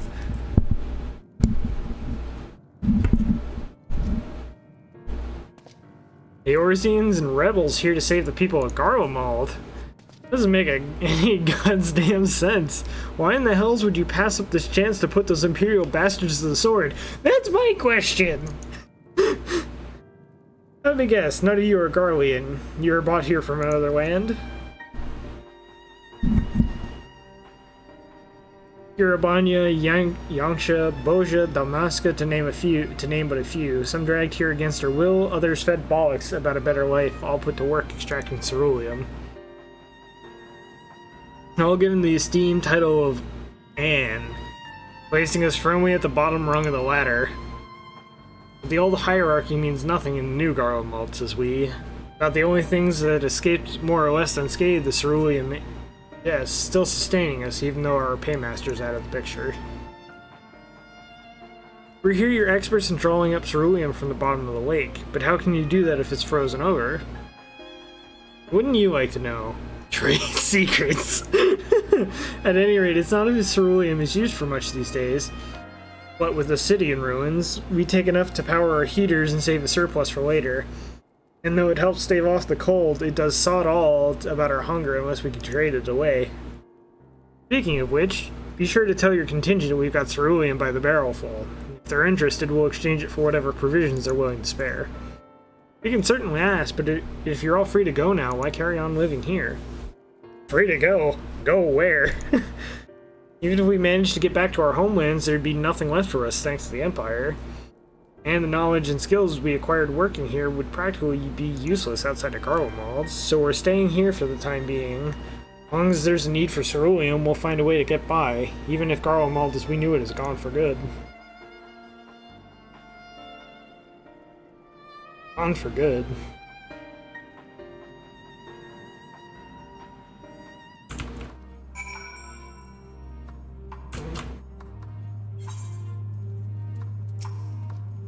You're wondering why we'd post guards outside is because we've had some trouble with other refugees, and I don't mean the ones at Victor's Spoils. Some of them come bearing weapons, and I won't take no for an answer. For the 2 guards you met on the way in, I'll tell them what we've discussed. Once they've recovered from the beating you gave them, come to think of it, maybe we should ask your contingent to send some bandages and healing balm. Regardless of what the Ilzarbard contingent does for the people of the Garlemald, the Empire itself is already a thing of the past. For many, that would be a cause for celebration, while for others, a whole way of life will have been turned upside down. After all the atrocities committed in the Empire's name, perhaps it is for the best that it is consigned to history. But what of the ordinary people, their lives and their stories? They be forgotten too? And I'll suppose there'll be plenty of time to ponder that later. For now, let's see about getting some ceruleum. Alright, 83. Wreck. So you've come seeking ceruleum, have you? What? Those purebloods up to the Victor Spoil sent you? Turn to their enemies for help. They must be more desperate than I thought. Then again, Lasinia's got her little sister to think about. Sister? But we only saw Lasinia and 3 men. It's possible she died from whatever was ailing her. She needed treatment, and I doubt there was any way to get it around here. I may have refused Lasinia at first, thinking she'd come back with something to exchange, but I can spare them a bottle's worth of ceruleum. Consider it a reward for introducing me to the rest of your contingent. Be sure to send them our way, you hear?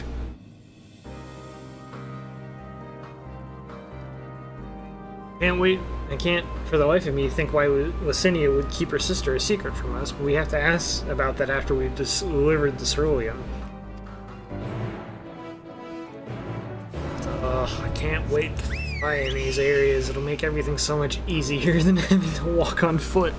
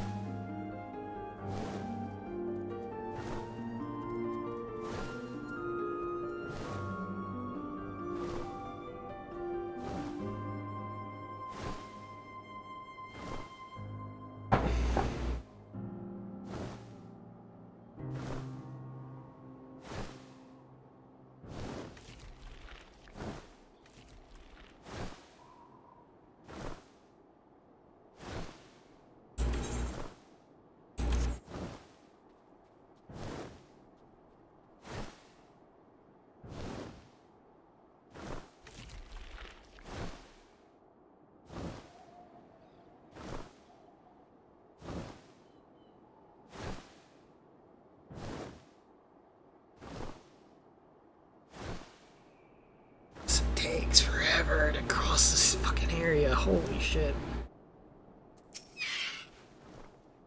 This isn't right. It's too quiet.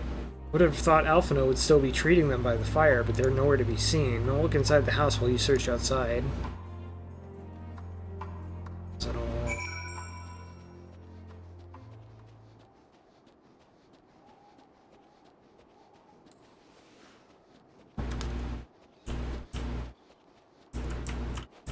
Where's the...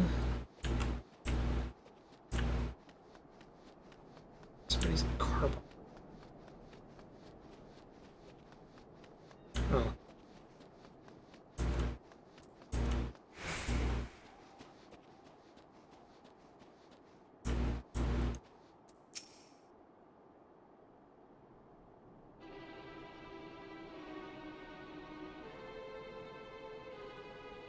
They asked me to help carry supplies, but when I followed them back here, they attacked me. Caught me off guard, forced me to defend myself. I figured they fared rather worse than me.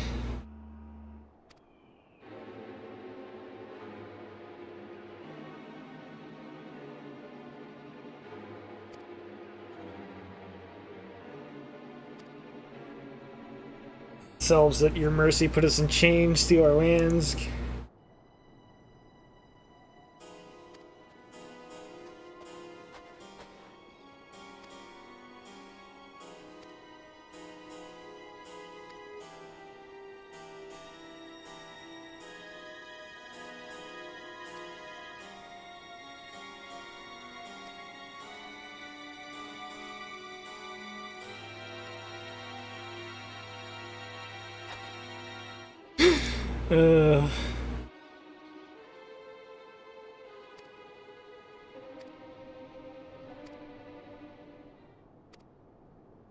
I'll boot you all to the fucking moon. Like, Jesus H. Christ.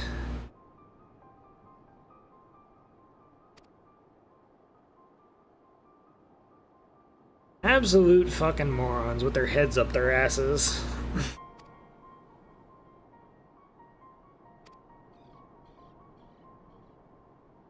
You all are a bunch of fucking idiots. You know that? Like, holy shit.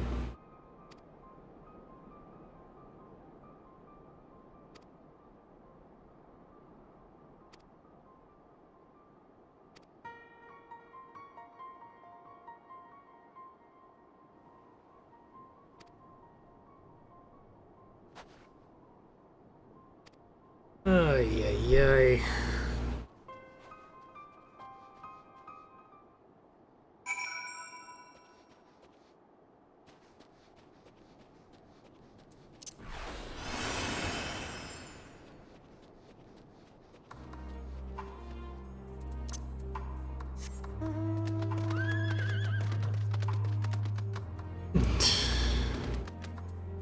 Yeah. Two sets of fresh footprints. Young women, judging by the size, this is definitely them. Come on.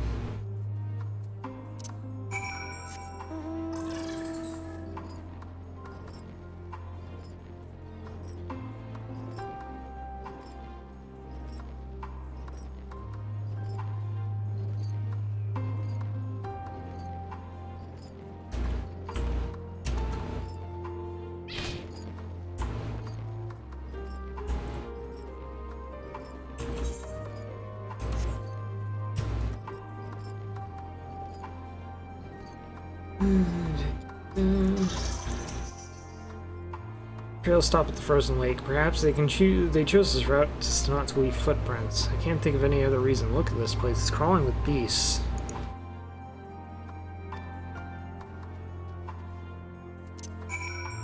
Jesus. I gave you a wide fucking range to go. Wonderful.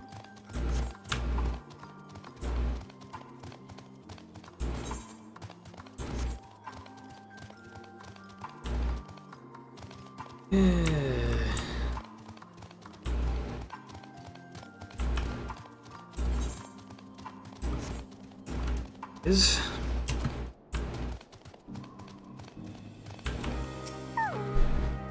what paper half buried in the snow appears to be a flyer for a theater group. Oh, the run of shows advertised has long since ended. Oops. Not what I'm looking for.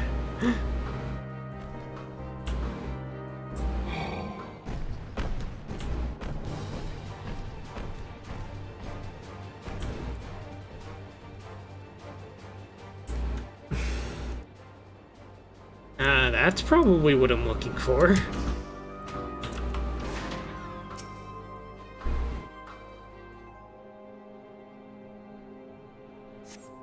What's staining the snow appears to be fresh. Judging by the amount, the victim may have been severely wounded.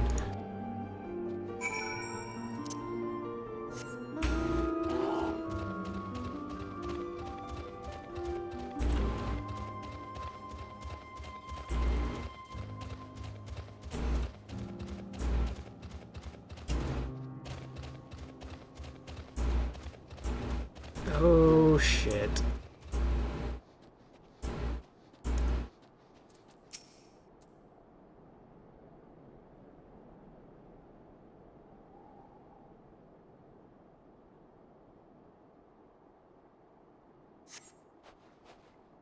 These two oh.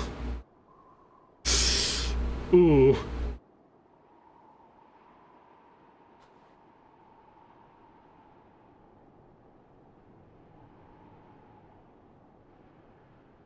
Welp.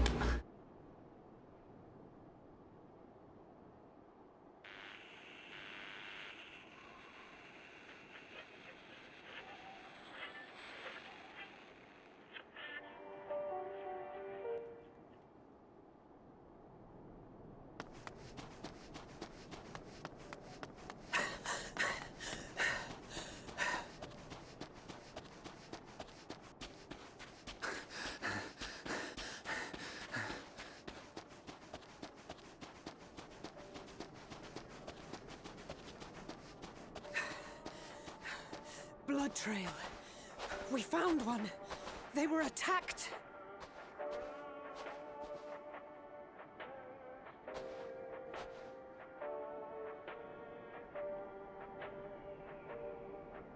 No.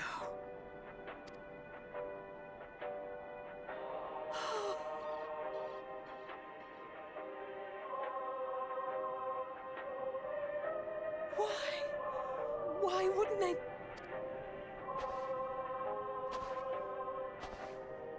Safer to brave the wilds than trust in our magic.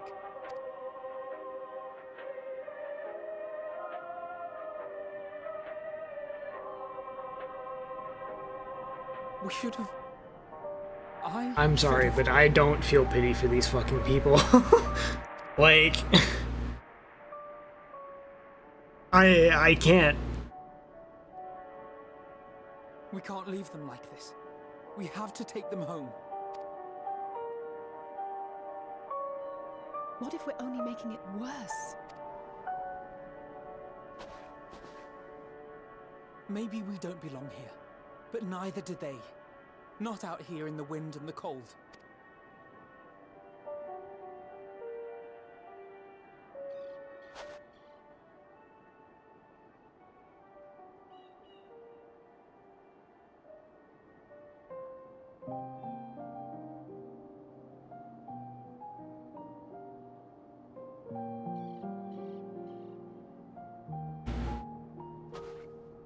I heard the story about Varus's voice from beyond the grave.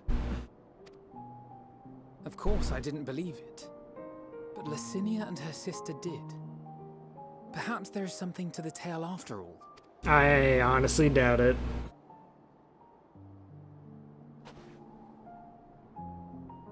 I want to understand. So I'm going to borrow this for a while, if that's all right. You had every reason not to trust us. We came as trespassers, invaders. But I pray that in time, we will be more than that to you. That we will find a way to help your loved ones. And see that no more children are left to freeze alone in the snow.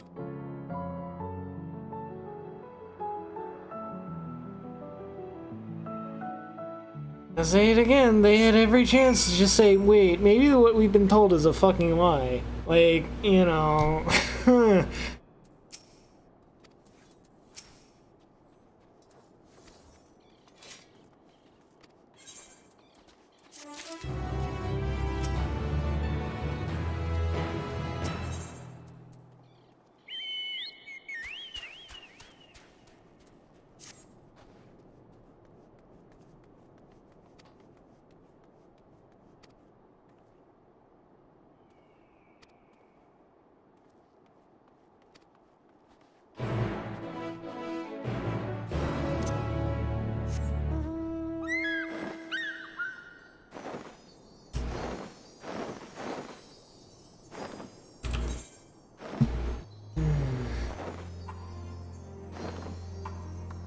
Wait, roses are red, violence is due. Oh.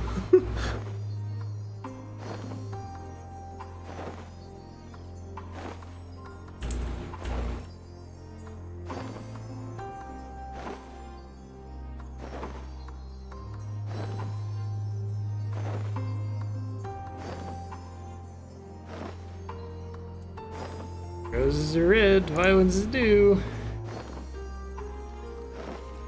Oh, that's a boss fight. Ooh.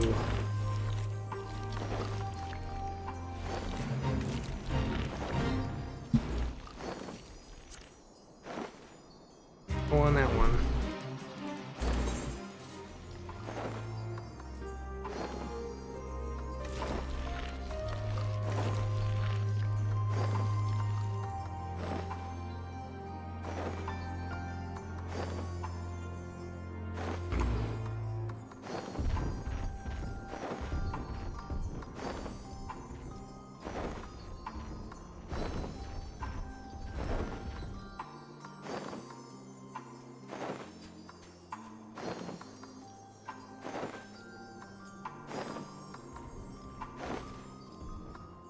God, I swear, it feels like there's so many quests between, like, dungeons and trials and everything. Like, maybe I'm just, like...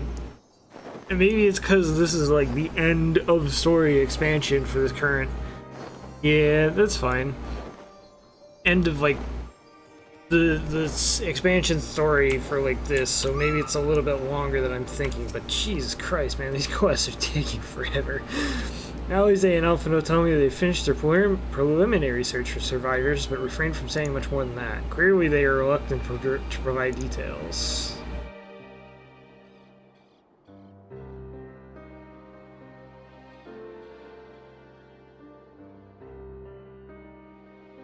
Thank you for your report. We shall inform the troops of these developments, and instruct them to proceed with the utmost caution should they encounter any survivors. Allow me to go and speak with the ones at the victor's spoils. They may be more willing to listen to a fellow Garlean and accept our offer of assistance. I pray you are right. And though I am loath to burden you any further, should there be an appropriate occasion to speak of Licinia and her sister?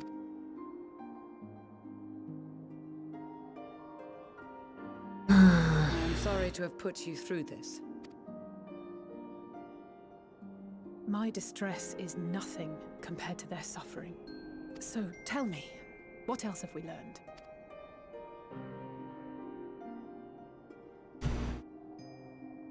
As you may have already heard, we have succeeded in curing the members of the Populares, Maxima identified.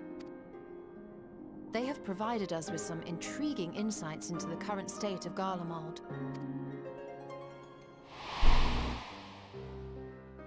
The assassination of Emperor Varus was the catalyst for the civil war. Nerva declared his claim to the throne, and his opponents refused to recognize it. Fighting broke out in the capital, where Nerva's 3rd Legion clashed with the 1st, who remained loyal to Varus even after his death.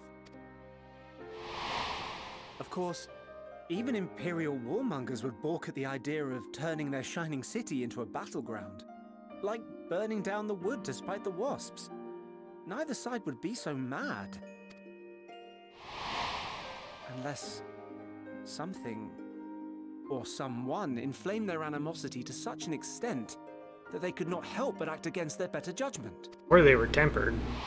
There's always that possibility. It brings to mind events at the Gimlet Dark, does it not? The Emperor's sudden withdrawal from the front lines, specifically. Nerva and his father, Titus, Varus's then political rival, took advantage of rumors that Crown Prince Xenos had been possessed by a demon. Elidibus, what better way to disparage your enemies than with the truth, or a close enough approximation? Indeed. But before their accusations could be substantiated, many of Titus's followers were silenced. While some were merely stripped of their status, others died under curious circumstances. One after another, suddenly and suspiciously. Again, Elidibus. Like as not, he had a hand in it. No evidence was found to implicate Varus, certainly. Nevertheless, Titus, Nerva, and the 3rd Legion would have judged it a brazen attempt by the Emperor to rid himself of his political enemies. And then, in the midst of this growing turmoil, Varus Sosgalvis is murdered. And Garlemald's own prodigal son, Gaius van Belsar, is named the murderer. Shortly thereafter, Nerva claims the right of succession, and in response, the 1st Legion claims the assassination was part of a coup d'etat orchestrated by Titus and Nerva.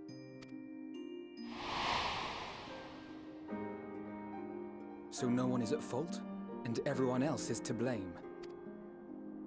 I should add that both parties received substantial financial backing, presumably to provide them with the means and encouragement to pursue a swift victory. And that these contributions came from the self-same benefactor. I'd heard House Brutus had been filling the 3rd Legion's coffers, but the 1st as well. It would seem so. Though the Populares determined that the 1st Legion received funds from a variety of organizations, all had connections to House Brutus. So Fandaniel, in the guise of Asahi, was playing both sides against each other the entire time. Sting.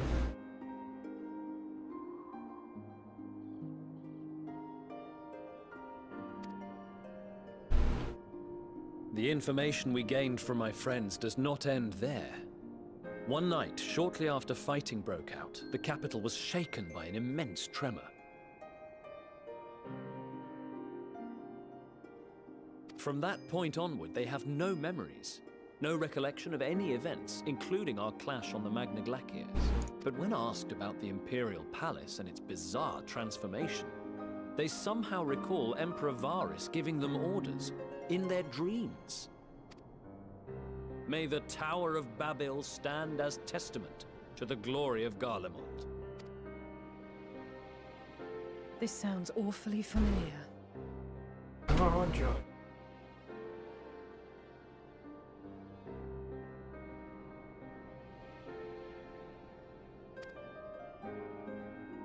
So they're using the tempering to kind of control these people. Like the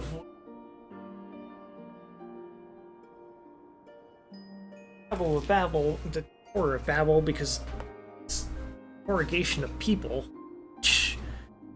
after the construction of which was destroyed to like spread out population and everything like that, and like as penance, every person was no longer able to speak the same language.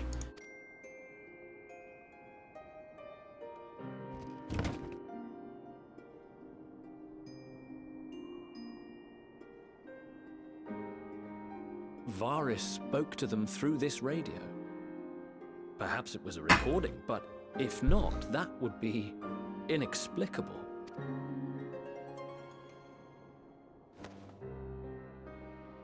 We are of one mind, then. They're tempered. The ether that permeates the ore used in this device is almost identical to that of the talismans. I see it. While it is likely more by coincidence than design, these devices might also ward against a primal's influence. A picture is beginning to form. If the tremor felt throughout Garlemald was a wave of ether emitted by a primal, then while those within range would have been tempered, those huddled around a radio desperate for news concerning the Civil War would have been spared.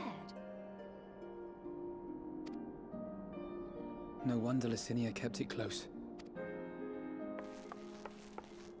My friends, I must speak with you. A young man was caught trying to steal our supplies. He is a soldier of the Iron Men, we think, but one who has not been made.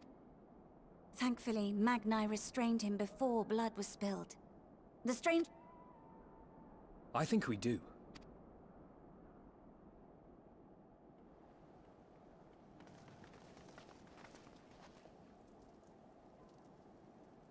Who do we have here?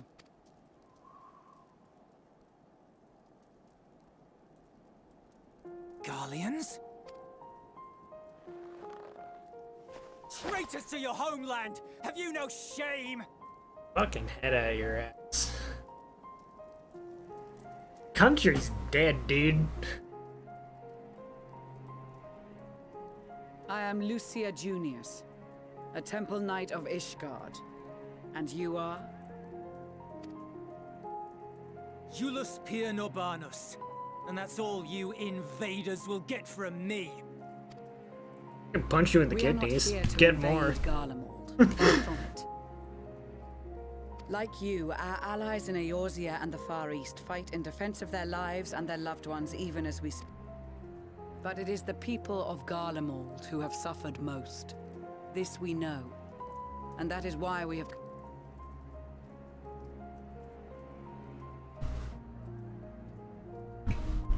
Whether you believe me or not, those are the facts. Now, answer me this. Why would a proud soldier of the Empire be reduced to stealing?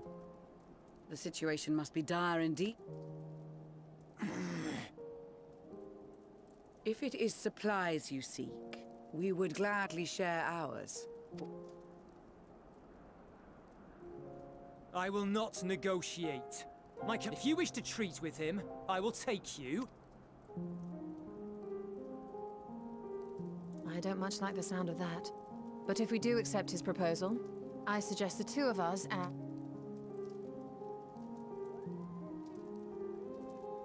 Please allow me and Alize to act as envoys. May I ask why? We have seen with our own eyes the hardships the Garleans face. It's not the warmest invitation, but it's an opportunity to prove our intentions true.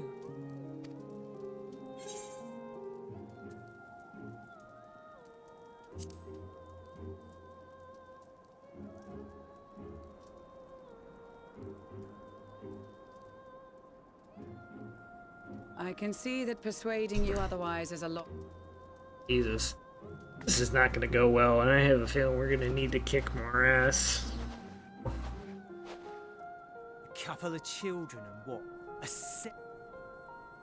Not in the least. You will find that they are more than qualified to speak on our behalf. There are many dangers on the road ahead. I will need that back.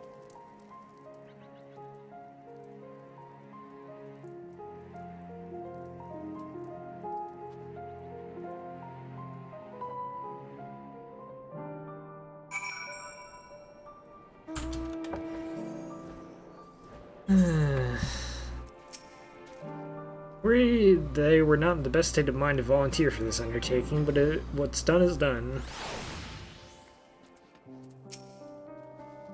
They're resilient in the face of hardship, you as well. Their good intentions and stubborn determination alone will not be good enough to bring our mission to a successful conclusion.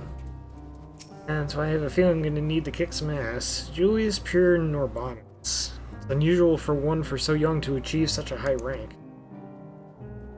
Identify him as a member of the First Legion was a particularly fierce reputation. Perhaps it is unwise to volunteer for a mission so soon after a previous disaster, and nevertheless I shall not squander this opportunity. I know, this won't bring back Licinia or his sister. Taking the same risks, making the same mistakes. It's possible, but better than to try than to give up. The only task of keeping watch over provisions would not normally befit the sun. That these being unusual circumstance, I will let no man take wishes that I write theirs.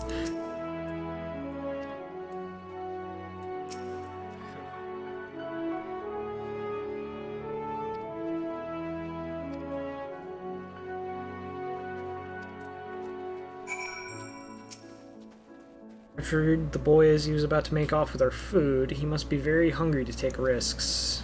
Maybe we should give him something to eat.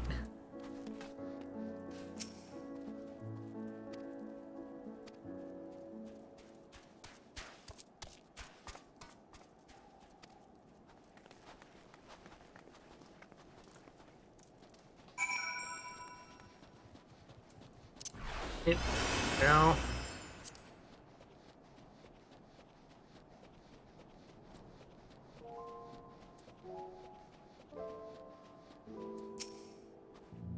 Alright, this is far enough. Listen carefully.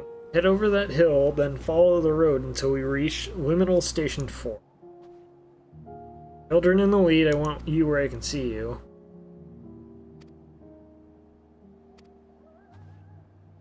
No matter, Alphino and Alize will watch the road ahead when we bring at the rear. I wasn't lying about there being many dangers here.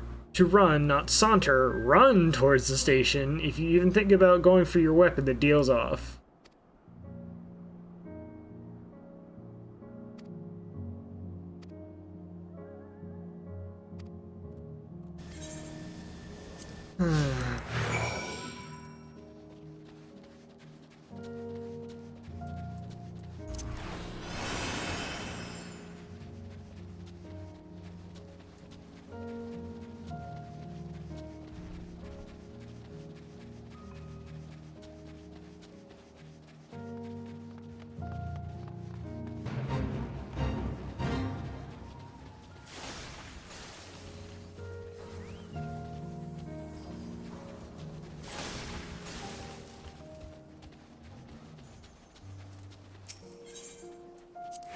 I want to do that. Okay, never mind.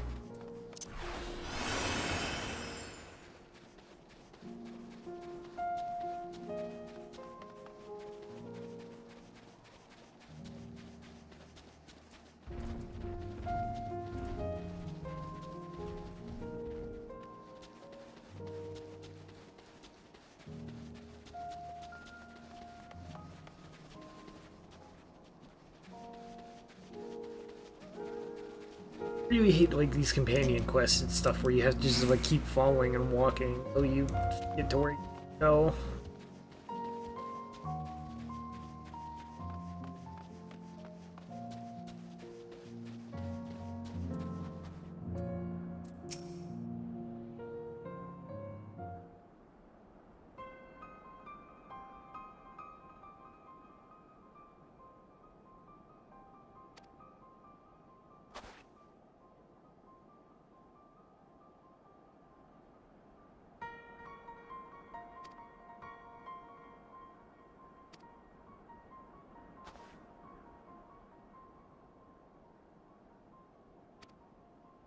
I have a feeling someone like Astinian is, like, following us, but, like...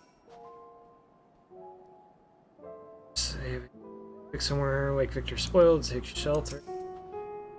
Close to the Imperial Palace, if one can still call it. Reggio Demorum, the main residential area.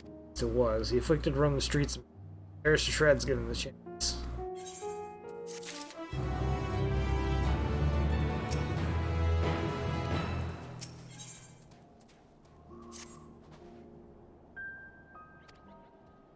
The route itself is straightforward. Getting past the hordes unseen is anything but. Keep your weapons at the... Spare their own, but slaughter the rest without hesitation. But we'll try to avoid detections. The chances of sneaking by completely unnoticed are slim at best. I will lead the way, but in the event that we are seen, you will have to fight them off. Those two will follow us, provided they can refrain from drawing their weapons. While I doubt they would be foolish enough to stab their guide in the back, I will not take that chance.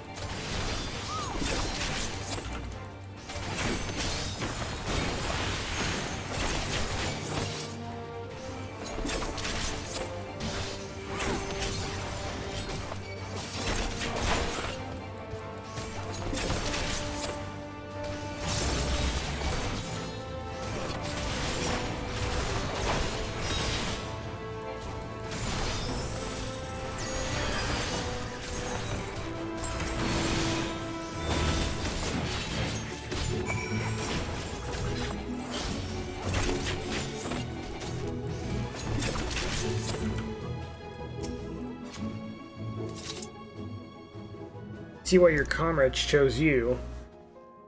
Our contingent has a cure for the afflicted or tempered, as we call it. People would need to be taken into custody that we may administer treatment, but they would eventually regain their sanity. That's so. For all I know, your treatment would simply force them to forsake one master for another. As far as I and my legion are concerned, they are no longer our people. They're beyond saving. Those who thought differently and tried to reason with them were butchered for their bleeding hearts. Nice.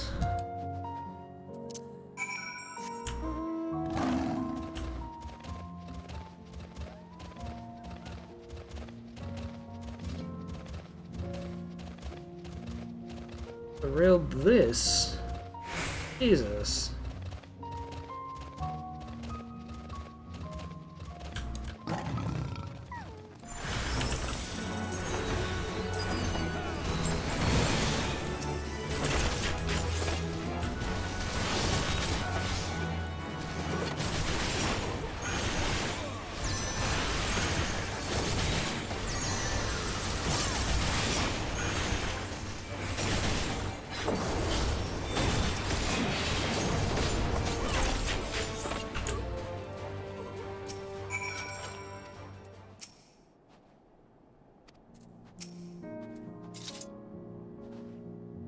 We're not being followed. We will continue. The fucking Japonian mountain. Oh my god.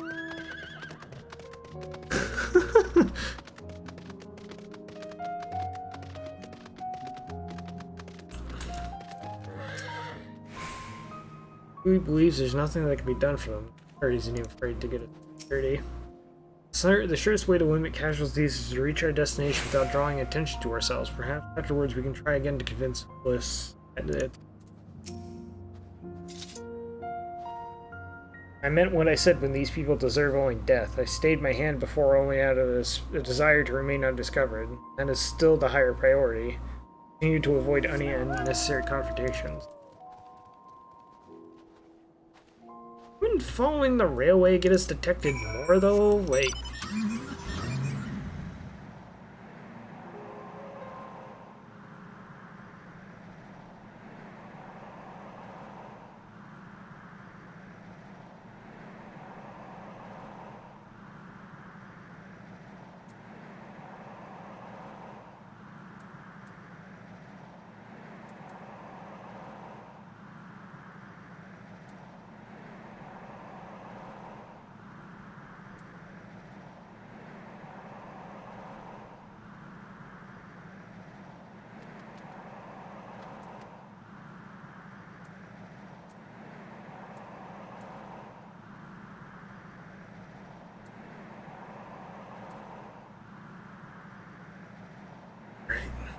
I just walked by completely where I needed to go without paying attention.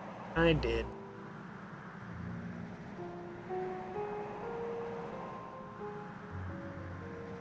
So there's something up there?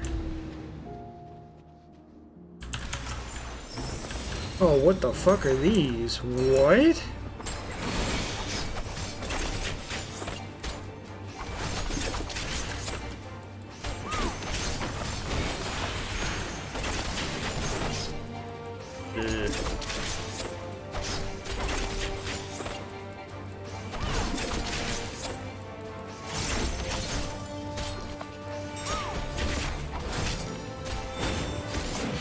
I think it's fair to say the temporaring's starting to have an effect on people.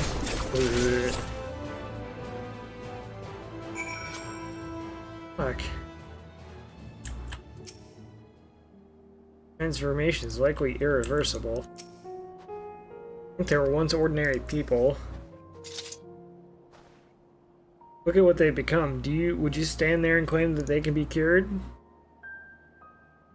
Those exposed to a vast quantity of the primal's aether may suffer severe corruption. Even with treatment, such victims are beyond salvation.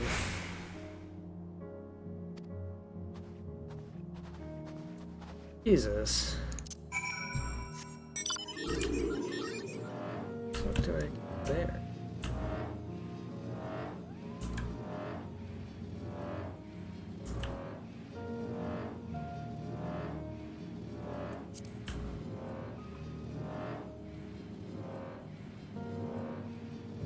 Ground.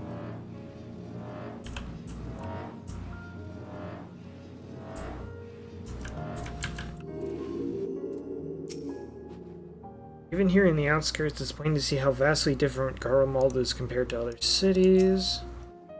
Though I wish there was another way. I thank you for keeping us warm. Almost there. You have to keep your side of the agreement, so I will keep mine.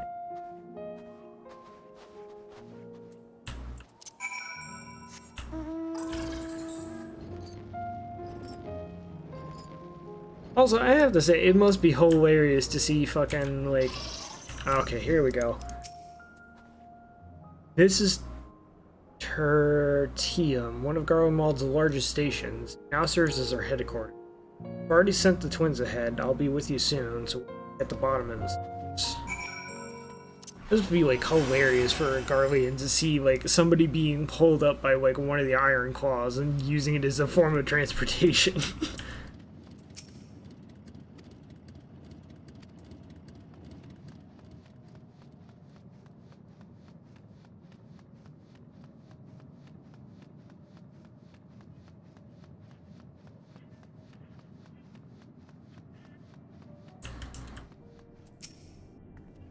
I had no idea they had such expansive structures built underground. Sorry, this is like fucking Metro now.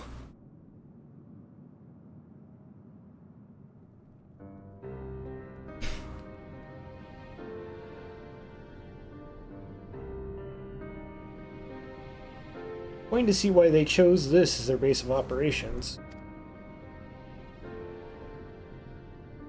Could have done a lot worse. Even so, I imagine it's not the easiest place to live. Even if Willis was willing to make the perilous journey to Camp Broken Glass in search of food, their own supplies must be all exhausted. They may be shielded from wind and snow, but it's still bitterly cold. Just like Victor Spoil, it must be a constant struggle to keep their people warm. Lower your voices. While you may be here as my guest, the others will not take kindly to your presence. My commander is in the locomotive over there.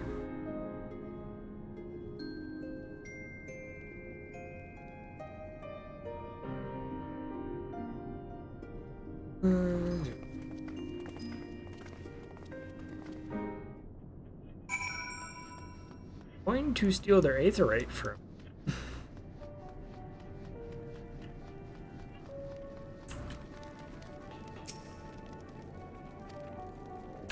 Fuck off, come on. I'm really getting annoyed at you cannot use this aetherite.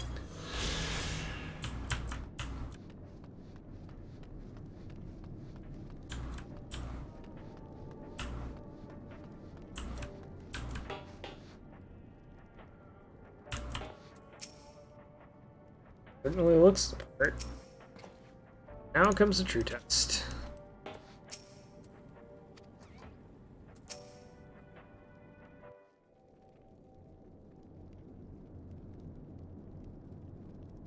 Well, yeah, it is, but I'm saying I can't use it.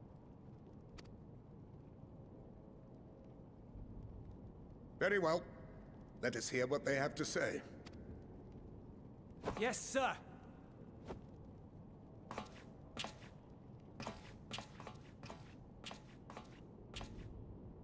I present to you our commander, Lord Quintus Vankina, Legatus of the First Legion. The first? I had no idea you had survived. We lost our emperor, our city, more than half our troops. For my wounds, I may never take the field again. But we survived, aye. In a manner much to your liking, I dare say. We have no intention of adding to your misfortunes, nor do we bear you any ill will. Spare me. Though you children may speak in earnest, overtures of peace ever ring hollow in my ears. So long as man stands to profit from his neighbor's suffering, war is inevitable. Driven from our ancestral homeland into this blasted waste. Yet still you yearned to rob us of our paltry scraps. 'Twas only with Magitech that you learned to keep your distance. Though we knew it was only a matter of time before you regrouped and returned. Conquest and empire were our only defenses. Emperors Solus and Varys understood this, and through their campaigns saw us grow and prosper. Much blood has been spilled in Garlemald's name, aye. But if it is a choice between yours and mine, then it is hardly a choice at all. I do not deny that a great many conflicts throughout history were driven by the desire or necessity to gain by another's loss. That is not why we are here. Nor have we come to petition your aid in the war with the Telophoroi, grave though that threat may be. Our purpose is simply this.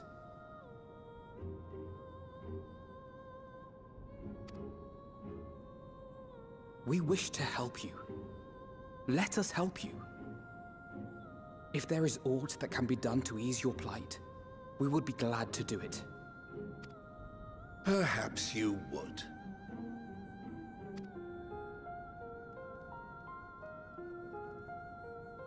But regardless of the ideals you espouse, your leaders would not send an army into Garlemald if they did not stand to benefit. If we accept their aid, they will expect their efforts to be rewarded once the Telophoroi are no longer a threat.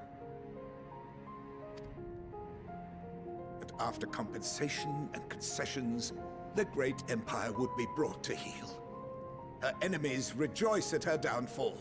Our third eye, a mark of shame. We won't stand idly by and let your people be humiliated. And we're not alone in that. We only want to make a difference. What I'm trying to say is, there are so many people who just don't care about making you suffer. And maybe that's almost insulting after all the suffering you feel the world has subjected your people to, but believe it or not, that's the truth. And now we're here, and all we're asking is for you to tell us what you want, what you hope for. Yeah, and here comes the... So much blood has been shed, so much lost. All because of this endless war. Who wouldn't want to end it? Can we not work together to face our problems as one?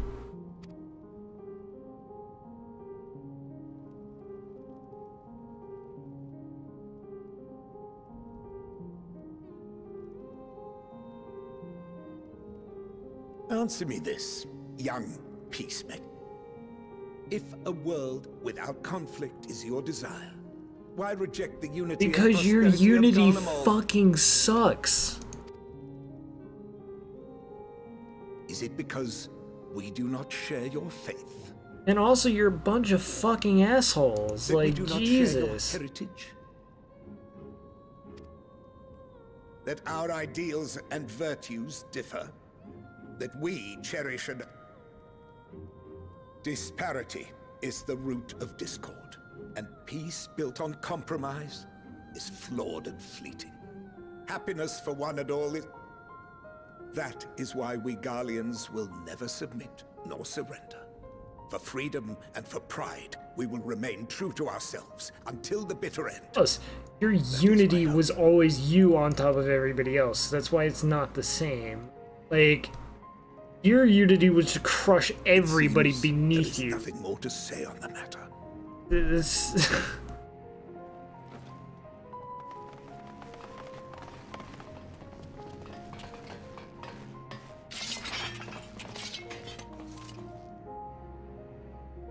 You will remain here while I decide what is to be done with you.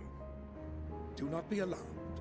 No harm will come to you if you cooperate.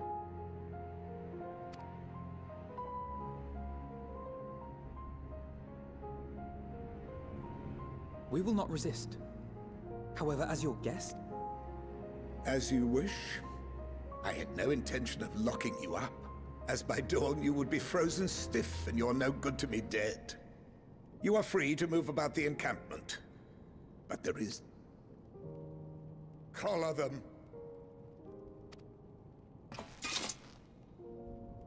Don't need Aether collars if I don't use Aether.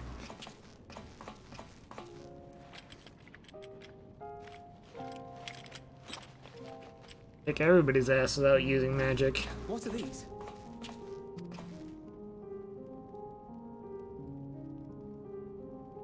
Incentive. You'll be watched at all times. Stray too far or act suspiciously, and we will administer a rather painful shock.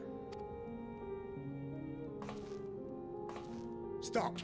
Keep away from that one.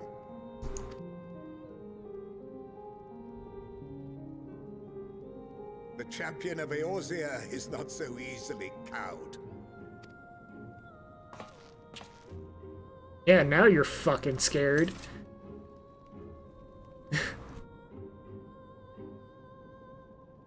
Even if she allowed herself to be collared, the shock would be no more than an itch. No. If she refuses to obey, we will act.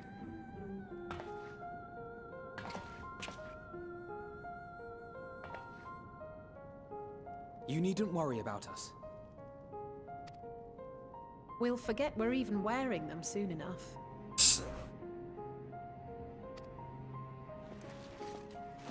Even now, you still...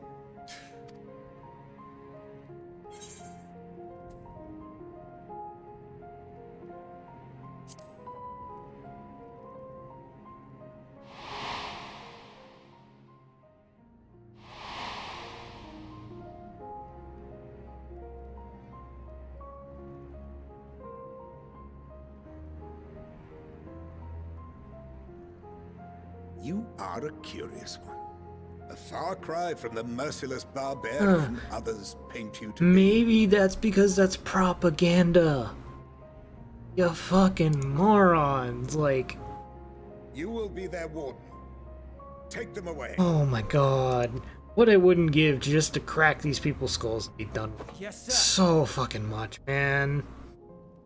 Like, Jesus Christ.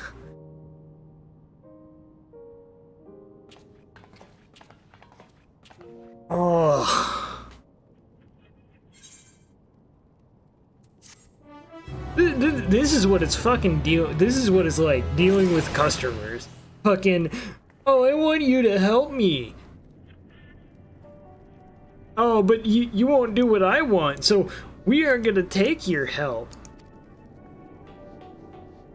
God.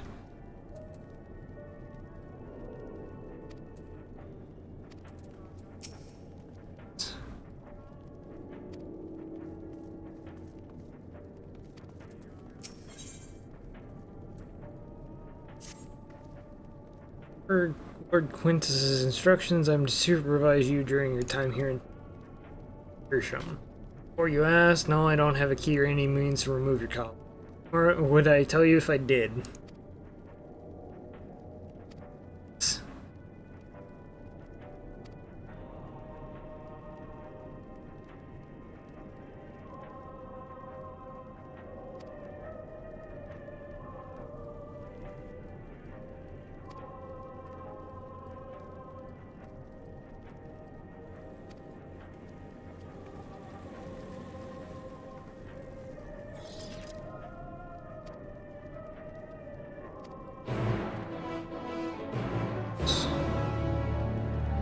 Oh, they're in the end.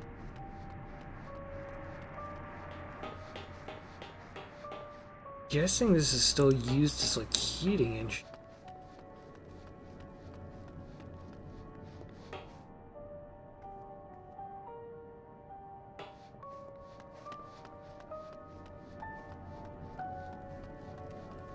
Oh.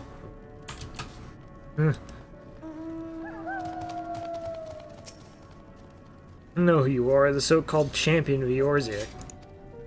Wipe that smirk off the face. Or the sutures.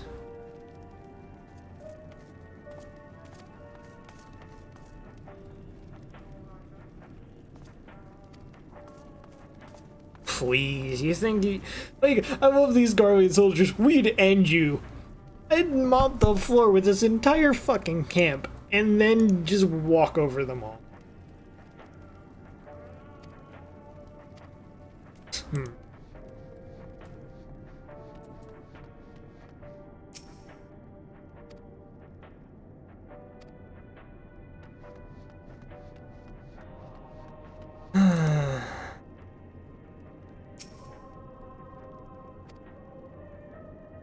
Served under Lord Gaius in the 14th Legion. I was there on the night of the Praetorium fell. You and your adventurers, you...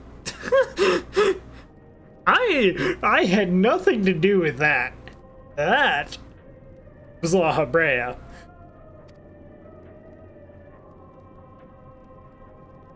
I love how they blame us for this. And it's like, yeah, I'm the one who made the Praetorium explode. Right.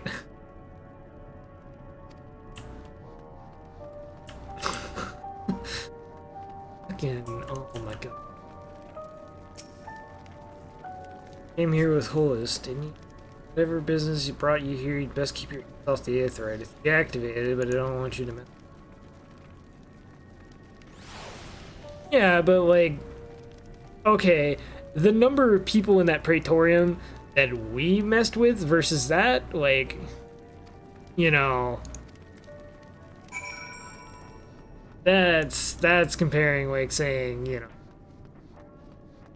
hey, and maybe if you don't want your people to be killed, stay the fuck out of someone else's land. Jesus Christ, man, people need to be, like, these are the people you bash aside the head and say, like, you need to fucking listen. You're being an idiot. Like, it just... Oh. These people don't deserve kindness. This is the fucking exact reason I keep this mindset. There are people who don't deserve kindness. And these are the ones. Like... like, you don't...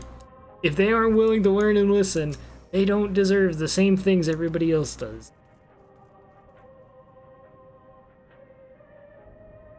I don't understand this.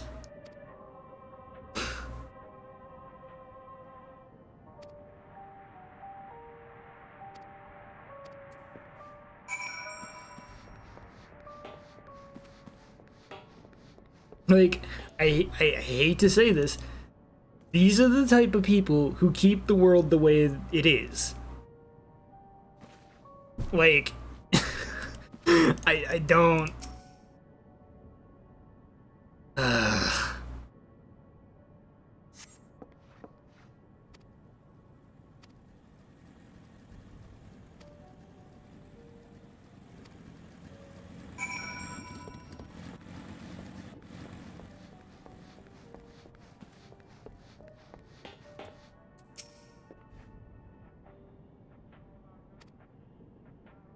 Begins meddling in their affairs.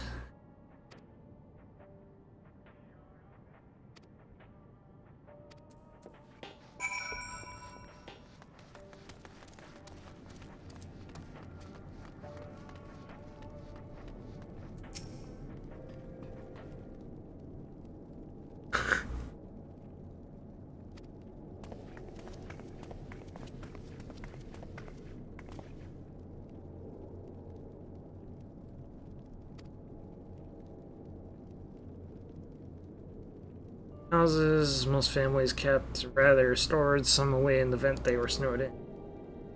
Getting it is dangerous work, and we have a lot of mouths. Fuel is the greater concern, though. We had some cerulean set aside until it was stolen. We haven't identified the culprit. Could have been other refugees or one of the afflicted, for all we know. Either way, we're down to the last drags without heeding the need. Those in poor health are only going to get worse instead of better.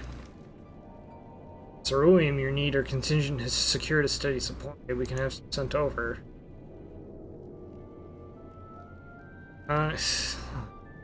Did.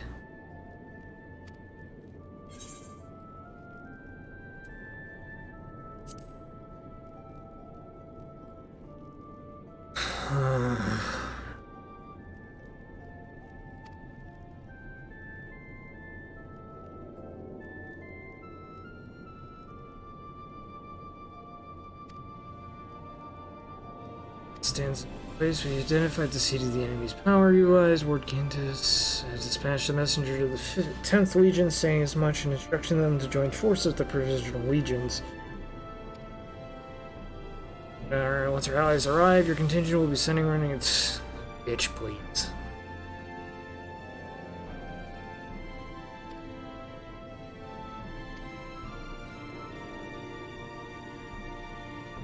I just love, with our forces and with us here, we could crush all of the legions, and they'd refuse to believe that. Like,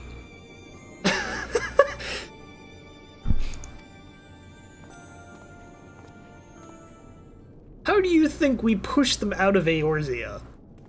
Like, these people are foolish.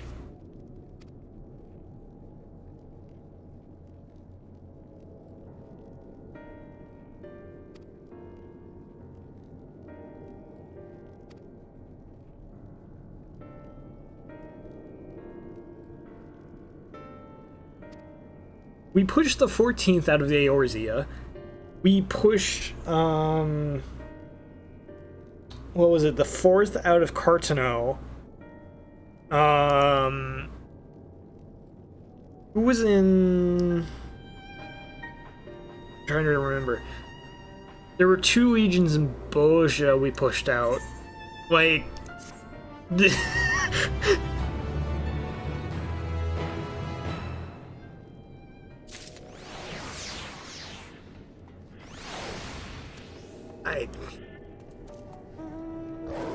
I doubt it. I honestly do. They don't have the people they think they do. It was just the 4th. Okay.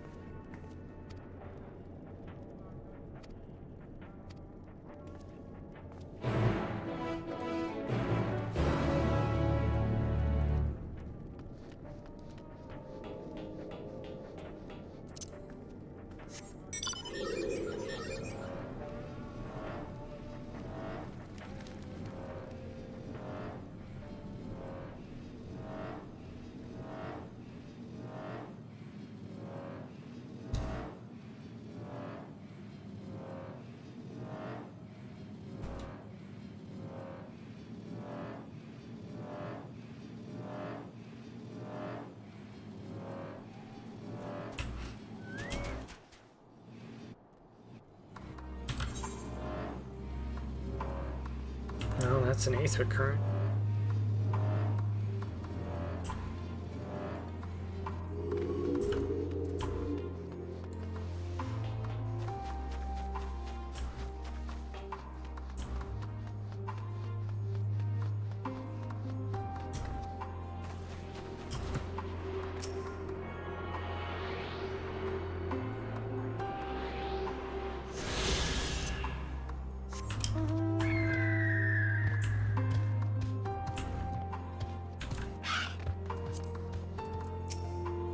This is Macabre Graveyard for the War Machina. That was once a park.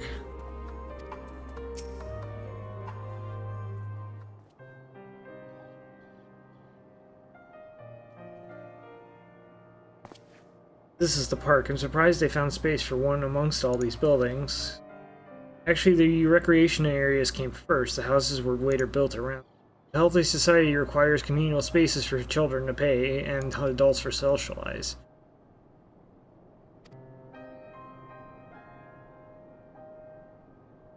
Now it's just filled with fucking Magitech armor.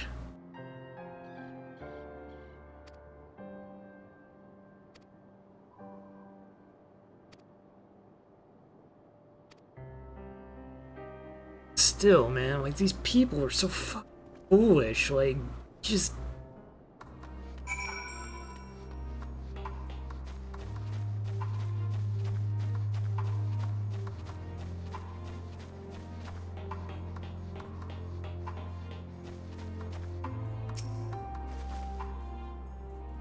It'd also be a waste just to fucking do that. Like, okay, we push the insurgency, we push the contingent out. Our country's still just fucked, and we do nothing. Like, these people are, like, fools to, like, the point where it's going to kill them. Like,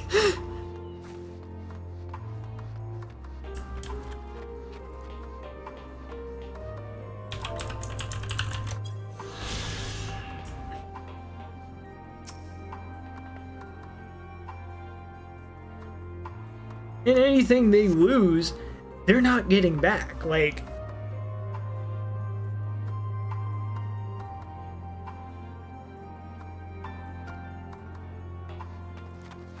they can't remake anything. Any assets they have to keep working until, like, they can have anything rebuilt, and that's not happening anytime soon.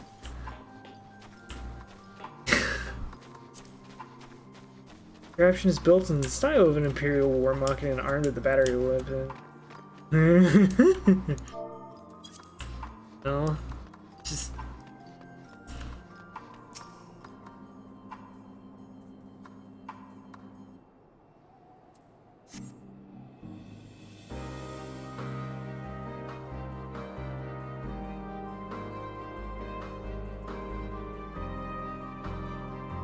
Several points of interest are marked on the map of Forum Solus. The pawn, children's play areas. To your knowledge, however, none would require the use of ceruleum.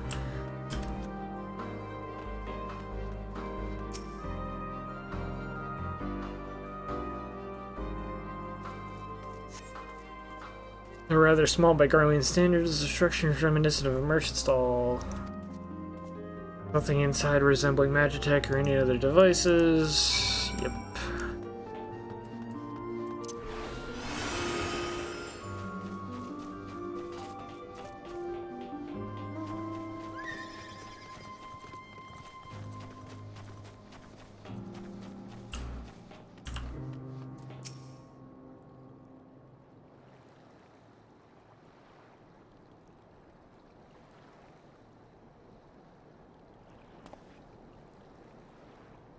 Oh, it's you. Any luck?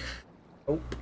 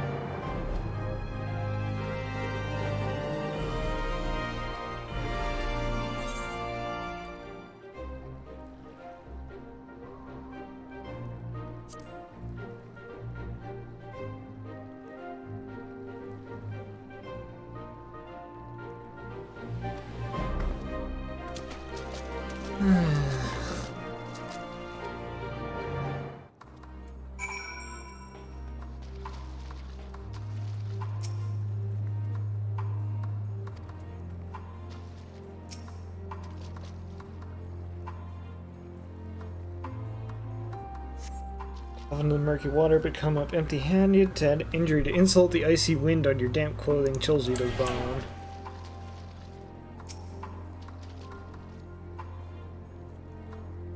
I love how they give you these debuffs, it doesn't really matter. You delve into the murky water, but come up empty-handed. To add...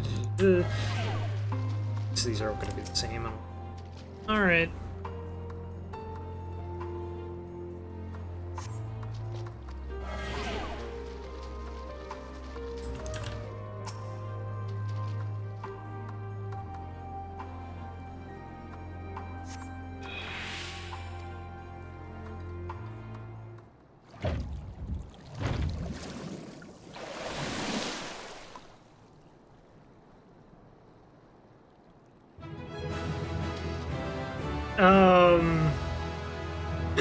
I think I'm supposed to be holding something here, but,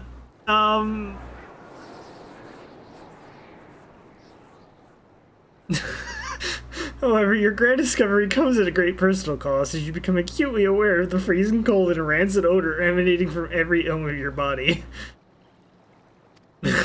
Hey, Stinky!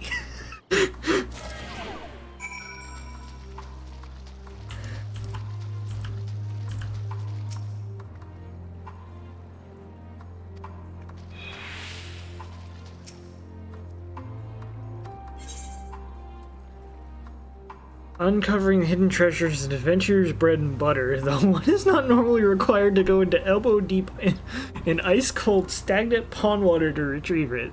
Nevertheless, many would choose that over mowing down hordes of slavering beasts or solving annoying puzzles.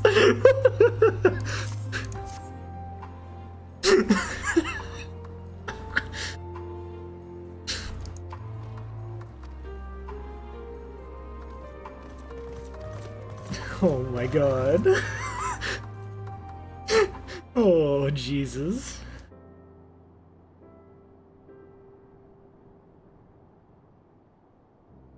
Call me an old Dawn, because by fire I am reborn, and my clothes are mostly dry now, too. Appreciate you recovering the cerulean, but I wish you'd taken the time to discuss the plan with me beforehand. Still, envoys is deserving of protection. If you were to die on my watch, you'd be most displeased. All's well that ends well.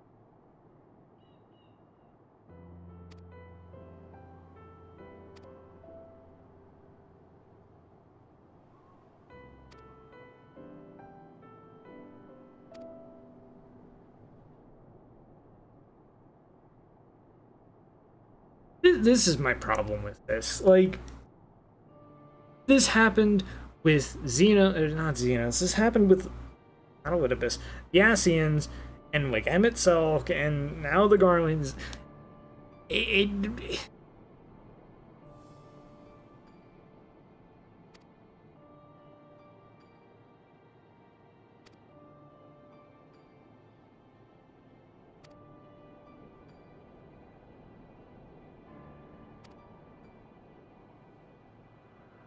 You're fighting so hard for something that once was and will never be again. Let it fucking go. Like...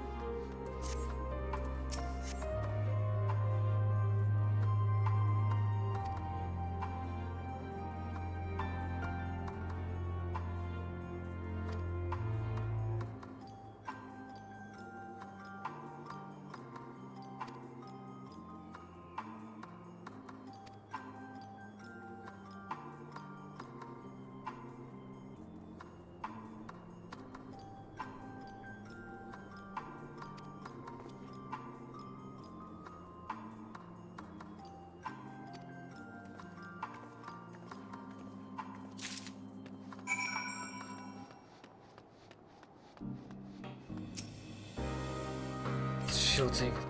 Yeah.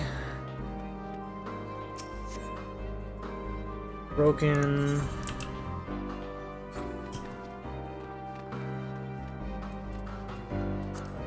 I can see if I can. Has some in it first. Broken.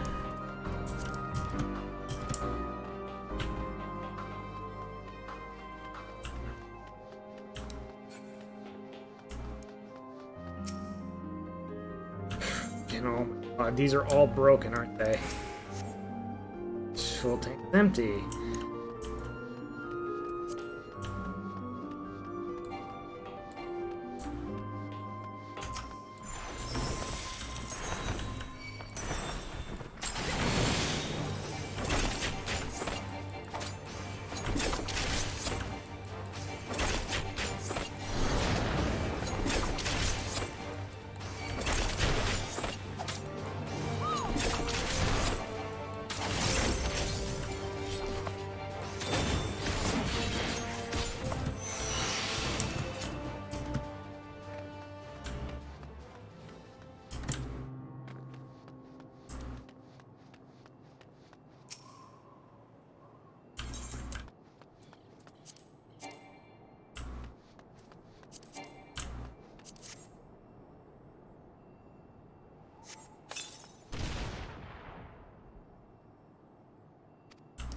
Wonderful. Fucking wonderful, man.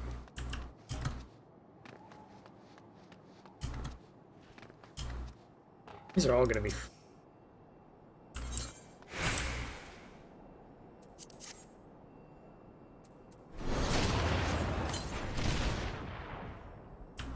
Yep.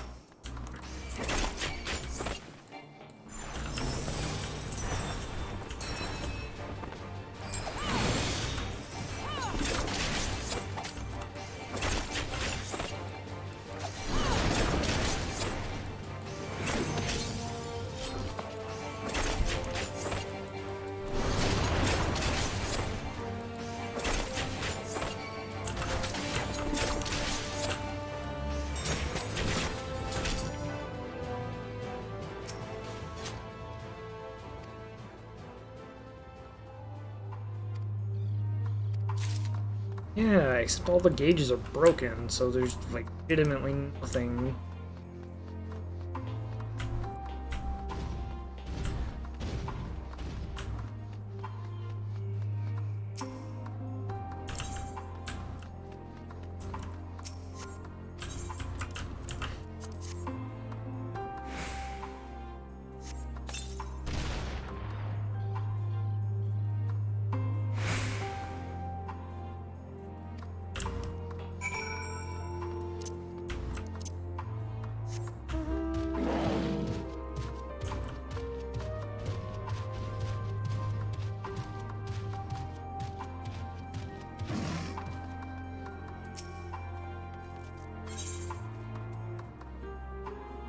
Not only did this tank survive the attack that disabled the war machina in which it was installed, it also escaped the blast of your explosives unscathed.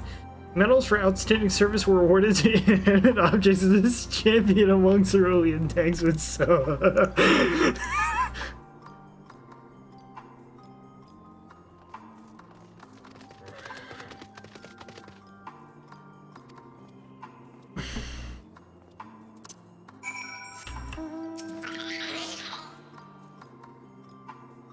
Fucking the descriptions of these key items is wonderful. I care more about the descriptions of the key items than I do the people around this area, like. Oh my god.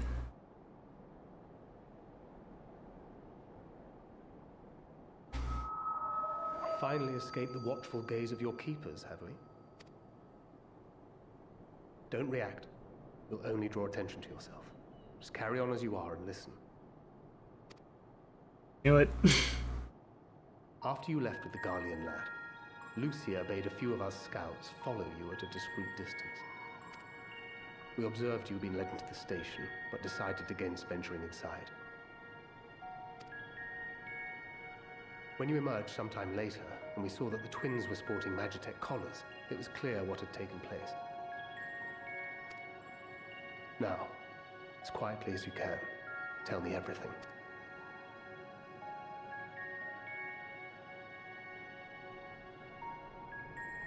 The Legatus himself, eh? Now there's a surprise. This is also the first I've heard of a plan to join forces with the 10th and storm the Tower of Babel. An interesting development, and perhaps the opportunity we've been waiting for. Our comrades back at the camp also received some rather promising news, but it's still... For now, keeping yourselves out of harm's way comes before all else. Whatever demands the Garleans make, indulge them. With luck, this will all be over soon. Until then.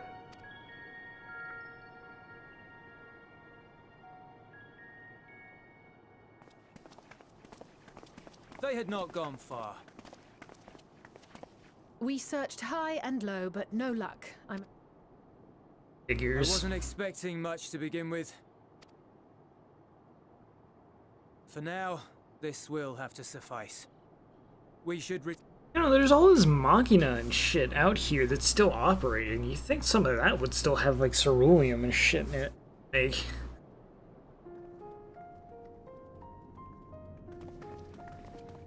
Ah, there you are. Heard you'd gone... Brought back a king's ransom? Hardly. But thanks to these three, we have enough to last a little while longer. Well, well. It's not at all as I was expecting, these ones. For savages, they seem...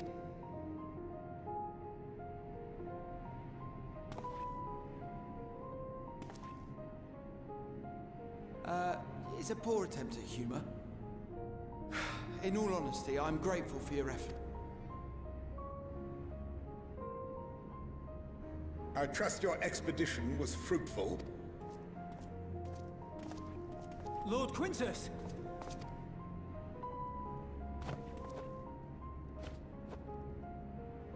Use what you procured to refuel the armor. But, sir...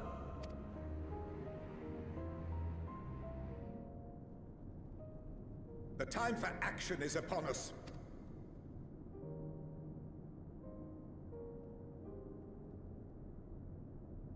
My men and I have matters to discuss. In the meantime, you are to wait here.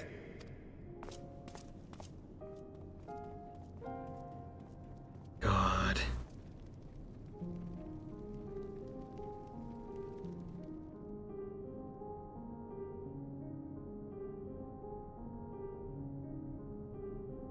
The time for action.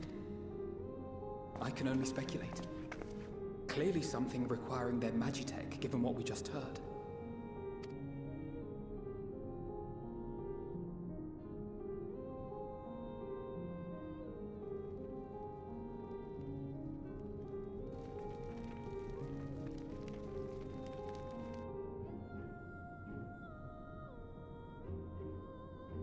Will they ever escape this cold? No, that's the point. Like... Finished your war, Council?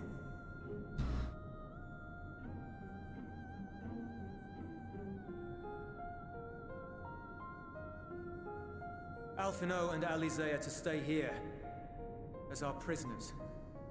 They will be released once your comrades have relinquished Yeah, their you can go supplies. fuck yourself. Until our terms are met, they will be detained.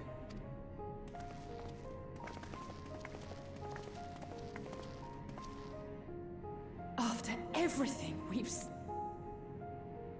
Our allies have but limited supplies. They may stave off cold and starvation for a short while, but...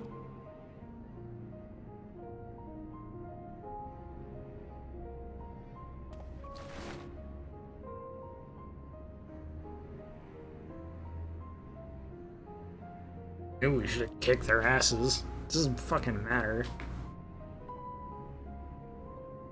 For now, keeping yourselves out of harm's way comes before all else. Whatever demands the Garleans make, indulge them.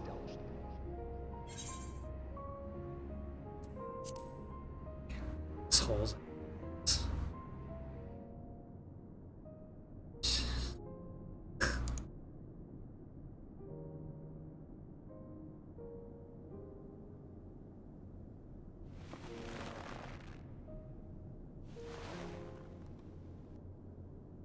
Get them out of here.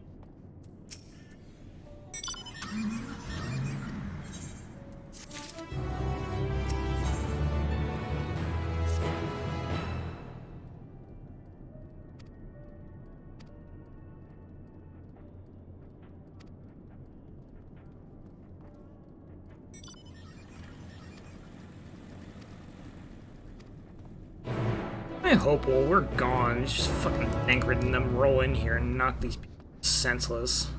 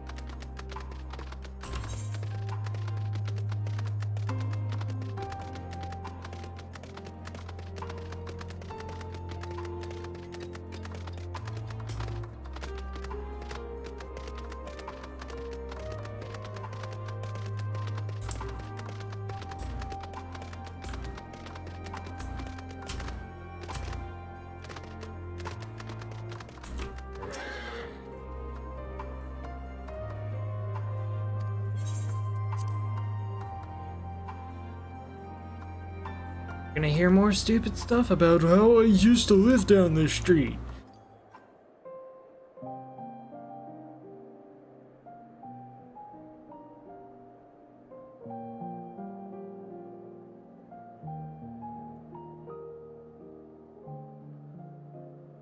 This is my home. Our home.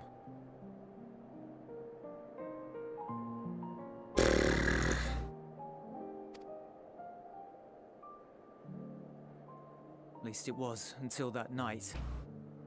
I was with Lord Quintus when the capital fell, and thus spared. My family, who did not own a radio, were less fortunate. When dawn came, I made my way here. My parents, my little brother and sister. But they weren't themselves, and they tried to.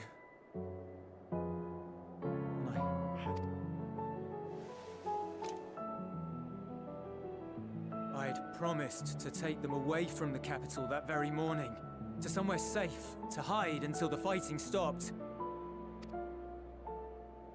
I promised. Oh, boo-hoo. Boo-fucking-hoo.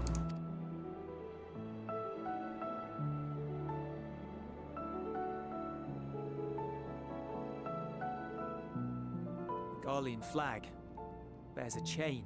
The bonds between our countrymen.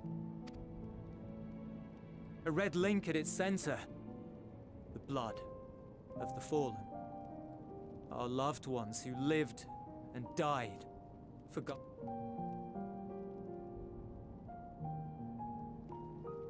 But if she too fell, who would be left to remember them and their sacrifice? What enduring proof would there be that... If we had turned to your gods, would they have saved us? Oh, I wouldn't give a shit if they did or not. Like... I'm sorry, forget I spoke. Asshole. We should go.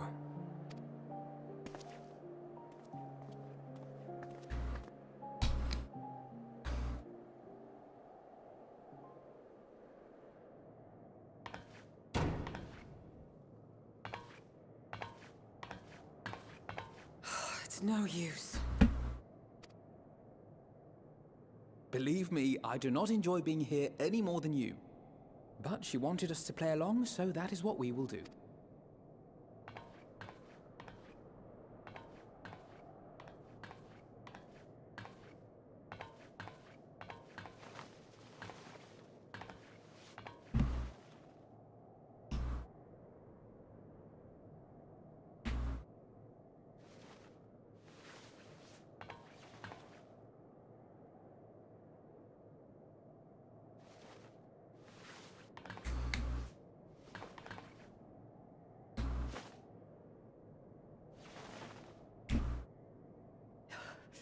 So cold. Painfully so. Unbearably. I've been thinking about what Quintus said. About why no one would accept Garlean rule. Irreconcilable differences. When coexistence isn't an option. Varys at Gimlet said much the same. Only by uniting the world beneath a single standard. No, that's incorrect. United as one people. One race cleansed of imperfections. A cold and unforgiving vision. And when we fail to live up to...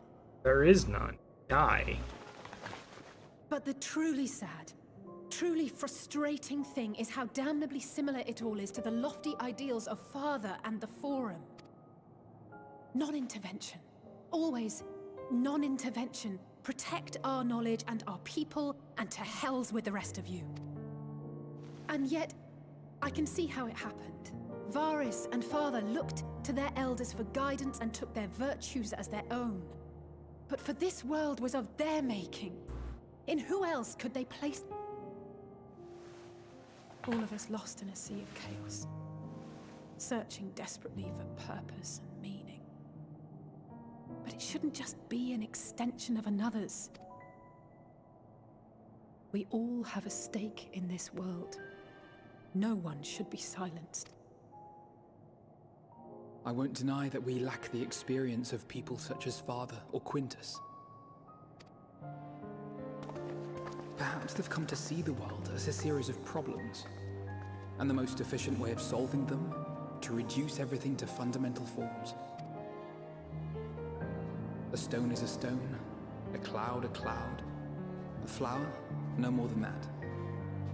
Simple descriptions that strip the subject of distinguishing characteristics. A man is a man, divided according to race, creed, or allegiance, and to some, defined by such associations. Is that what you think? In my misbegotten youth. But what I believed wisdom was no more than aggressive ignorance. I've since learned to look beyond the banners and the politics, To see people as individuals, with their own hopes and dreams. As for my dream of building a better world, well, every day I'm reminded that it is far more complex than I had ever imagined. But it only spurs me onward, to find the wisdom and the strength to see it through to the very end.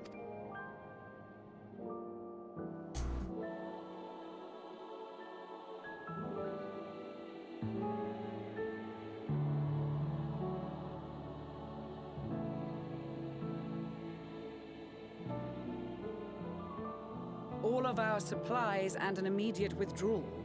These are your conditions? Demands. And you forgot about the airship. Once again, you will leave one behind. It will be used to return the prisoners.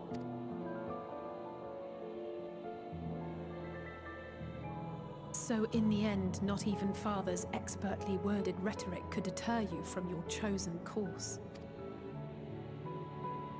Huh? Not that I thought for a moment that it would.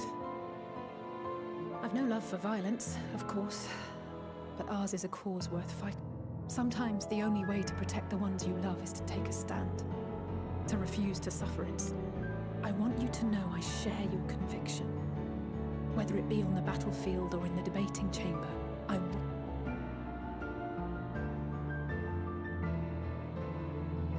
You've found your own reason to fight. Yes. Yes, I have. God's willing, there will come a day when we can finally lay down. But not until the Telophoroi have been defeated once. And you, brother, will have a vital... I pray I am up to the task. There'll always be naysayers. Those who think us fools for even trying. It's easy for learned elites to criticize earnest efforts and assert their moral superiority, all without offering alternatives. Not that their sophistry has ever wounded you. So stubborn and strong. Don't ever change, you hear me? If you stumble, I'll be there to catch you. Or give you a thick ear. Maybe for good. Thank you, Alice.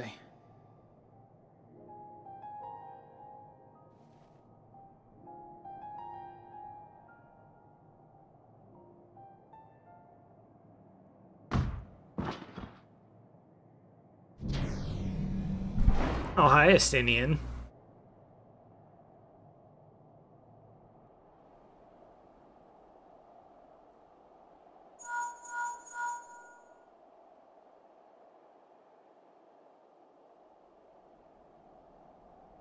The scouts have secured Alize and Alphino.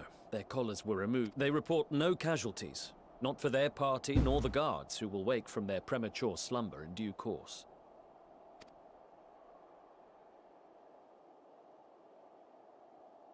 It would appear the situation has changed. I propose Felicity's a new terms. bitch. We have Ain't it? information that will be of great interest to Lord Quintus.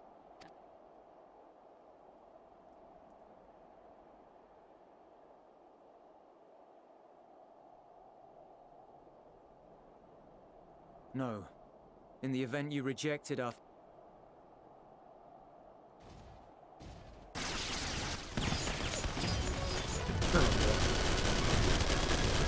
Ambush!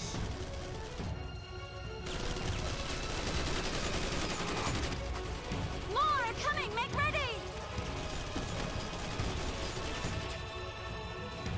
We, the loyal soldiers of the First Legion, proud servants of Garlemald. Alright, time to bust heads. Varys shall safeguard these lands from the barbarian hordes until our countrymen return! I'll enjoy putting my boot on your head in the snow. Stop! Both of you!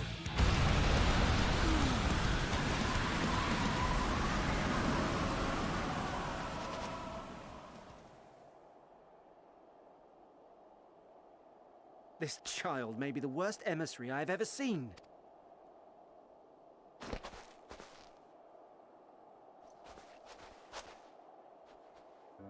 We received an urgent communication from the Grand Company of Eorzea. Envoys from the Imperial Army, led by members of the 10th Legion, came. They explained that their efforts to coordinate the reclamation of the capital with the aid of the 4th, 5th, 8th, and 12th had ended in failure. Look at that. I wonder who fucking called it. They don't have the resources they think they do. Communication between most legions has broken down entirely. Most of the 10th's conscripts have deserted, Sucks leaving to their forces suck. severely depleted. That is why, unable to continue the fight on their own, they and their allies turn. Lies. Every word. It is the truth, and I have not finished. The 10th has have the ill stand down.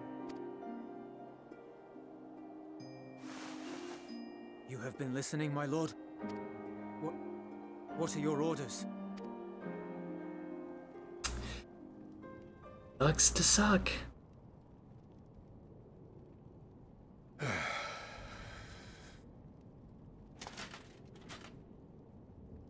Inform her that we will honor the 10th's decision.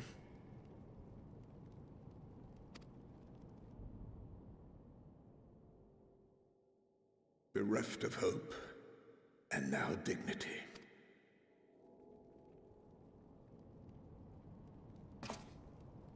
I release you from your duty. All of you.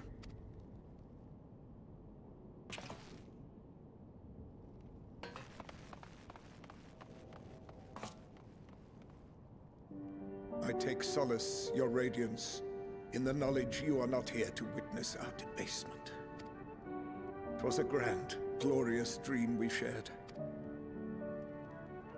Of a world united, of peace and prosperity.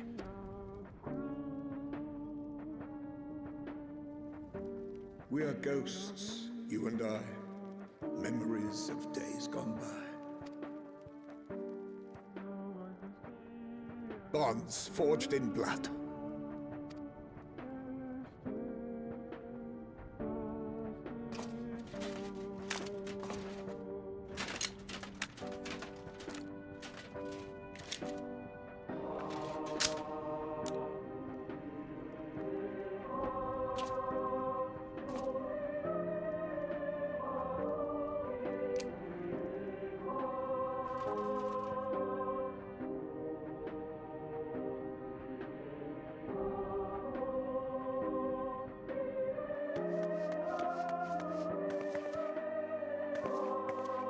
Quickly! We have to reach this. If there is still a chance that Quintus will agree to a truce, I just hope we get there before he and his men do something rash. And there's the gunshot.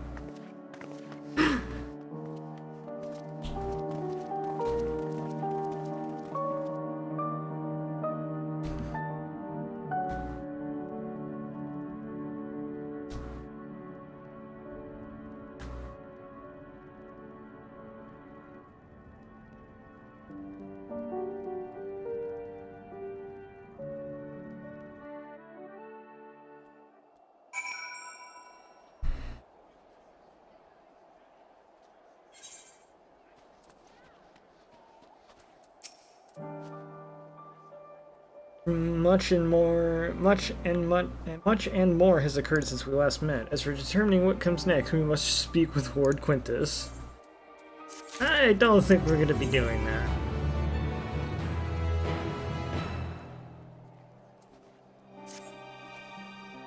Before you proceed, tell me what you know of the First Legion.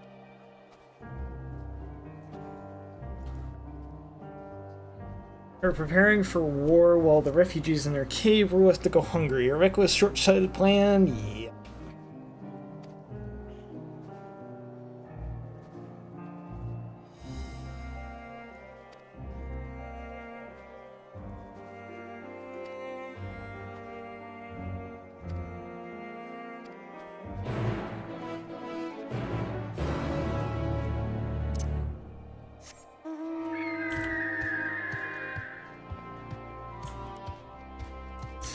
This is what I hate. Because I have to walk all the way fucking back there now. Jeez.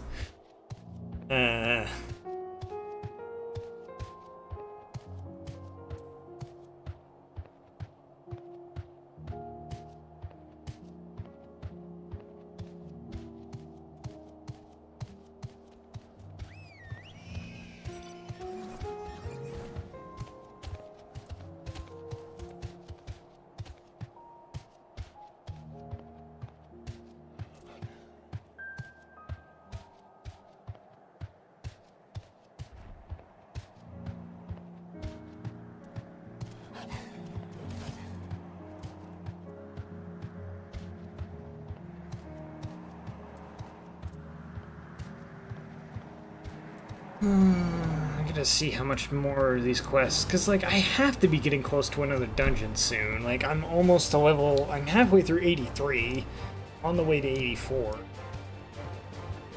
Like...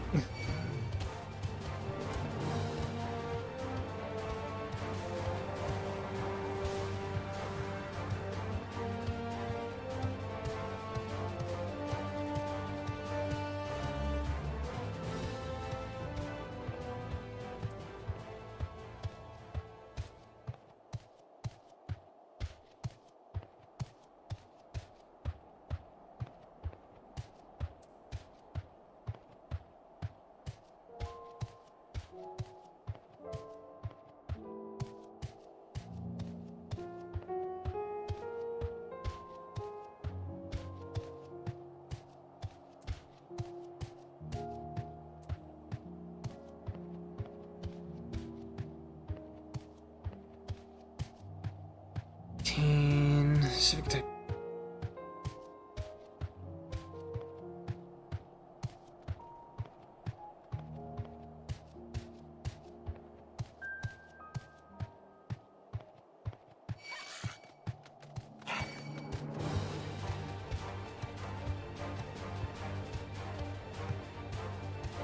Okay.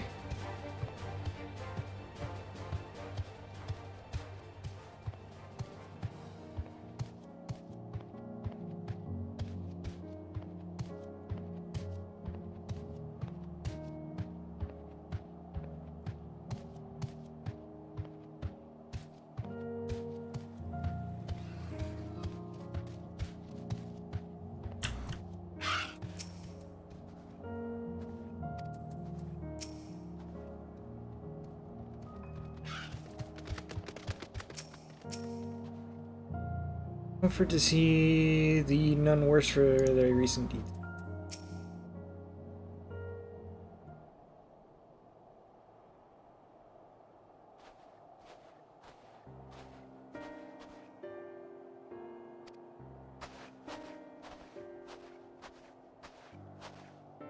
We arrived just before you did, and too late.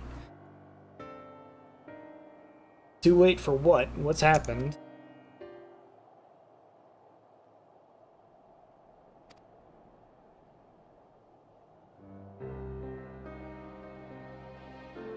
This is our duties, and when he was alone, yeah, he kind of put gray matter on the gray flag.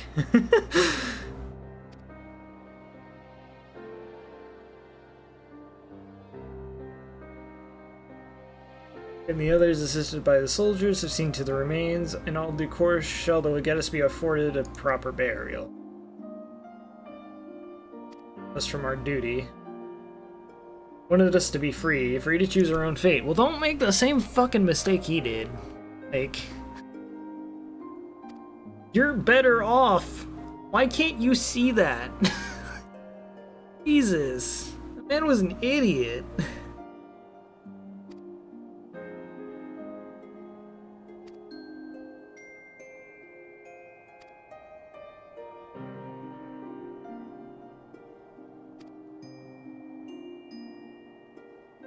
Thankfully, somebody's seeing fucking reason.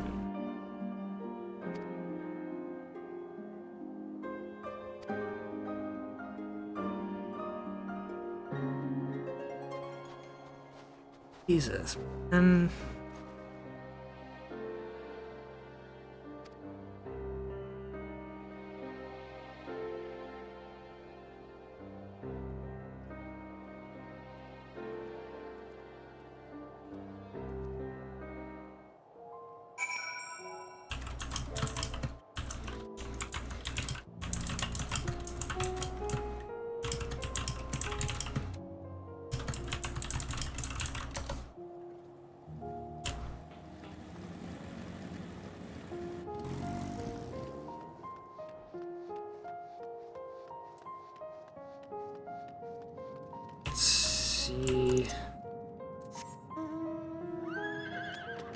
You and who here?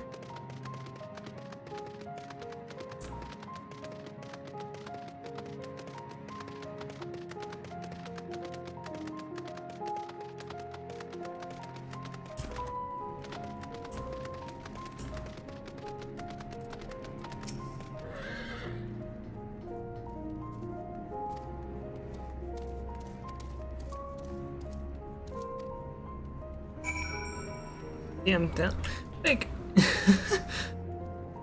You got the Aetherite sword in the end. All it took was a few adjustments.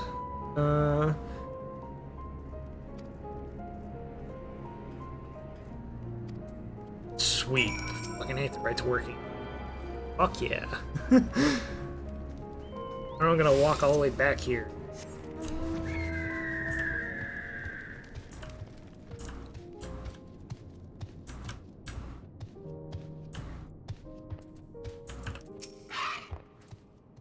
You, the one who treated me with such kindness. Heard from the others that you're not from around here. Thought you were one of us. Nice, welcome back. Purebloods, migrants, savages. After a while, the words started to lose meaning until all you're left with is anger and fear. So yeah, I don't know how long you were gone for, but you missed Quintus putting some gray matter on the gray flag. So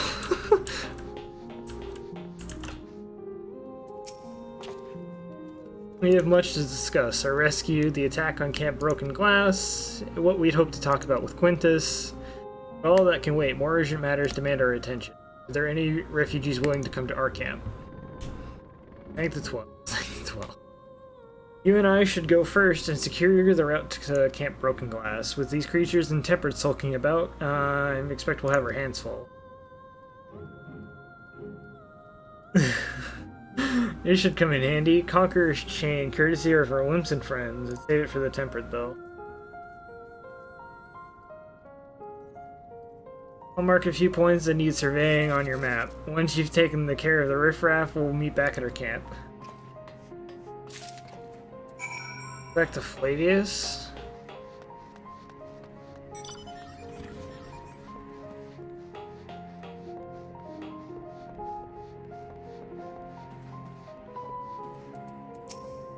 Your hands so warm.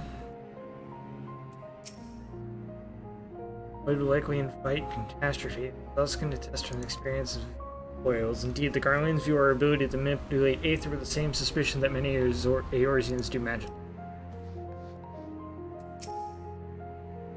Pride or culture or knowledge, all of it gone.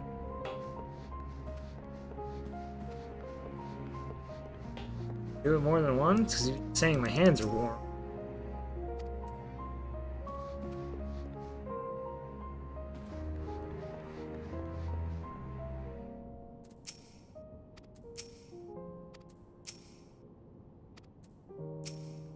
The dialogue's not changing.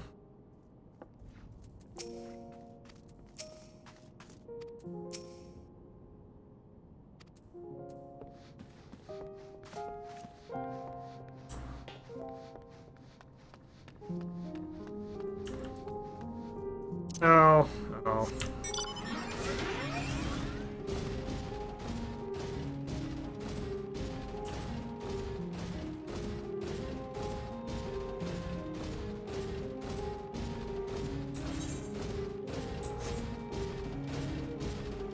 There's a chocobo keep here.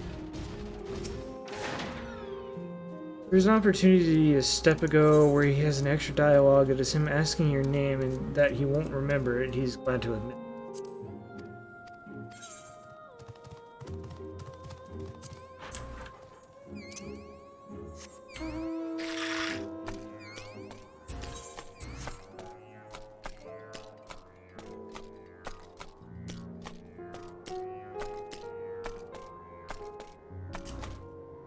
Forgot these things. But it'll try to remember it. Oh, okay.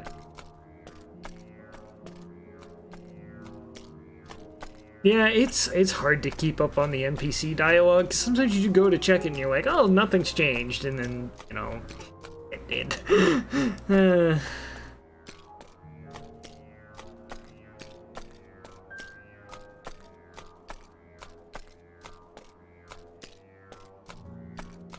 glad these people are actually remembering, like, are actually figuring out, like, oh yeah, this plan we had was fucking stupid.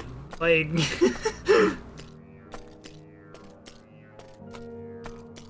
and now we're better off because the person who was leading us was an idiot. Like,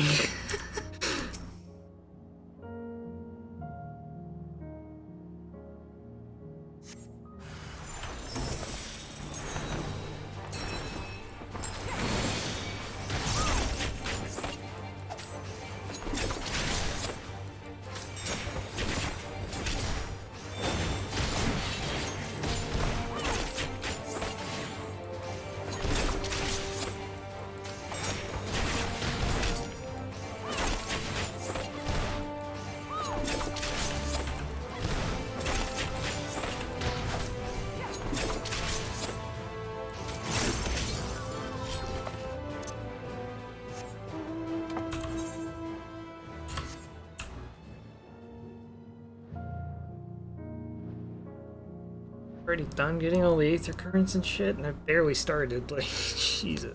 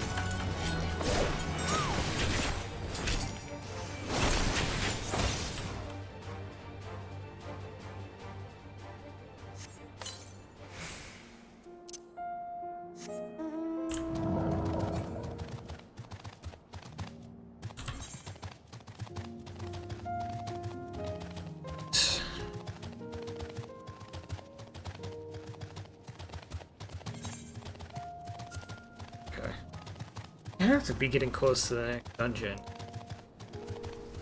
That or a trial.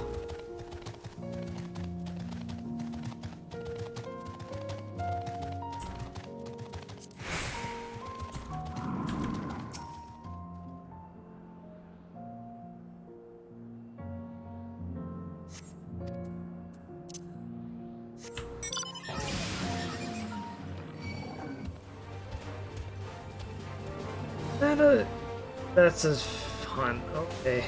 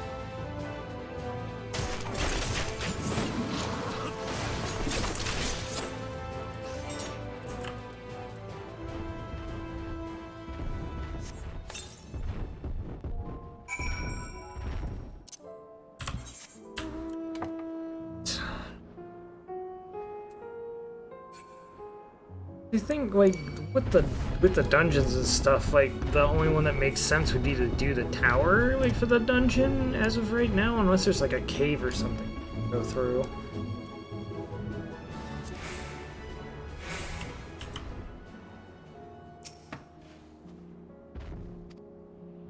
I ran into a few beasts who went down without much of a fight. The tempered proved somewhat troublesome, but those chains should keep them under control until our allies take them into custody. That taken care of, I'm to gather a few supplies and then return to the station.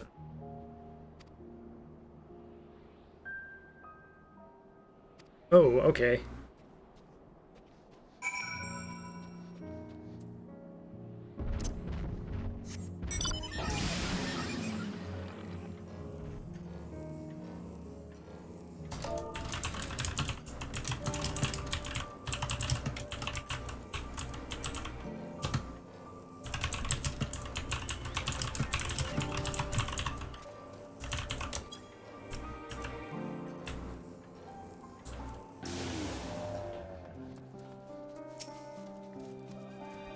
I was informed of Quintus' suicide. It must have come as a great shock to his men. They're the refugees. I'm told some were receptive to our proposal, but I would hear your account firsthand.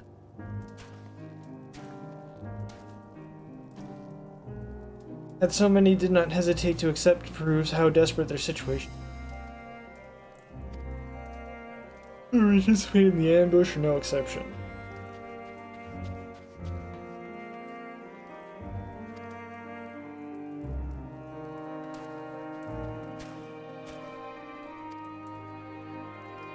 Thought that he had lived, he would tried as a war criminal and his men punished with them.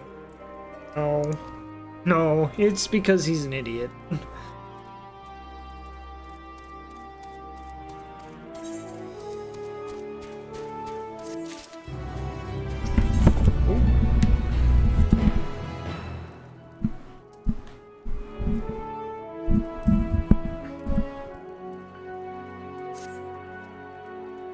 Assume you're curious about how matters have progressed here in your absence. Now that we've procured ceruleum from Trapper's Den, the recently repaired heaters provide much need.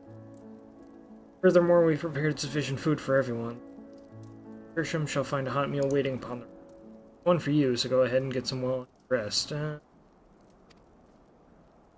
asked you to seek out Yustola. She was recently attended. She's meant to be taking a rest herself. This area has had all of its quests open up already, okay.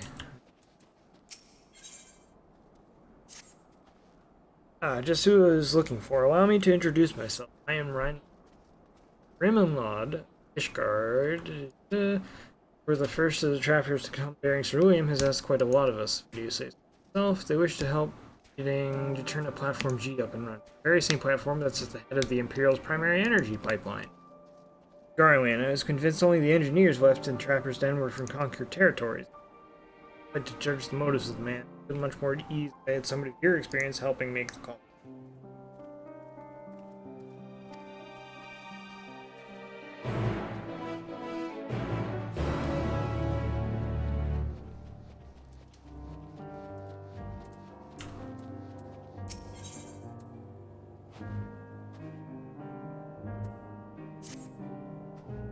Seen you before in Tertium, yes. I was part of the first group transferred here, but there's someone I'm trying to find. A small boy with red hair. Have you seen? Probably still refusing the budge. Oh, my apologies. Allow me to introduce myself. I'm Gala, First Legion. Doing what I can for the refugees, though I suppose I'm one myself. You have always tried to help those in need. Some call me a busybody, in fact. Before joining the military, I was a member of the Vigilis Urbani. It was our duty to keep citizenry safe. Old habits die hard, though. Why I'm determined to look after them. Separated from his parents and in the chaos, but he won't leave the station without them. The thing is, it's no place for a child his age to be fending for himself. Seeing the conditions there, he needs food and warmth, which you and yours have been kind enough to offer. I should go back to the station and try persuading him to join your camp. Can I trouble you to accompany?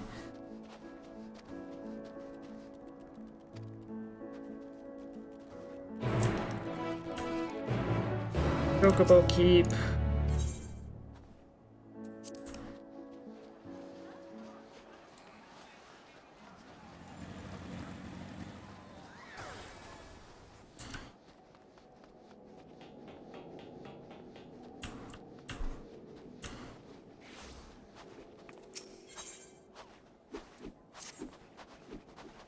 Well, now here's a sight that warms the heart. I've never thought I'd have the honor to meet a hero of your pedigree, let alone beg for your...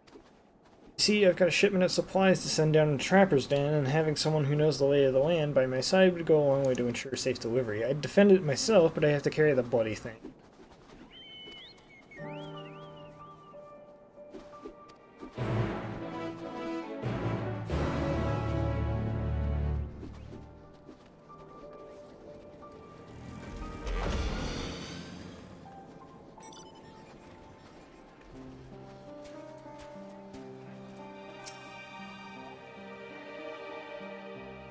Taking proper breaks and imbibing sufficient water, but what of the warrior of light? You and twins have established history of reckless disregard for your own well-being.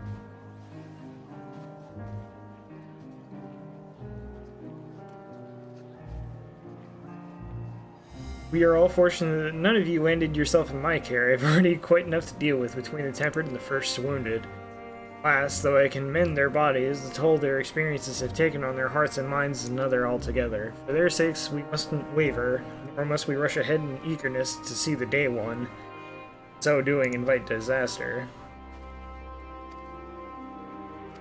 Ooh. Yeah, I think this is where I might end the stream off too, because this is a lot of cutscenes that I have to go and do, so have a good one.